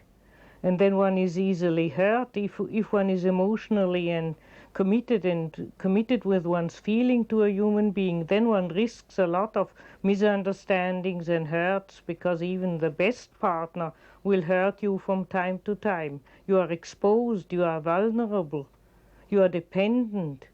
And such women don't want to go into that. They are afraid of it. They are afraid of the complications of the heart, so to speak. And they prefer to run it like a cold businessman. Just have the pleasure of it and goodbye. Nothing to do with you personally.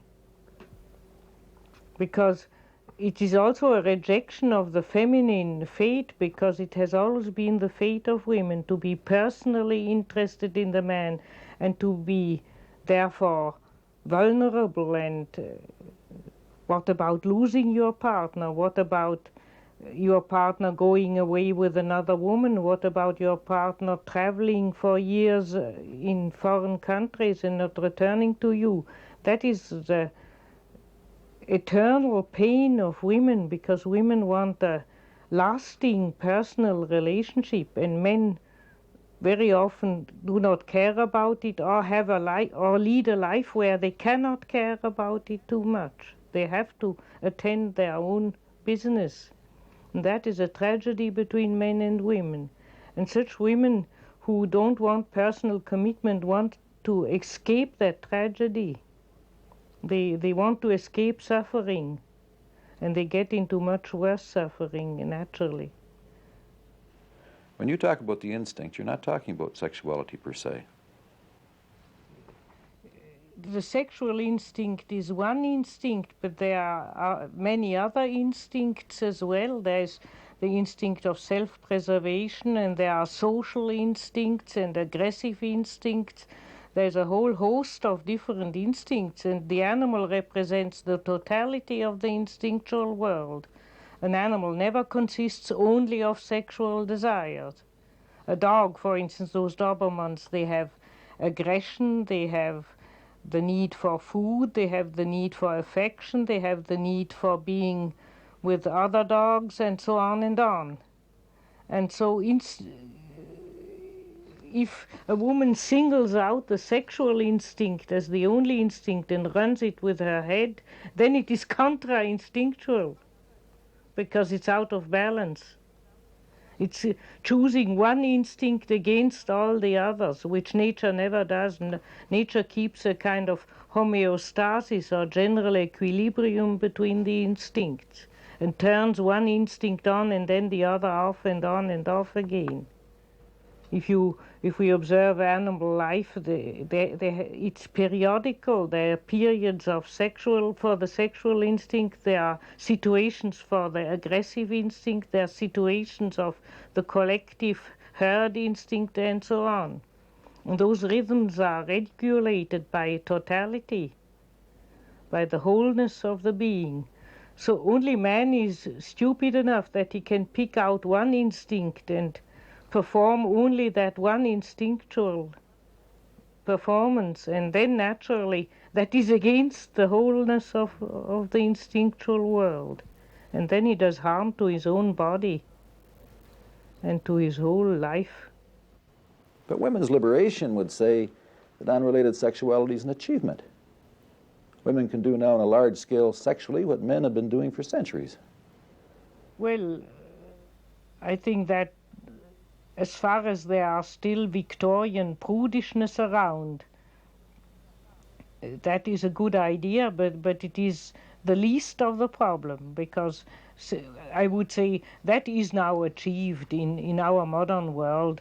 A woman can live her sexual life as she likes. And so that is no longer the problem. Now comes the much bigger problem, namely a liberation of the heart. That is that's the program of the next 50 years. Liberation of the heart.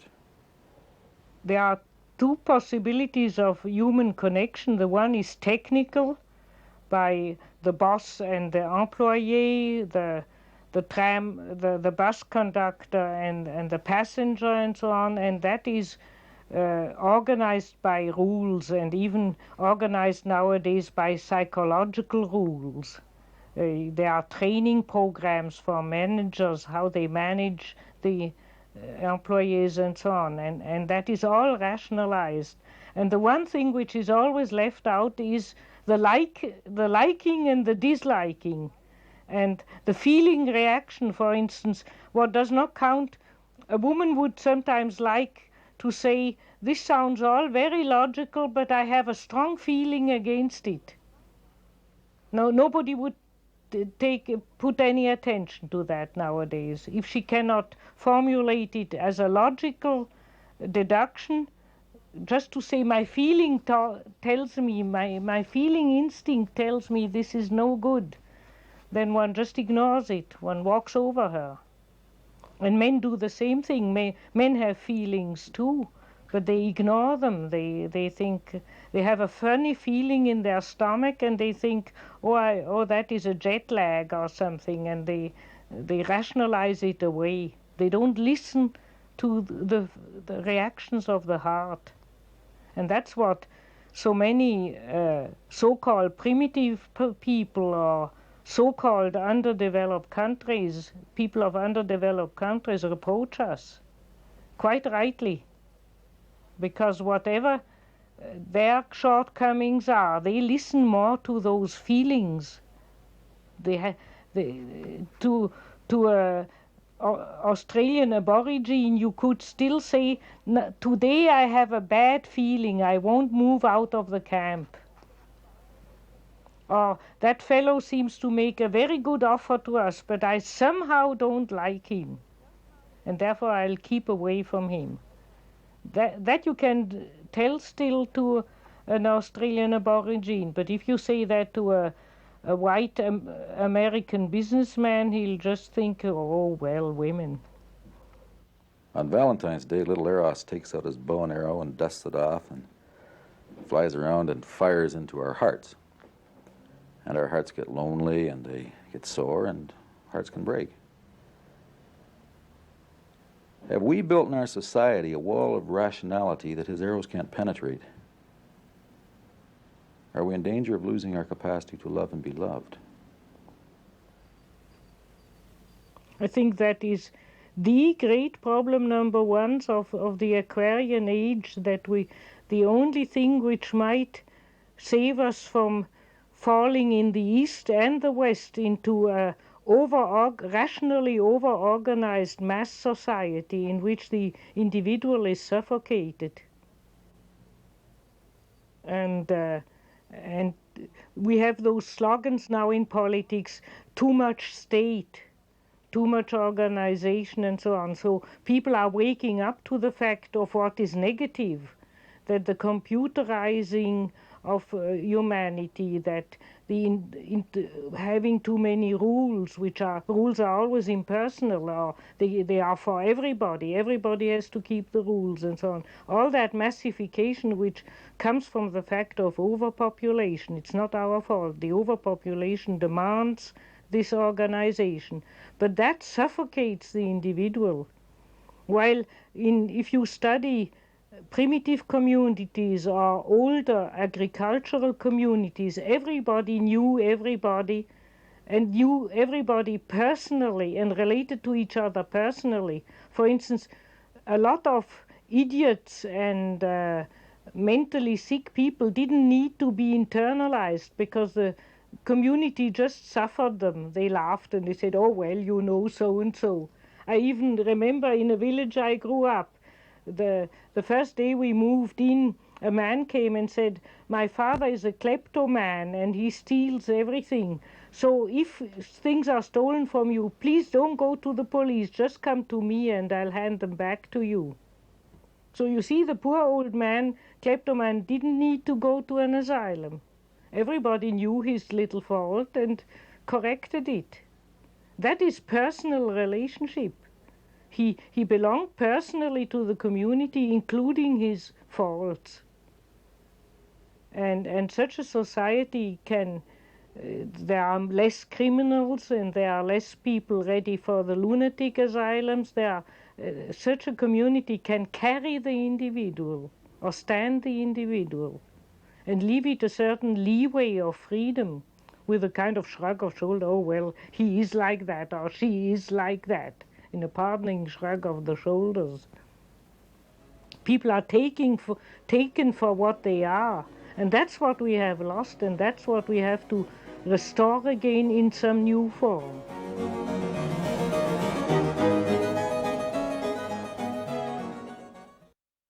Jung said that it's easier to be better than we are than simply what we are. In a relationship, we try so hard to please the person that we love, and we feel so hurt when they aren't exactly what we want them to be. But relationships based on need fulfillment are rooted in power, and they merely enslave. Following the way of the dream leads to a different mode of relationship, a radically different form of love. Dr. von Franz, we said earlier that a man with the mother complex fantasizes on an ideal woman who will fulfill his fantasies, gratify all his infantile desires. He wants a girl just like the girl that married dear old Dad. How does that mother complex affect his personal relationships with a woman? When a man has a mother complex, he's generally a split anima. Namely, on one side, his feminine side is he worships the feminine image too much. It's a kind of Virgin Mary or feminine Holy Ghost figure, the pure, wonderful woman, so to speak.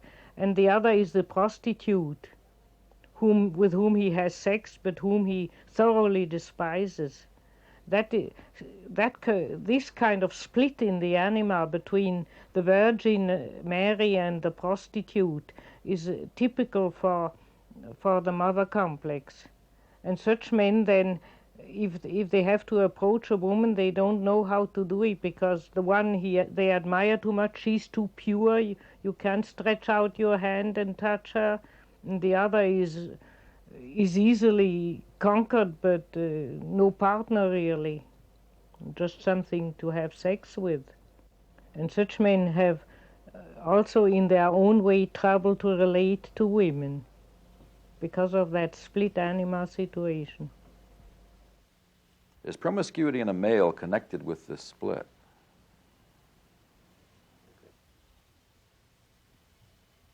I think the promiscuity has to do with something else. It's simply that the conventional Christian barriers have been pulled down, and the young generation now is experimenting with sex all over the place, and you meet among those men and young women who are promiscuous all sorts of constellations, mother complex, father complex, all sorts of it's a more general factor, this experimenting nowadays, because the Christian barriers against sex have been pulled down.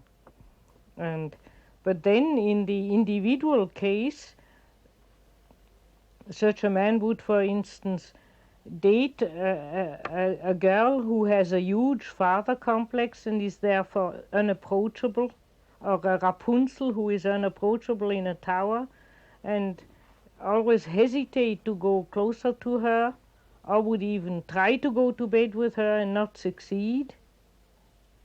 And he would still be attached to that girl and have cheap sexual affairs on the other side, which do not satisfy him. That would be the situation in such a man. He would be very unfulfilled. I'd like to talk more about your idea of liberation of the heart, differentiating it from sexual liberation. Well, feeling is my inferior function, so I have certain trouble to articulate that. But the feeling function is something which is completely neglected nowadays. Now, generally, we identify feeling with affect and emotion, but that is only inferior feelings. For instance, in the happenings of young people, musical happenings, they liberate their feelings, but it mostly comes out in strong emotions, and it comes out as a feeling of loving everybody or destroying everything in a kind of all over the place way, not individually pointed, while differentiated feeling is to love that unique person for its uniqueness, which presupposes that you are capable of seeing the uniqueness of the other, of getting rid of all schematic psychological judgments, of being able to, it is ultimately something irrational and has to do with one's own development. The more one becomes a unique individual oneself, the more one individuates in the Jungian sense of the word, the more one becomes only able to also see the other person as a unique person and not have some cliché judgment about them. If you listen to how people gossip about each other, you can notice that 80% of what they say about the other person is a cliché slogan and does not hit the uniqueness of that person. It doesn't define the uniqueness. So liberation of the heart would mean to become slowly capable of feeling and sensing the uniqueness of the other's personality and to love that uniqueness. And that doesn't mean this Christian all-pardoning, sweetie pie, strawberry sauce love, of just all loving and pardoning everything. It means, on the contrary, a very great precision of feeling, namely to... I noticed that people with differentiated feeling, if one talks to them in a not quite genuine tone or makes even a not quite genuine gesture of the hand, they are already shocked. They feel the uniqueness and they want you to be yourself. I think that's the most important thing for a psychologist, for instance, to love the genuine person of the patient and to be quite openly disliking all what is not genuine in the patient. Then it brings out the other. It brings out in the other what he or she really is, or is really meant to be by nature. And that is real love, to love a love which heals or makes the other person whole, which makes the other person more him or herself. And that has nothing to do with sentimentality or being just sweet or polite. Exactly the opposite. Exactly the opposite. It's very tiring. It's having constantly a quick, precise reaction to how the other really is, or is not, or should be. You have sometimes in the anecdotes of Zen masters, you find such things that a novice comes with an ungenuine answer, with a tricky intellectual question, and the Zen master just hits him in the core of his real being. Can you think of one of those off the top of your head? There was once a novice came in, and the master said, "Look in the stove if there's still some fire under the amber." And the novice looked and said, "There's no fire under the amber." And he gave him a hit over the head and said, "There is fire under the amber." And in that moment the novice woke up. Is there anything a man can do when he's attacked by woman's animus? A man could just talk with her reasonably, but a man just generally gets irritated, and then he can't talk to her reasonably anymore. When she kind of, in a childish, plaintive, reproachful voice, reproaches him all the time that he is guilty for all her misery, then he having weak feeling feels awkward and gets irritated, either doesn't answer or slams the doors or picks up the newspaper and doesn't answer or turns on the television and sulks, and then she gets wilder and wilder. Mm. Do you think this is more common now than in the past? No, I think it only comes more to the surface. Women are great masters in keeping things hidden if they want to, and in societies where women are not allowed to rebel, they just swallow it all down and turn sour and bitter. And with us now it's allowed to rebel, and therefore it comes out more. Generally the man, if the woman attacks him with the animus, feels helpless and has a helpless, vague feeling that if he only could return her into the role of a woman, she would be right. And that's what gives him the impulse to just grab her, put her on the bed and say, "Now you are a woman, don't be a man." He expresses by that, "Be a woman, you are my wife, you are not a man." And that's what gives him that impulse. It helps sometimes. The German word for convincing somebody is überzeugen, to overgenerate the other. And one can sometimes convince the animus that way. I've known quite often the husband just grabbing his wife and saying, "Now come on, stop all babbling all that nonsense," and putting her right in the feminine position. So you believe there's a place for male dominance in a relationship? Yes. Naturally, there's a place for a man to be a man and a woman to be a woman. Otherwise, nature has made them that way. It doesn't need to have an attitude of dominance. You can just as well say, "Make love to her." It's just as much an expression of love. So you can say a man can sometimes break the animus possession of his wife by making love to her. It all depends how he does it. If he has real feelings, it'll reach her. If he acts that way, nothing happens. It only goes wrong. That's why I never advise when I analyze a man to do such a thing, because then he would do it acting.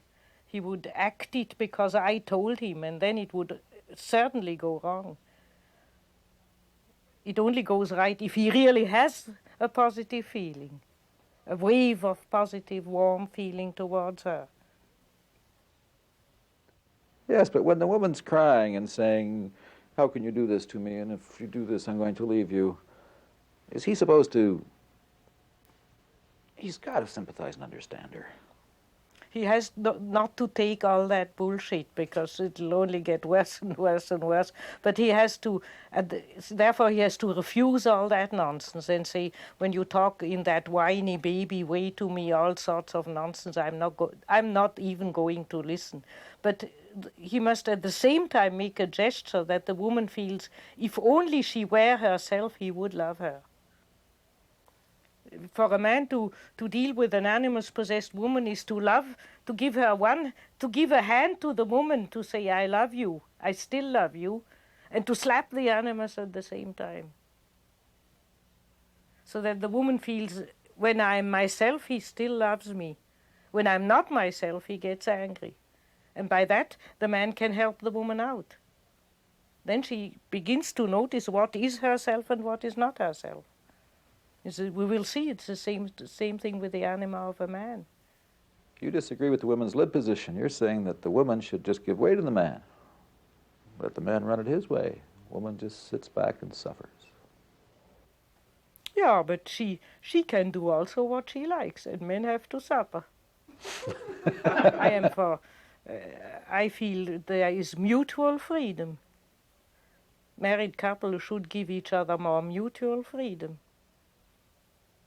and more mutual understanding. So there will come moments where I will remind the husband, you know, I convinced your wife not to put anything in your way when you did that, but now you must not put anything in her way when she does that. Apparently we freed ourselves sexually in this society. We're liberated from Victorian prudishness. But affairs are still breaking hearts and causing a lot of disruption in marriages. What role does the complex play in an affair? Well, you think, for instance, of a wife and she learns that her husband has an affair. Then her feminine feeling and her personal feelings are deeply hurt. And if she would react in a feminine way, she would dramatically express to her husband that she's hurt. Instead of that, the animus, who is the masculine side, said, such a thing cannot go on. We must either divorce or he must stop this affair. So you must set him a time. He must give up till the end of next month. This affair must be finished or not. You see there, this is talking like a lawyer. This is not talking like a woman. And if she doesn't even feel that way, her men friend and her woman friend will tell her, you must tell your husband that.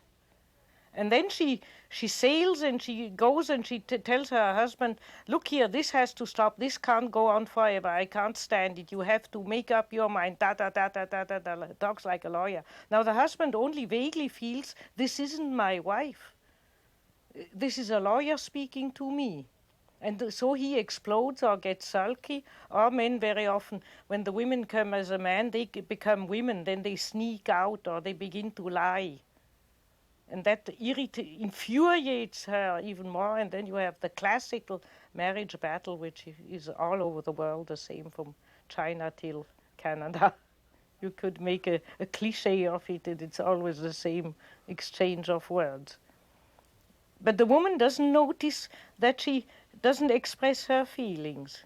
She thinks she expresses what she thinks is true, is her true opinion. But if you look at it, the sentence generally begins with, one cannot do that, one cannot. It's generally a general impersonal cliche. Such a situation cannot be carried on. One cannot behave like that. Such situations always end like that, instead of having an individual feeling reaction. Well, what can the woman do then? There is no general rule. She has to follow her own feeling. It depends on what kind of an affair her husband has, if she feels he needs that, or if she feels he's running into a disaster and she ought to prevent him if possible. It depends on 1,000 details, and that's why one cannot give a general recipe. Most women would say they don't have to put up with that stuff. That's normally anonymous, because it's a general opinion. I have not, one has not, being a married woman, one has not to put up with that stuff. That's a general opinion, and that does not take into account the specific situation. For instance, the poor husband might have not wanted to fall in love at all. He fell into it against his own will. So why should the woman then be furious with him? She should rather look at him as being sick. If he has the flu, she nurses him, and if he has love flu, she won't put up with it. Feeling, if the woman stays with her feeling, then she can see the whole personal implications, and she can see the whole situation in a very personal and differentiated way. And then she generally can find the wisdom to handle it somehow. While if she falls into the animus, then she goes along with collective rules which make the man feel not to be understood anymore. Most relationships begin by two people falling in love. They meet their other half, their soulmate, so to speak. What happens when that projection is withdrawn? Is the relationship over? One cannot say that ahead. Generally, when people fall in love like that in 1 second, it is mostly projection, and many marriages are concluded on the basis of complete projection. And then comes, therefore, generally a period of disillusionment where both partners discover that he or she are very different from what they had thought they were. And then comes the great test. Can they now build up a real relationship after the projection has gone, or is nothing left? After the projection is gone, there's nothing left. There are two strangers staring at each other's face and saying to themselves, how could I? That one can only decide on the dreams. I've very often analyzed couples where, after having worked through the animus anima projections, one or both partners dreamt that now they could get married, and they dreamt of a real going to church and having a marriage ceremony and getting married at last. As if one could say the removing of the projection has made it possible to be really related. This time for good. No, with open eyes, saying yes to each other with open eyes and knowing each other. While before that was a kind of blind infatuation. In our society, we make the most important decision of our life based on blind infatuation.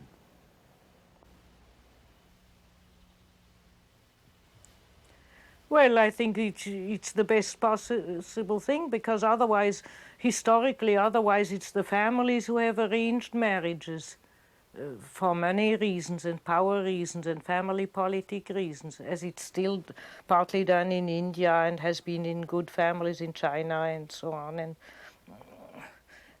that isn't very favorable either. Then I would say rather let fate play. And then it is projection, and in many cases, if the people are instinctually healthy, they do not only project, they have a healthy instinct choosing the right partner. And if there is not a father image or a mother image disturbing the situation. And then I can say, even if it goes wrong, then they have learned something. And if you had prevented them, they wouldn't have learned anything. They would have remained blind puppies. So I think projections and error and possible divorces, sometimes a detour which cannot be avoided. It's tragic and very sad, but we are now, for the first time in history of mankind, experimenting with free love, because in tribal, primitive tribes, it is all tribal arrangement or family arrangement, and has mostly a status background or a background of distributing the possessions and so on. Marriage has nothing to do with love, originally as an institution. And we can't do that anymore. It's too impersonal, it's too collective. So if we want to find personal relationship, we have to experiment ourselves. And I think we will have to go through a lot of painful suffering and men torturing women and women torturing men till we wake up to a possibility of relating better to each other. It's a unique experiment in history. It's begun with the Cour d'Amour in France, when the knights could choose a woman they loved and serve, and where they had free love relationships in Western civilization. But promptly the Catholic Church has repressed it again. There were too many illegitimate children and family complications and inherited problems. So the legalizing tendency of man has suppressed it again. I always say to my people when they are in difficulties, I say, this is pioneering country where you are now. We for the first time in history, we try out to really relate men and women on a human basis. And there is bound to be a lot of error and trouble first. The modern developments of psychology don't want to abolish marriage, but they want to make it a bit less tight, less tyrannically tight, especially when the children gets older. Young children need a close, tightly family life, and therefore generally the biological drives knit couples together in the early part of their marriage. But after a certain while it is important and it has probably a social motivation. If the community consists of all little happy, tightly knit families, then there is no general communal life.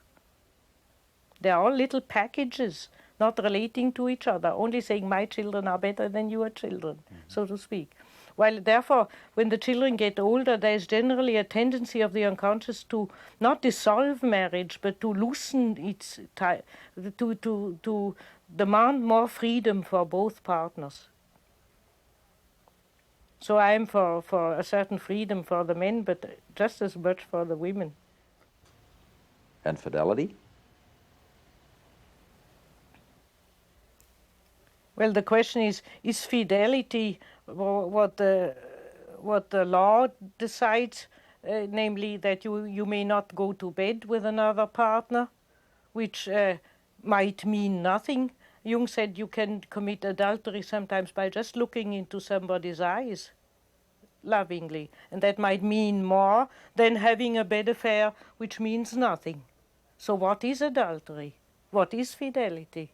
Fidelity is, I think, has to be something not so defined in a purely outer way. It is a kind of, to me, fidelity is a basic loyalty to the essence of the other person.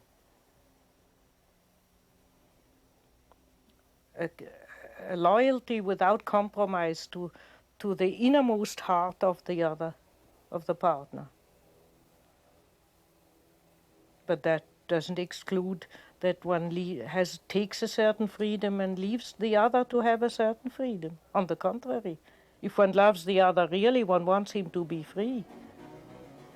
One wants not to put him on a leash like a dog.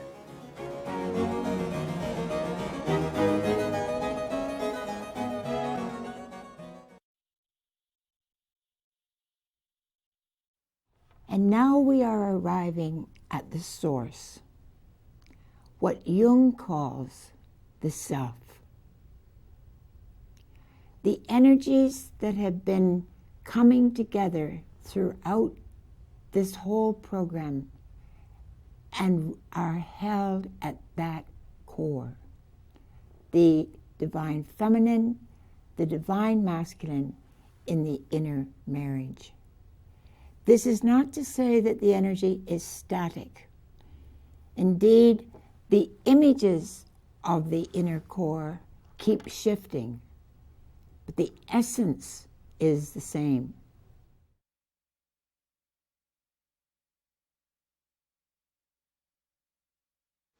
Dreams tell us two things: where our energy is and where it wants to go.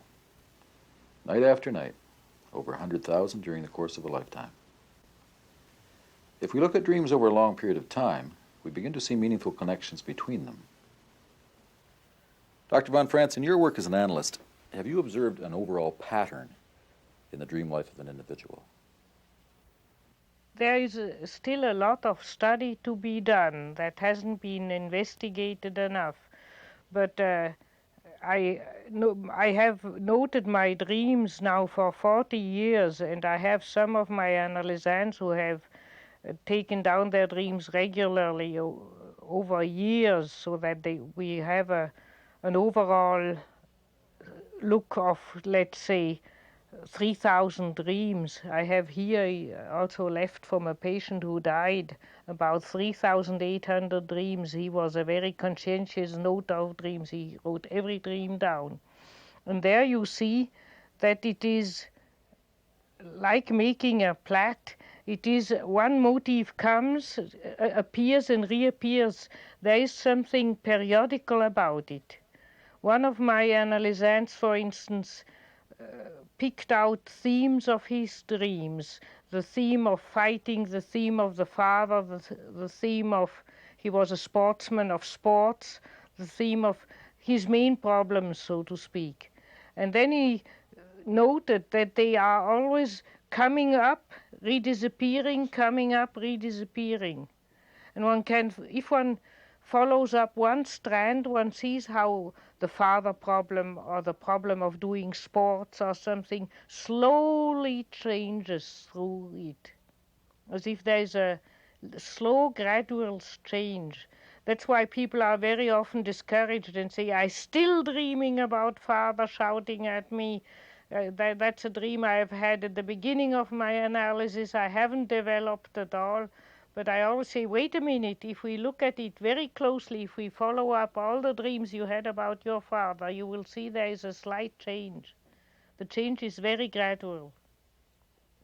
But it is as if something in the depth of the person was cooking the theme and sending out messages from time to time, and you slowly see that there is a ripening of the problem. For instance, a negative father figure becomes more and more amenable, appears less dangerous, or something like that. Or you have a danger situation which occurs already in the beginning dreams, and it occurs again in later dreams, but in later dreams there's a solution to it.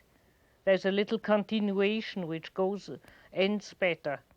So as if nature would slowly brood on those problems and slowly develop them.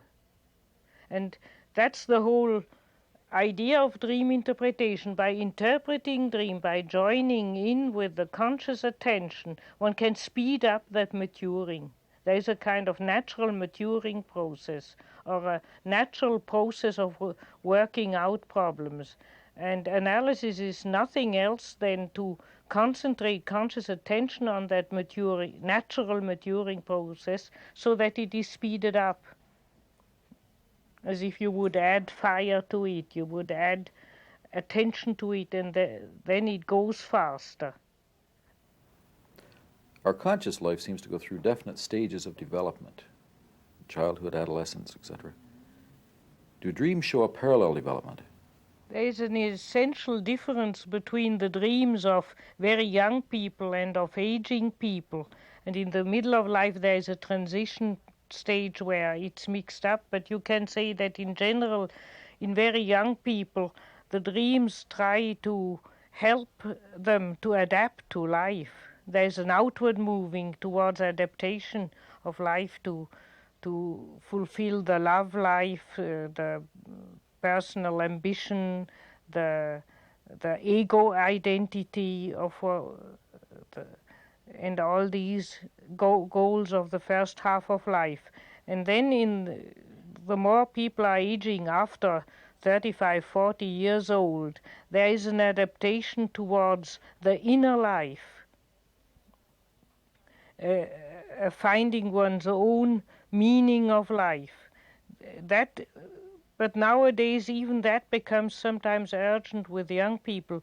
We are so crushed by the mass-mindedness of our civilizations due to the problem of overpopulation. Everybody feels superfluous. Everybody feels if I would be removed to the cemetery, that would change nothing in the whole reality.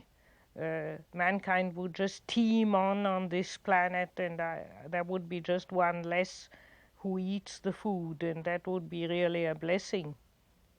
So the mass-mindedness and our whole situation crushes us and makes us feel superfluous and unimportant. In our professional life, we can always be replaced by 20 others who want the same post. There's a bustling around about having the same position. And that has a very destructive effect on modern man. Either he compensates it by becoming ambitious and megalomaniac and wanting to be the top dog to at least achieve something, or he feels completely crushed and superfluous, and there's a kind of sneaky depression coming up in him. And that sneaky depression you find, for instance, nowadays in many young people. They are kind of in a hidden way deeply depressed and discouraged. They don't believe in their own life and in the meaning of their own existence. Now all the dreams center around pointing out to the individual the unique meaning of its unique life. And that is perhaps the most important aspect of dream life. It is as if you can say in a forest there are 2,000 trees, but if you look at it closer and accurately, every tree is a personality. Not two trees are the same. They are all personalities. And nature becomes real or fulfills its patterns in unique individuated beings. That's why statistical thinking is so detrimental, so harmful. We say in this heap there are stones of 1 kilo of weight, but if you look at the stone heap itself, there's not one stone which is 1 kilo. One is 2 kilos and one is 1/2 kilo and so on. And we have to learn again to look at the uniqueness of the real thing. Reality consists of an enormous amount of unique beings. And dreams help us to find the unique pattern of our life. That's why one of the most frequent complaints in modern psychological practice is that people say, my life has no meaning. And they shrug their shoulders, they say, my life has no meaning. What for? What am I there for? What's the use of it all? I could just as well not exist. And there the dream are a unique help to point out what the unconscious wants of that person, namely what it wants that person to become. And that's often very surprising. I try sometimes to guess when some people comes to me to see what will come out of them. Is that a creative problem, or will that girl who is so unhappily in love get her Jack or John, or will, and so on. I never guess right. It's always a complete surprise what comes out of it.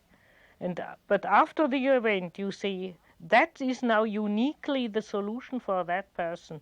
That's not a collective solution. That's why we feel sometimes very discouraged in publishing case material, because people think, that's the solution of a depressive problem, or that's the solution of an unhappy marriage problem, or so on. It isn't. It is only the solution for that person, of that case, and in another case it's different. That's why it's even dangerous to publish case material, in a way, because people identify and think it's their solution, and it's not their solution. It's that other person's solution. It's every time surprising and unique, and that makes the work on dreams so exciting, because it never repeats. And you can never guess. It's always a creative answer of nature. Dr. von Franz, do you believe in predestination? Do dreams show that life is in fact predetermined? I think the theological idea of predestination is based on a feeling that there is a pre-existing pattern, and there is naturally a lot of a human life has a pre-existing pattern. If you only think of the fact that you are born as a man or a woman, and that you are born as a white man or a Chinese man, or that you are born in this place and not in another place, and that you are born in this family and not in another, there is already a lot is predestined through that. There is a given pattern. But there is also a certain leeway of freedom. Otherwise, there would be no therapy. Otherwise, we could give up therapy and say people have to fulfill the pattern of their life anyhow. So what?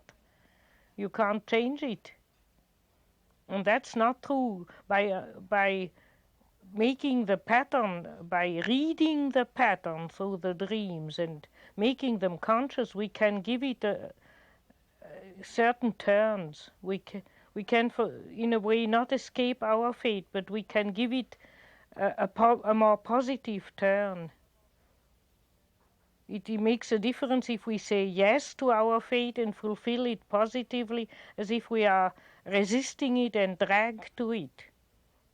And so we can say there is a certain predestination, but it's not absolute. It's not like the fatalistic idea of Allah has decided it and it'll just go that way.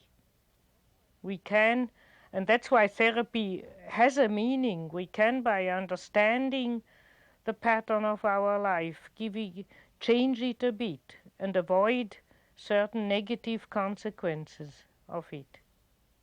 Give it a relatively more positive aspect. And is there such a thing as a death dream? Do dreams announce death? I have now just started a study on last dreams of people before they enter the coma. And the dreams of dying people are not about death, but generally about either a journey. They have to get ready for a journey, or they have to go through a dark tunnel and be reborn into another world, or they have to go through a disagreeable darkness or dark cloud to come out in another space, or they are going to finally meet their beloved partner.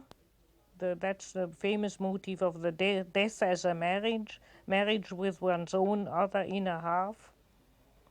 Or they dream about when they are worried, when they are strongly identified with their body and therefore inclined to think that when the body is finished, everything is finished. Then they have dreams which try to detach them from the body. I remember, for instance, a dream of a man who dreamt just before he died. He was a cavalrist, that his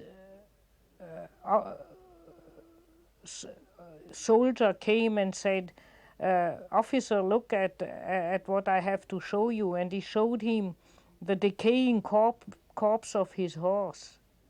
Jung interpreted that it was saying, the warm-blooded animal which you are is going to die. That's what's going to happen to it. But it's not you. It's only the warm-blooded animal body which is going to decay, but not you yourself, because he was looking at the corpse of the horse. He was still there. So the dreams of dying people show a tremendous variety, which generally they are the same archetypal motif which comparative ethnology has found out about death rituals and death beliefs of life after death in the different human populations. That it is a rebirth, that it is a long, long journey into another country, that it is a transformation, that it is a partial destruction, but something survives, and so on. There are very many motifs. Earlier you told me a dream of a dying woman. Well, that was a very simple woman, and she told the nurse in the morning after breakfast, tonight I had a strange dream. I dreamt that there was a candle on the windowsill, and it was slowly burning down, and it began to flicker. And I had a panic, and I thought, my God, now the great darkness is coming, the great darkness is coming. And then suddenly there was a change, and the candle was outside the windowsill on the outer part of the window, and was big and burning quietly again. Isn't that a strange dream? 4 hours after that dream, she died. The dream seems to tell her, yes, the candle of your light is flickering, it's going out, but it will continue in another medium. Beyond a certain threshold, the window would be an isolating threshold. It is going on in another sphere. That very same life is going on. She was very comforted by the dream without understanding it. And that is a typical dream of a dying person. You have many such dreams. For instance, I remember another dream which has been published by a medical doctor of a man who dreamt that he saw an abyss, and at the border of the abyss was growing a big tree, and the tree was slowly losing its roots and having its roots in midair. And suddenly there was an earthquake, and the tree was falling down. And he thought, that's the end. And at that moment, the tree began to hover in midair and to continue to exist in midair without having roots in the earth, just growing on. As if the unconscious would say, your tree of life is losing only its contact with earthly reality, but it's not dying. It's growing on. The life process is going on in another medium. And that's the gist of most dreams of dying people. That's why it is very worthwhile to continue analysis with dying people. Many psychological schools don't bother anymore about old or dying people because they think they have nothing to adapt to life anymore. What about sex problems? When you are on your deathbed, it's no longer something you can deal with. But you can see that the voice of nature, or the voice of instinct, which are the dream, help the people to die in peace and to comfort them. When many people to whom I told such dreams objected, that is wishful thinking. The dreams are wish fulfillments, but I don't believe it, because as you see from the dream of the decaying horse, the nature does say the end is coming. So quite unsentimentally, and the candle, the flickering candle, does go out in that old woman's dream. But at the same time it says, yes, something is coming to an end, but there's something in another medium going on. It's very difficult to imagine how and what, but we can only take it as such. Are there dreams that say a person is actually going to die?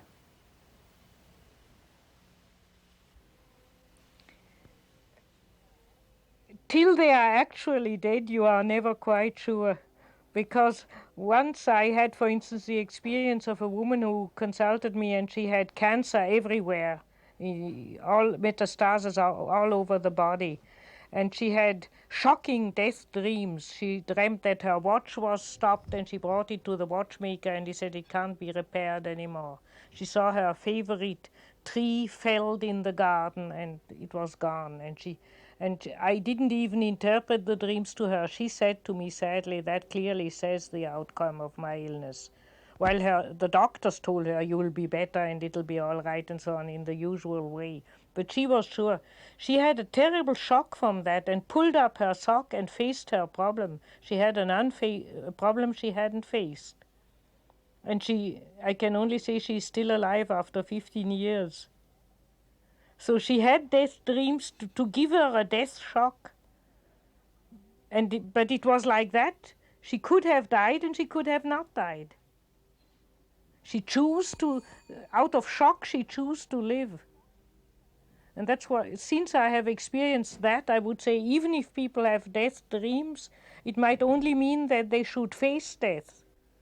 It doesn't mean that it will actually happen. But it certainly means they must face it. They must come to a naked confrontation with the fact that their life might come to an end. But if that can give them a salutary shock and they continue to live, or if it actually means now it is finished, that I would never dare to say before the end has come.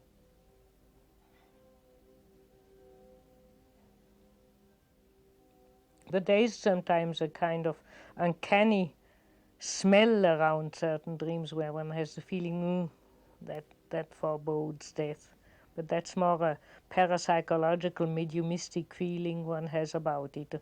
Scientifically, I couldn't give any reasons why that dream means actual death and the other means only the problem of death. There's sometimes one gets a gruesome shiver when people tell you a death dream, and then it's as if your nervous sympathetic system would say, watch out. This really means death. Based on your experience of dreams, do you believe in life after death? I wouldn't say I believe in it.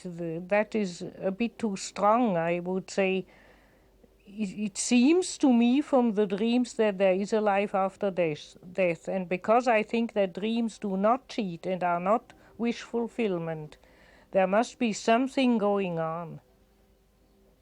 There must be an aspect of life or the psyche going on. The worrying thing about it, which the question I would not dare to answer univocally is, does life go on impersonally, or does the personal ego, what you feel is your individual identity going on? There are contradictory documents in that way. For instance, if you take the dream of that tree, you can say, yes, the life process of that man is going on, but not his ego. He himself is no longer around. On the contrary, there are other dreams which point to the fact that even the conscious identity goes on. So that is, to me, an open question. This is a question that's puzzled me for a long time. If dreams come from a source that is trying to guide our lives and is so interested in giving us direction, then why does the dream maker talk in Chinese? That has puzzled me too, and I have reproachfully asked him, why does this goddamn unconscious talk in such a Chinese and difficult language? Why doesn't it tell us clearly right out what's the matter? Now,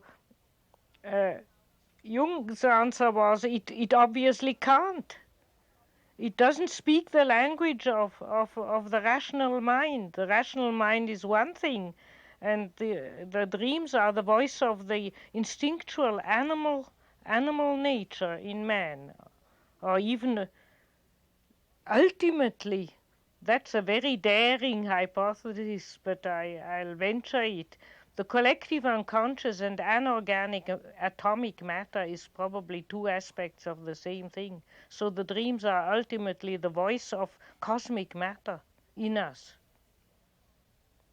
And therefore, just as we cannot understand the behaving of atoms and look at the Chinese language modern physicists have to use to describe the behavior of an electron, we have to use the same kind of Chinese language to describe the deeper layers of the dream world. It leads deep into the mysteries of natures, which is strange to our rational mind. You can best compare it simply to atom physics, where the most complicated formulas are not sufficient to describe what is really happening. And why that is so, why nature has constructed our rational mind, our cortical brain, functioning in a way that we cannot understand the whole of nature? I don't know. We are born with a brain which seemingly can only understand certain aspects of nature. Perhaps there will be later mutations on another planet.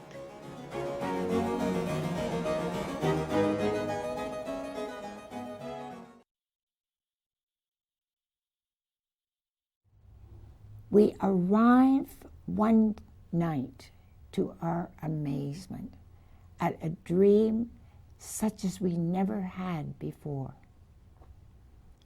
It just shocks us because it is full of new images, new vision, and it's saying, this was okay this far. Now we're moving in a whole new dimension. And the images from that point on radically shift. Such a dream you will hear in the last program, a dream on how to interpret a dream.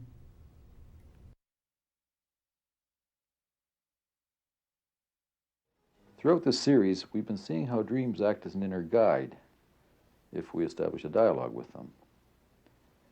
Here's an amazing dream that reveals the nature of the dream itself. It actually tells how to interpret a dream. I had this dream when I was studying to be an analyst. The night before, a friend and I had sat till maybe 3 o'clock in the morning discussing the problem of interpreting other people's dreams. It was the first time in my life I ever attempted to interpret another person's dream. And I was pretty worried about it. And that night, I had this dream.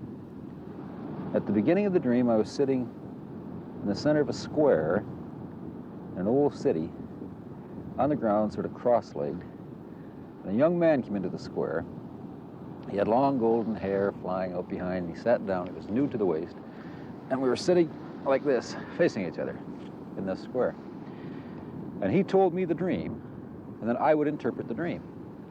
And as he told the dream, a rock would fall out of heaven, a great big boulder, and hit the dream. And the dream would split. Chunks would fly off the dream, and it revealed an inner structure that was made up entirely of nuts and bolts. And then another chunk would fly out of the sky, another boulder, and hit the dream, and chunks would fly off of it. And more of this inner structure was revealed. It took the form of kind of a modern piece of sculpturing or something like that. And then I went over and picked up a chunk that had been knocked off the dream, and it was made of bread. And I said to him, this demonstrates how a dream must be interpreted. You have to know what to discard. It's just like life. Then the dream changed. And the youth and I now sat opposite each other, but on the banks of a river. And the dream no longer took the form of the nuts and bolts skeleton and the bread.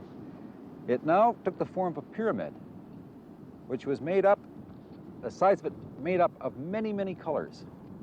And each color was either a triangle or a cube. It was as if this pyramid, about 5 feet high, was shingled on all sides. And these colors kept changing, an incredible flux of color change. And I explained to him this was the way that a dream worked, that it compensated. As one color changed, then the other color had to change. As one energy went there, another energy had to go here. And this balancing was involved in what the dreams were about. Then, again, the dream changed. And the pyramid, which had been so beautiful with all the many colors, was now composed entirely of shit. And I looked at the pyramid of shit, and I looked up, and it was as if there was another pyramid on top, which I couldn't see. And the bottom pyramid came up like that, and it would form an apex, the top one being here, the bottom one like that. But this central area wasn't there. And I couldn't understand that. And I looked down, and as I looked down into the pyramid of shit, I realized the hand of God is in the shit. Those were the exact words that came to me.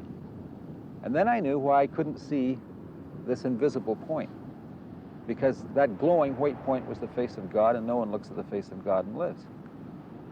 It was as if, well, like a hole in a fence. You can't see the hole if you haven't got the fence. That what's visible makes the invisible, visible. And then I woke up. There's a great mystery in this dream. That character who's me in the dream is not me at all. He's got a wisdom I don't have. It's as if he were present at the conversation we had the night before regarding how to interpret a dream.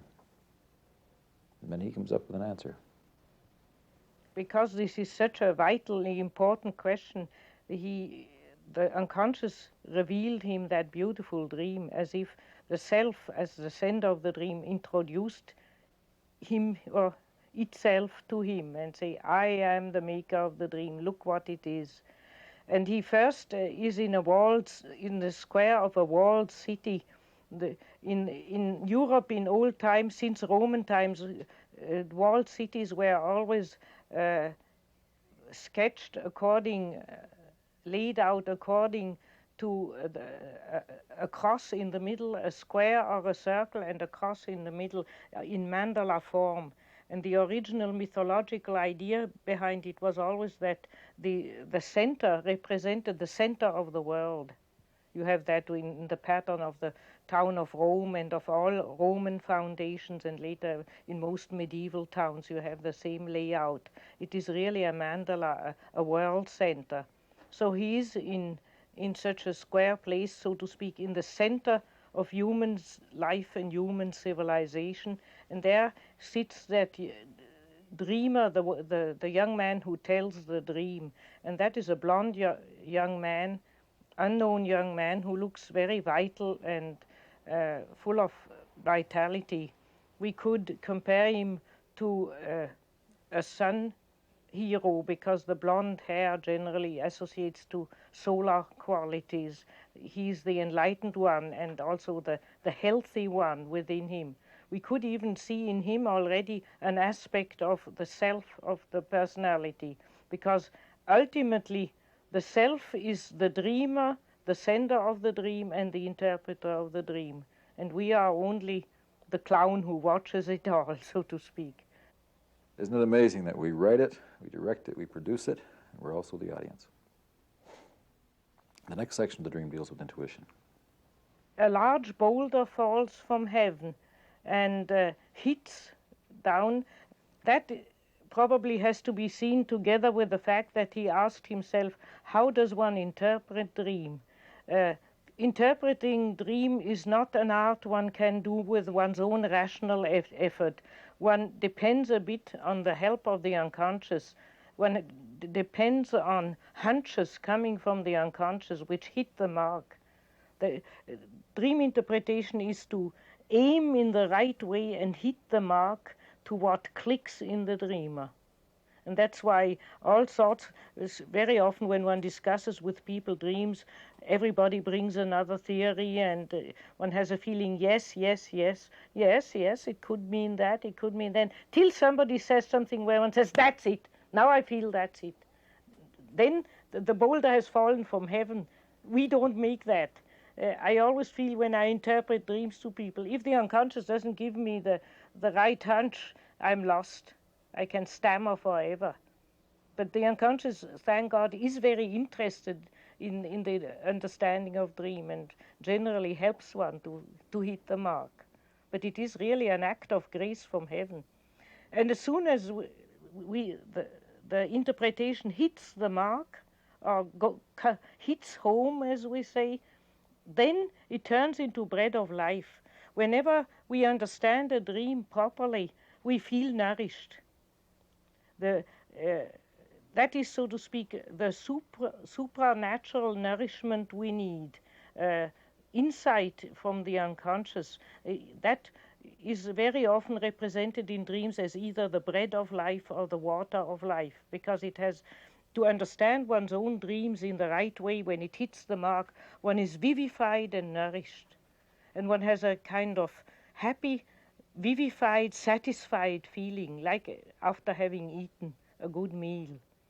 One feels, that's it, now I know from where to go, now I can go on. Something becomes peaceful and satisfied within one. And the boulder's hitting. When those boulders hit down, some of the substance flies away, the bread, and what remains are bolts and nuts, and they slowly build up a strange pyramid-like structures. So there is, so to speak, an outer form of the dream and a dream essence. And we can say, yes, the outer form of the dream is the sequence of images which we have to understand, which we have to follow up. But then, and that is the most difficult part of dream interpretation, we have to ask ourselves, now what is the essence of the dream message? What does the dream tell in a few words? What's the message? And then we have to kind of penetrate at the essence of the message, divine message, which is contained in that strange shell of sequence of absurd images or difficult to understand images. This essence, as far as I have seen, always point to what I tried before to describe as the self. They always point to the inner center. They are like hundreds of forms all pointing to the inner center. Every dream is an attempt of nature to center us, to relate us again back to our innermost center, and by that, thus to stabilize our personality. Will you elaborate on the nuts and bolts? What remains as structures are bolts and nuts. The bolts could be looked as a masculine symbol and the nuts as a feminine symbol. In German, the nuts are called Mutter, mother. Therefore, it's a union of the masculine and feminine principle. It's a union of opposites, and bolts and nuts are there to connect, to make connections. How does this relate to the central theme of dream interpretation? We can say that every dream makes an essential connection between our ego consciousness and our inner center, a lasting connection. Everybody who has observed and watched his own dreams over years will have a series of dreams in mind of which he will inwardly say, that dream and what it meant I will never forget. One is forever linked with it, and through that dream one is linked with one's inner center. It's always struck me as strange the way that the nuts and bolts changed into the pyramid in the dream, and then the pyramid itself transformed. What's the meaning of the transformations? This pyramid, which is first kind of like an abstract sculpture or an abstract iron structure even, then changes into a softer symbol, but that is the next part of the dream. Okay. The question first is that dream interpretation, it is explained to the dreamer, is to know what to discard and what to keep, like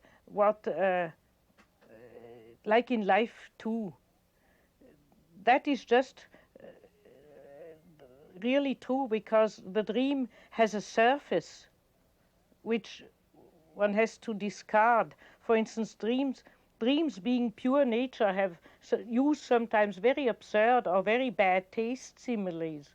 I remember, for instance, a painter analysand who dreamt that he was taking a shit at the toilet, and he produced so much and much and much more that the toilet overflew, and it couldn't keep it anymore. And then we found out what happened. The evening before, he had started a painting and had taken a too small canvas.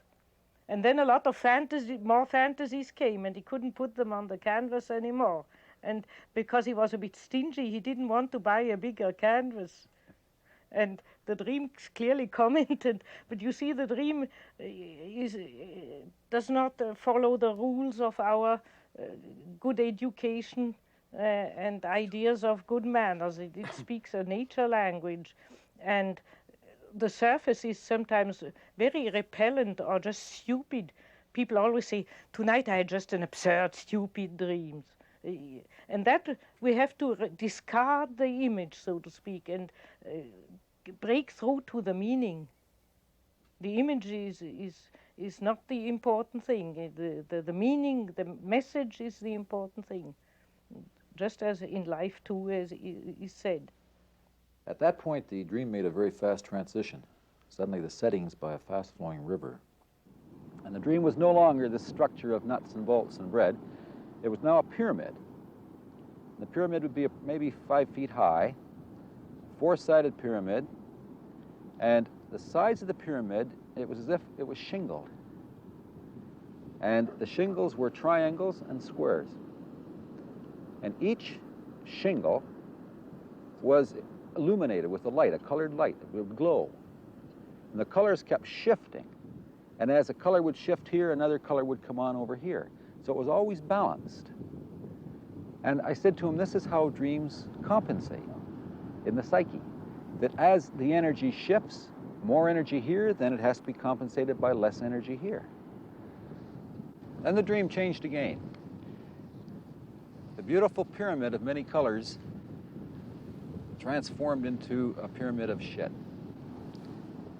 And it was strange because it was as if there was another pyramid on top of the base pyramid. It would go like this. And this central area here, where the two would cross, wasn't visible. There was nothing there. And it struck me as strange because it was the only point that would keep the thing together. And as I looked into that point, that center little area, it started to glow. And it got more intense and more intense. And then I looked down, and it came to me a realization that the hand of God is in the ship. Those are the exact words. It is as if the first part of the dream tried to explain to the dreamer what the dreams are in their essence and where they come from. And the second part of the dream tries to explain to the dreamer how do dreams function within the flow of life, within the course of life. The river is also an image of time, of the flow of time. And that is naturally a question, not only what does this or that dream means, but what is the whole river of dream life we have every night? What is it? What's the meaning of it? Where does that come from? Well, what's the basic principle of its aliveness? And there, the structure of bolts and nuts changes into a pyramid shingled with thousands of quadrangles and triangles, colored triangles, and it is constantly alive and moving. Now, the pyramid, that would be a symbol of what Jung calls the self, the innermost divine center of the psyche. It is alike an image of the self for men and women, while women, if it's personified in men, it's more a wise old man, and if it's personified in a woman, it's generally more a wise old woman. When it's not personified, when it is what one would call a mandala, then it is beyond the differences of sex. It simply means the innermost center of the human psyche. And it is a pyramid which is built of 4 triangles. The Egyptian pyramids were built in this form, and the uppermost end, the point of the pyramid, was finished with such a 4th triangle stone, which finished the pyramid. And that uppermost stone was, we can't see that anymore because it's fallen off, but probably was covered with gold, and it was oriented in a way so that always it was first hit by the first ray of the rising sun. Why were kings buried inside these enormous pyramidal structures? The idea was that when the sun hits the point of the pyramid, this is the moment of the resurrection of the dead. The dead king who rests in the pyramid at that moment rises from his grave and goes up to the bark of the sun god and goes over the horizon. The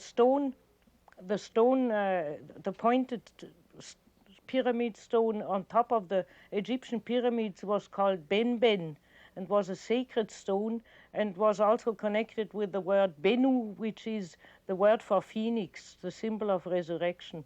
So it is always associated with that part of the dead person, because the pyramid is a grave naturally, which survives death and resurrects and lives an eternal life in communion with the sun god.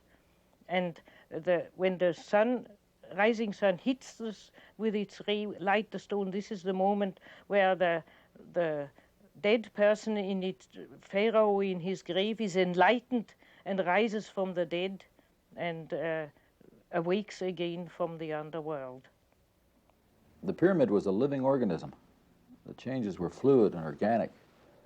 They were unpredictable. The dream stresses that all these many shingles which make triangular and quadrangular shingles which make up the pyramid are colored in 1,000 forms of colored nuances, and that whenever on one side of the pyramid one color nuances changes because it's in constant changing life, then on the other parts another color must be changed, so that there is always a kind of fluid equilibrium preserved throughout the whole pyramid. That is one thing we observe is a function of what Jung calls the self. The self, this innermost regulating center of our psychological system, seems to aim at keeping the whole psychological system in a fluid balance. That has to do with what we call the law of compensation. Whenever we take on in consciousness a lopsided attitude, too rational or too spiritual or too materialistic or too driven by a single drive or too ambitious or whatever you like, if we exaggerate one aspect of our personality, then the dreams compensate by bringing up that which outweighs it to the other side. That's why St. Augustine, after his conversion to highest spirituality, said, "Thank God I'm not responsible for my dreams." He must have had some who pulled him right down, but he never tells us. The law of compensation seems to aim not as mechanically compensate. If I try to be good, my dreams are bad, or if I try to be too cheerful, my dreams are melancholy. Or it's not a mechanical bringing in the opposite. It is a compensation in view of a totality. As if to say, you are lopsided, not in itself, but you are lopsided compared to your inner totality. That's what seems to be the essential wisdom of the dream, to preserve a balance of all thinkable psychic opposites and establish a kind of middle way or middle line. The unconscious seems to be very much in favor of the Chinese yin-yang philosophy, or this idea of the Tao being a subtle balance of opposites. Or rather, naturally, the yin-yang philosophy of the Chinese is based on revelations of the unconscious, or on studying the function of the unconscious. It was a strange experience looking into the apex of that pyramid. There should have been a structure there, and there wasn't. There was only light. Just as in the real Egyptian pyramid, the uppermost point is the most numinous, important part of the whole structure, so it is in this dream pyramid. The upper point is empty space, is something invisible, but which is at the same time radiating a light. One is naturally reminded of the Buddhist teaching of nirvana being the uttermost point of emptiness, of the self being not an empty emptiness, but an emptiness full of life, but having no specific delineable content, and being the source of inner enlightenment. I think now that Zen Buddhism and many other Eastern meditation techniques have so widespread, it is not necessary to comment much more on this. It is that thing which the Easterners are striving for in all their meditation exercises and techniques. They are, so to speak, aiming at realizing that point of the pyramid. It is a form of the representation of the highest value in the psyche, or the Godhead, or the inner Buddha, or whatever. The different schools give it different names, but it is always that same inner thing. Would you interpret the final image when the pyramid turns to shit? Now the pyramid consists of solid sheet. There we have again a union of extreme opposites, the divine, the most sublime divine light, and the sheet, and what it means, the most transient, valueless thing which we discard, which we get rid of, which we cannot digest, the thrown away stuff. One is reminded of the fact that the alchemists always said that the gold is found in the sheet, the highest is found in the lowest, and in certain Eastern schools of meditation, it has been pointed out that after having reached illumination, one returns to the very ordinary life, and the very ordinary life is also part of one's illuminated life. There is no contrast between having an inner illumination and living the shitty life of every day. Even those opposites belong together. But what the light does is that it makes the hand of God visible in the sheet. I think one can just leave that and say that's it. That's the essence of the dream. And if we see the hand of God in the sheet, then we can stand the sheet. Otherwise we suffocate in it. That's the message of the dream pyramid.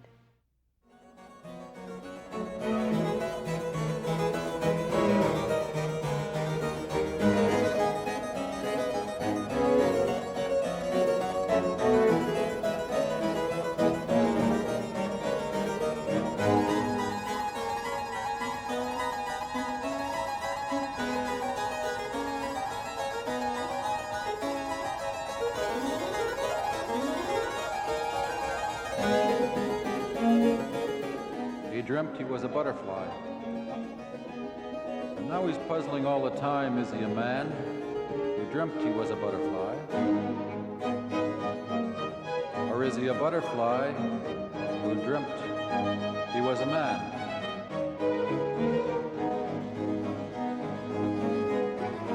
Are we the dream of the self? Or is the self our dream?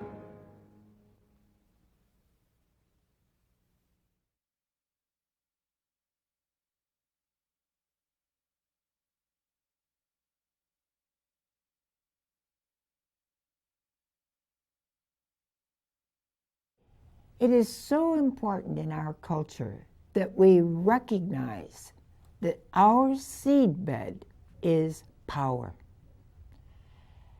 And however we may try to disguise that, if we are honest, we have to come back to that point. Work in our journals, recognize when we were helping somebody or when we were making certain plans, we had another agenda. The unconscious picks up that other agenda, and it interferes with the relationship. Just to demonstrate how infiltrated we are with this, turn on the soap operas in the afternoon, and you'll hear some whining beauty or some whining little girl saying, "Oh, I love you so much, darling. I love you. I love you. You will do what I want you to do, won't you, darling?" And I just wish that some man would say, "No, I won't." It might wake the both of them up. Because that is coming from power. It's contemptible that two adult people can fall for that kind of relationship. But it is the shadow of power in both people. Another way of checking that out is through projections. You can find in your dreams how you project onto others. For example, you may say, of all the people in the world I do not like, Why does she appear in my dreams? Over and over, there she is, and I can't stand her. Crucial that you look at yourself and your behavior and claim that projection and say, yes, that is how I can act. I ask your friends who will tell you the truth. Some friends don't tell you the truth. That also can be power. But you need to know that you are putting energy out into other people that is yours. And it's not only your worst, it's your best. So that you pull that back and you recognize power, or whatever it happens to be. If it is the best side, you may be projecting your capacity to write, your capacity to sing. Whatever that divine contrasexual in you is, you are projecting, and you're putting a terrible load onto the person you're projecting onto. He isn't a god. You are not a goddess. And, you know, I've had men say to me, I give her beautiful gifts, and she looks at me, she never says anything, she says, thank you very much. But I know I have just missed somewhere, and I don't understand it. What he's not understanding is that she has projected a God onto him. He's perfection. And he's not living up to that perfection that she is projecting, nor is she taking the responsibility of relating to that inner God and freeing up the relationship that two human beings can truly love each other, not through the miasma of the projections, but as they are, human beings. It's to come to the end of life and recognize that you were able to hold the divinity and the relationship to the divinity in its both its demonic and its creative forms, and to recognize that you've had a wonderful human relationship, that you have remained in your own body. You have lived your muscles and your own breath and being a part of that reality. See, otherwise, if you get into that divinity and it turns on you, which it's bound to do, then you start yearning for that demon lover. And that demon lover will lure you out of life. And that will fit right in with your projection onto Daddy. Either he was so perfect that you couldn't live up to it, he was God, or it went in the demonic side and you did everything to escape it and you ran straight into it. Yes, it's painful. Franz says that we have spent years in the liberation of sexuality, and now the next 50 years are about the liberation of the heart. That's where we are. The anguish is immense because religions don't want to recognize the differences. Nationalities are different in their values. To live your own truth is not easy. But that's the direction that we are going.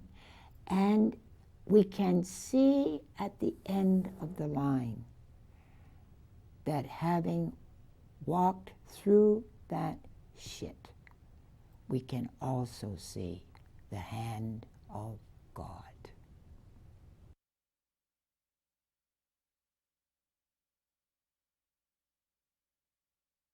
I'd like to suggest one way in which the soul, the self, soul and spirit combined in the divine marriage is the self. How the self manifests. And I'd like to recite a short poem by a Chinese philosopher. I dreamt I was a butterfly, and now I think, was I a man dreaming I was a butterfly? Or was I a butterfly dreaming I was a man?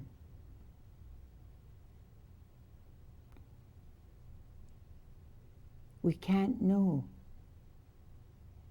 That is the mystery. As we circle this center and hold the mystery, an amazing thing happens. Now you, in your living room, have been able to watch a couple of programs, maybe 4 programs in the evening or whatever. But I suggest that sometime you immerse yourself in the material. 10 hours a day. And watch what happens to your body. You may find a totally new energy emerging. We used to find that when we showed the whole series in one weekend. People who were exhausted when they arrived on Friday night were fully energized by Sunday, because the self-energy is released. You hold that place at center. If someone like Franz, for example, can hold that space, let the whole outside world fall apart. Everything that is superfluous leaves, and you stay with that center. She's like a tuning fork that brings everyone else into that center, and they can relax into that place and feel their own soul emerging. The eternal is quiet at the center of the transitory. As T.S. Eliot puts it, except for the point, the still point, there would be no dance, and there is only the dance.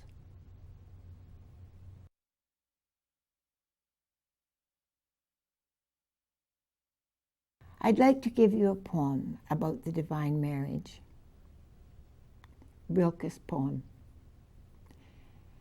This is the creature there has never been.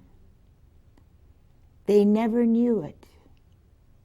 Nonetheless, they loved the way it moved, its suppleness, its neck, its gaze, mild and serene.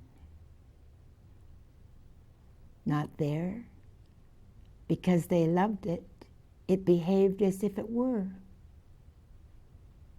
They always left some space, and in that clear, unbroken space they saved, it gently reared its head with scarce a trace of not being there. They fed it, not with corn, but only with the possibility of being. And that was able to confer such strength. Its brow put forth a horn, one horn. Whitely it stole up to the maid, to be within the silver mirror and in her. Enjoy your dreams.